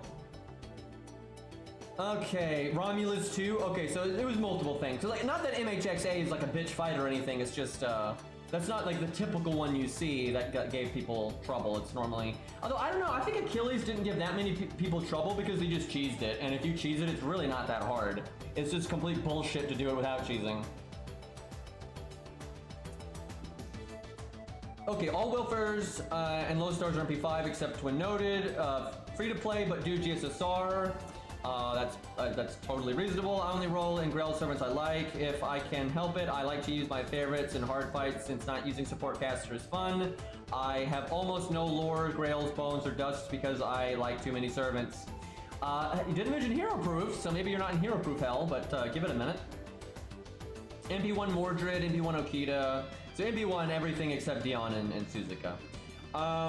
Let's see. So you have Max, Jason, and thinking about grailing him. He does scale okay with grails. It does offset his like atrocious damage and so on. And I do think Mordred's second skill is worth leveling. If you're gonna bother to get her up like that, it really is. Like obviously Instinct is, it's only really good at rank 10, but then her second skill gets buffed, and that's actually kind of soon on NA, I think.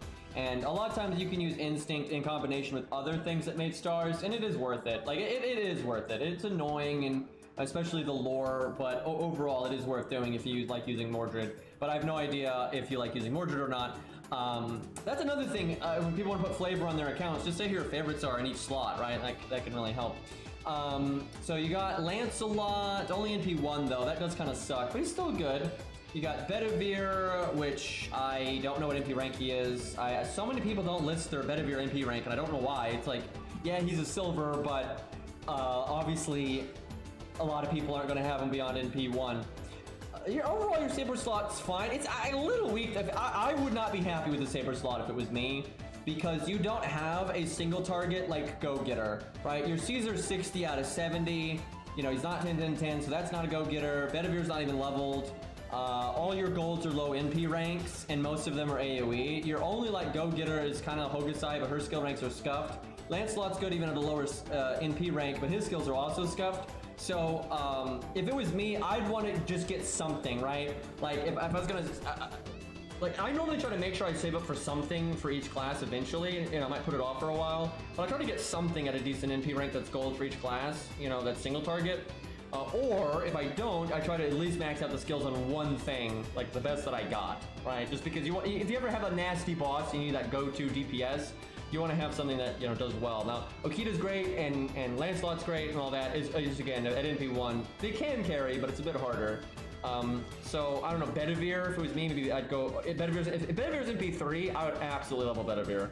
Because if you do have an issue with single target sabers just because they're NP1, so Bedivere's a great backup option, and he doesn't need skill rank investment. He's fine at low skill ranks. So he can be your like little just backup to do extra damage when you need it.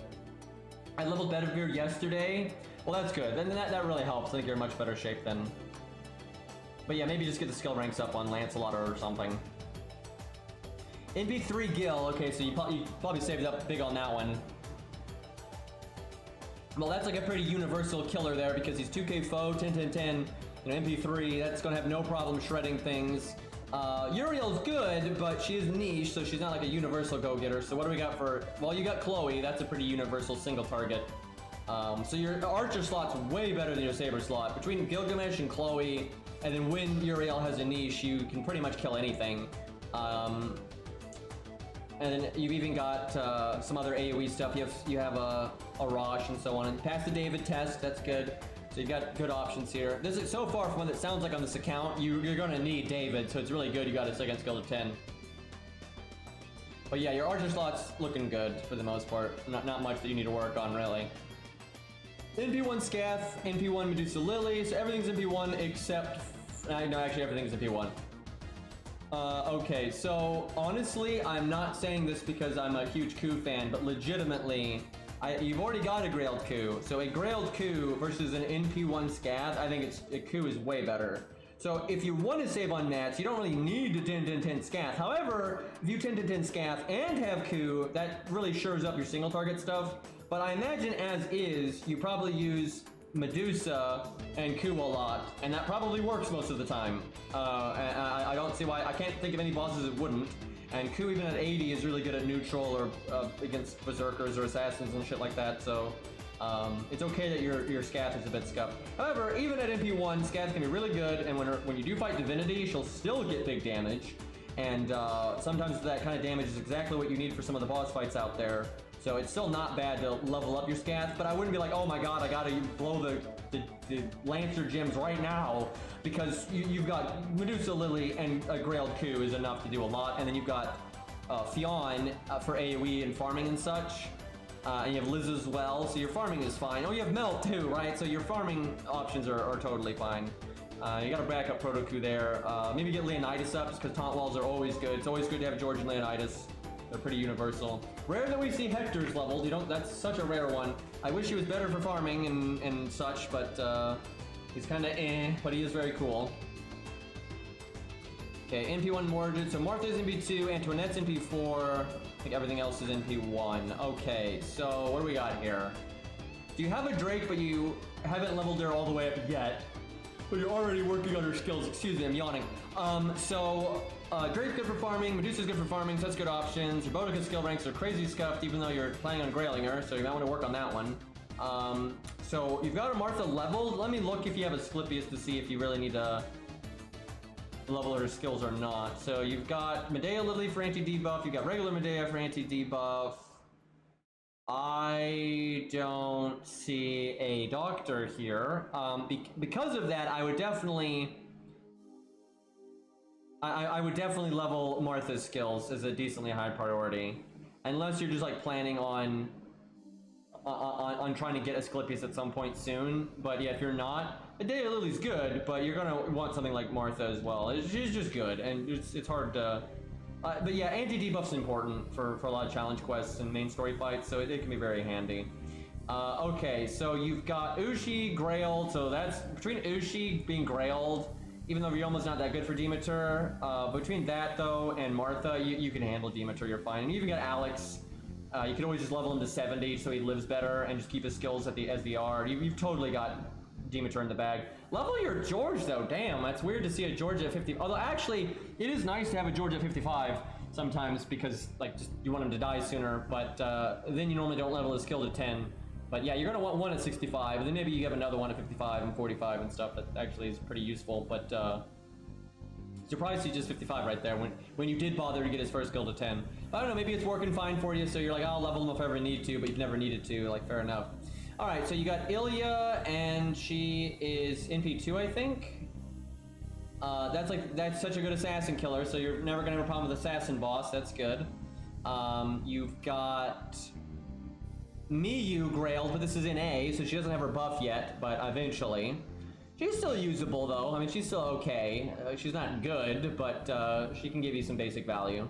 You got. I like how your waiver is 10, 10, 10, but level 74. So I suspect you use it almost exclusively for farming, so you don't care about his level, and you probably rarely use him for challenge quests and such. That would be my guess. I can't imagine why he'd be 74 otherwise.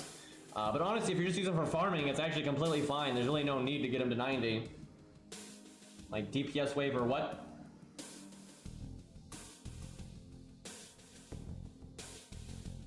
Yeah, I mean, it's good to have many levels of George. I like 45 the most if I don't want to use 65.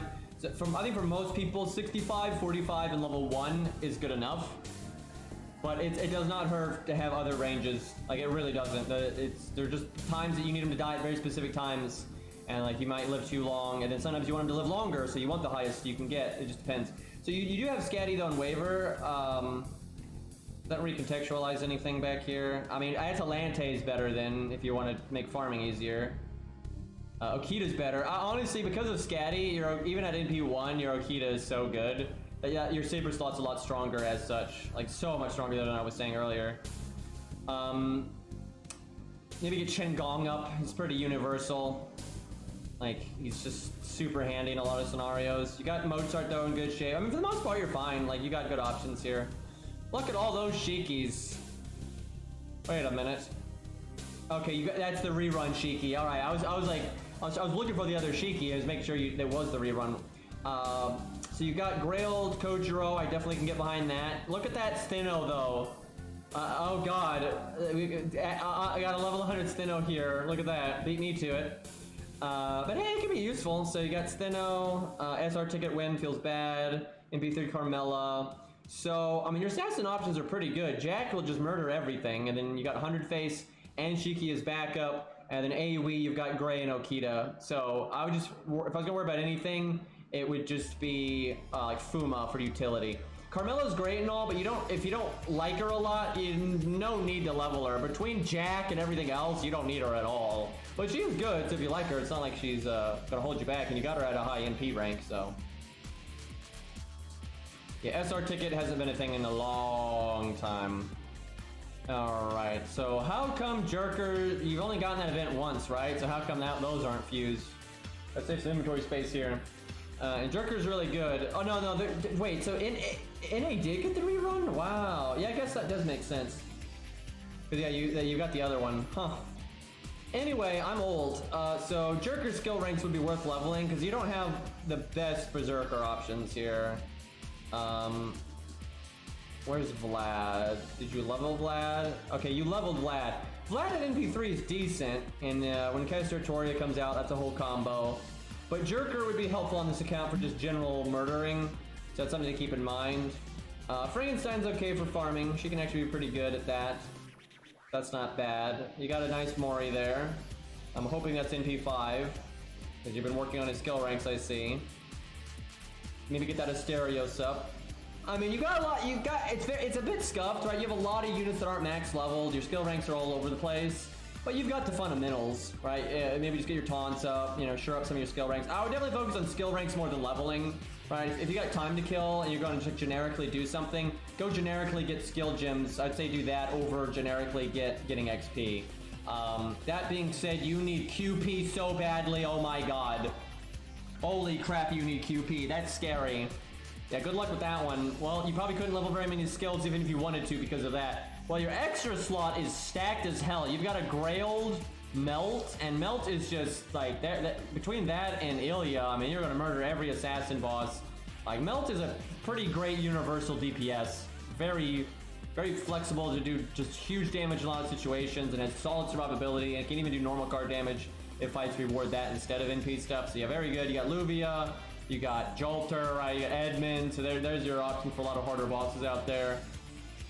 That is a lot of Gorgons. 7 Gorgons. What were you rolling on? Like Mothman or something? When was she rated up that would give you that many? Because you didn't even level her, so you don't seem to really like Gorgons, so you must have gotten that with someone else. Gil? Oh, was she rated up with Gil at some point? That would explain that, because yeah, this guy got Super Gil, you know, totally maxed out over there, so that makes sense. 7 though, yikes. Well, you could make her NP5 and then rare prism the extra ones, I guess. You got Passion Lip, good tank there. It's probably, I suspect that's actually why you haven't really leveled George or Leonidas, because you've been using that, and that is fine. But there are some setups that are very specific where they really need George and Leonidas to work, so it's just good to have that in your back pocket. And get that Mash's third skill to 10, that's always inexcusable, because, you know, Mash is a pretty fundamental unit. That's a lot of K-scopes. So it looks like what you've got here is you can MLB a K-scope, but you're waiting until you get one more, and that's what I did, and that's what a lot of people do. Generally, I think that's the right call, unless you just have so many units that have big enough self batteries that they don't need it. And then you've got like a bunch of key units that benefit so much from having MLB K-scope. Like if Asterios is your favorite character, or Baldi, it's great to have K-scope, super K-scope, right? Or even Matahari, because it allows them to do like their gimmick in a lot more scenarios, a lot easier. So that CE there, I think it's Cleopatra and Nitocris there. That is a really good rare CE right there. So you have Poster Girl, got smart. I think it was smart to start leveling Black Grail. It's no joke. You don't use it often, but when you do, you want that pinnacle damage. It's quite nice.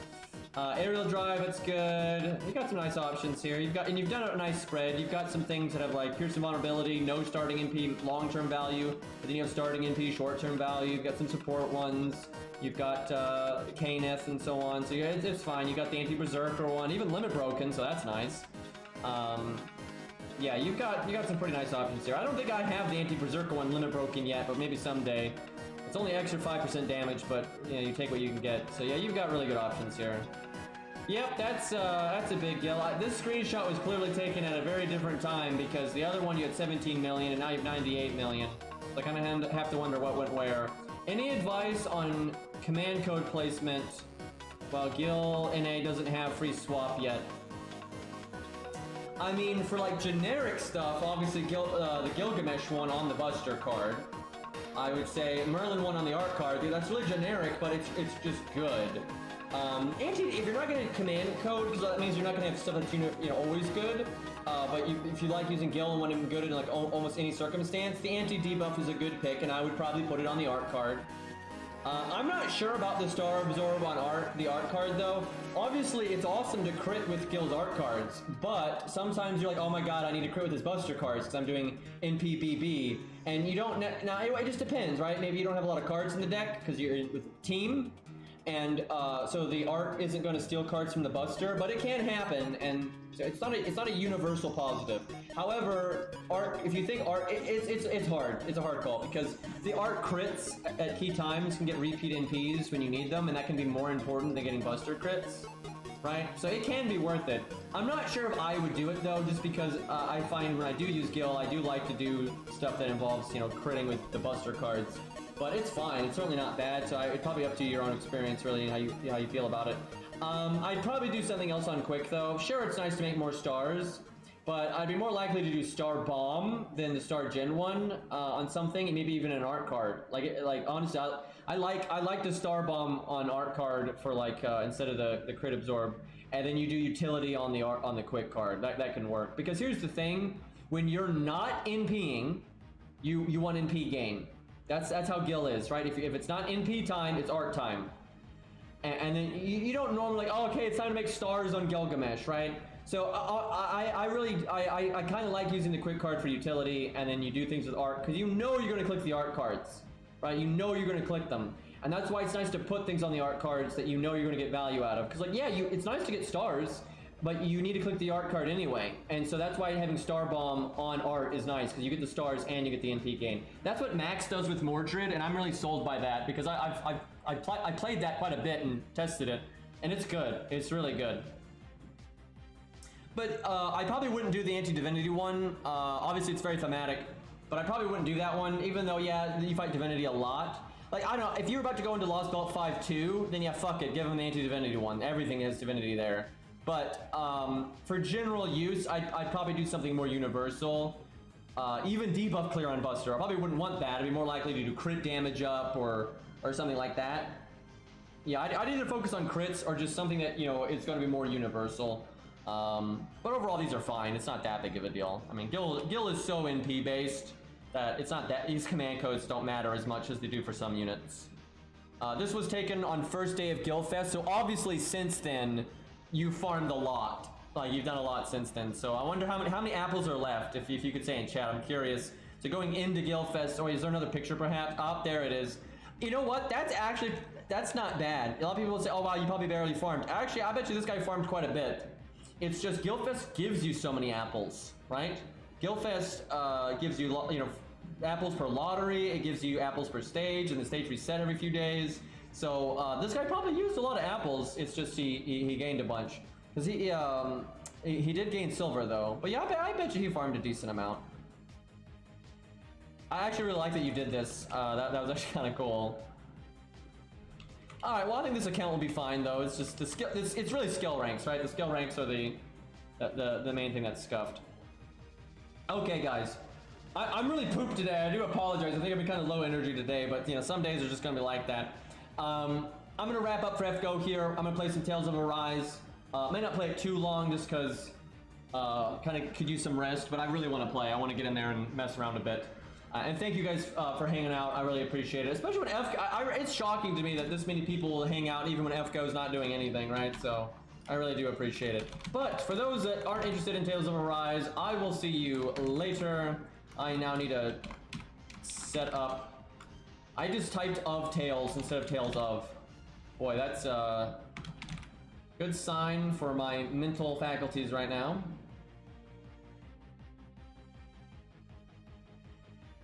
Alright, hold up. Let me switch this over here.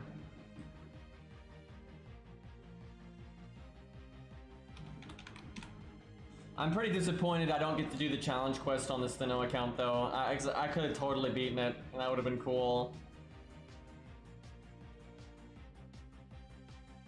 We still get a lot of lures and stuff anyway, but it's a little disappointing.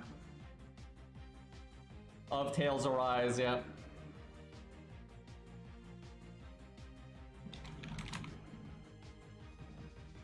Alright, I am going to quickly reset the stream. That way the VODs are separated. I like to keep it neat like that. So I will be back in just a second.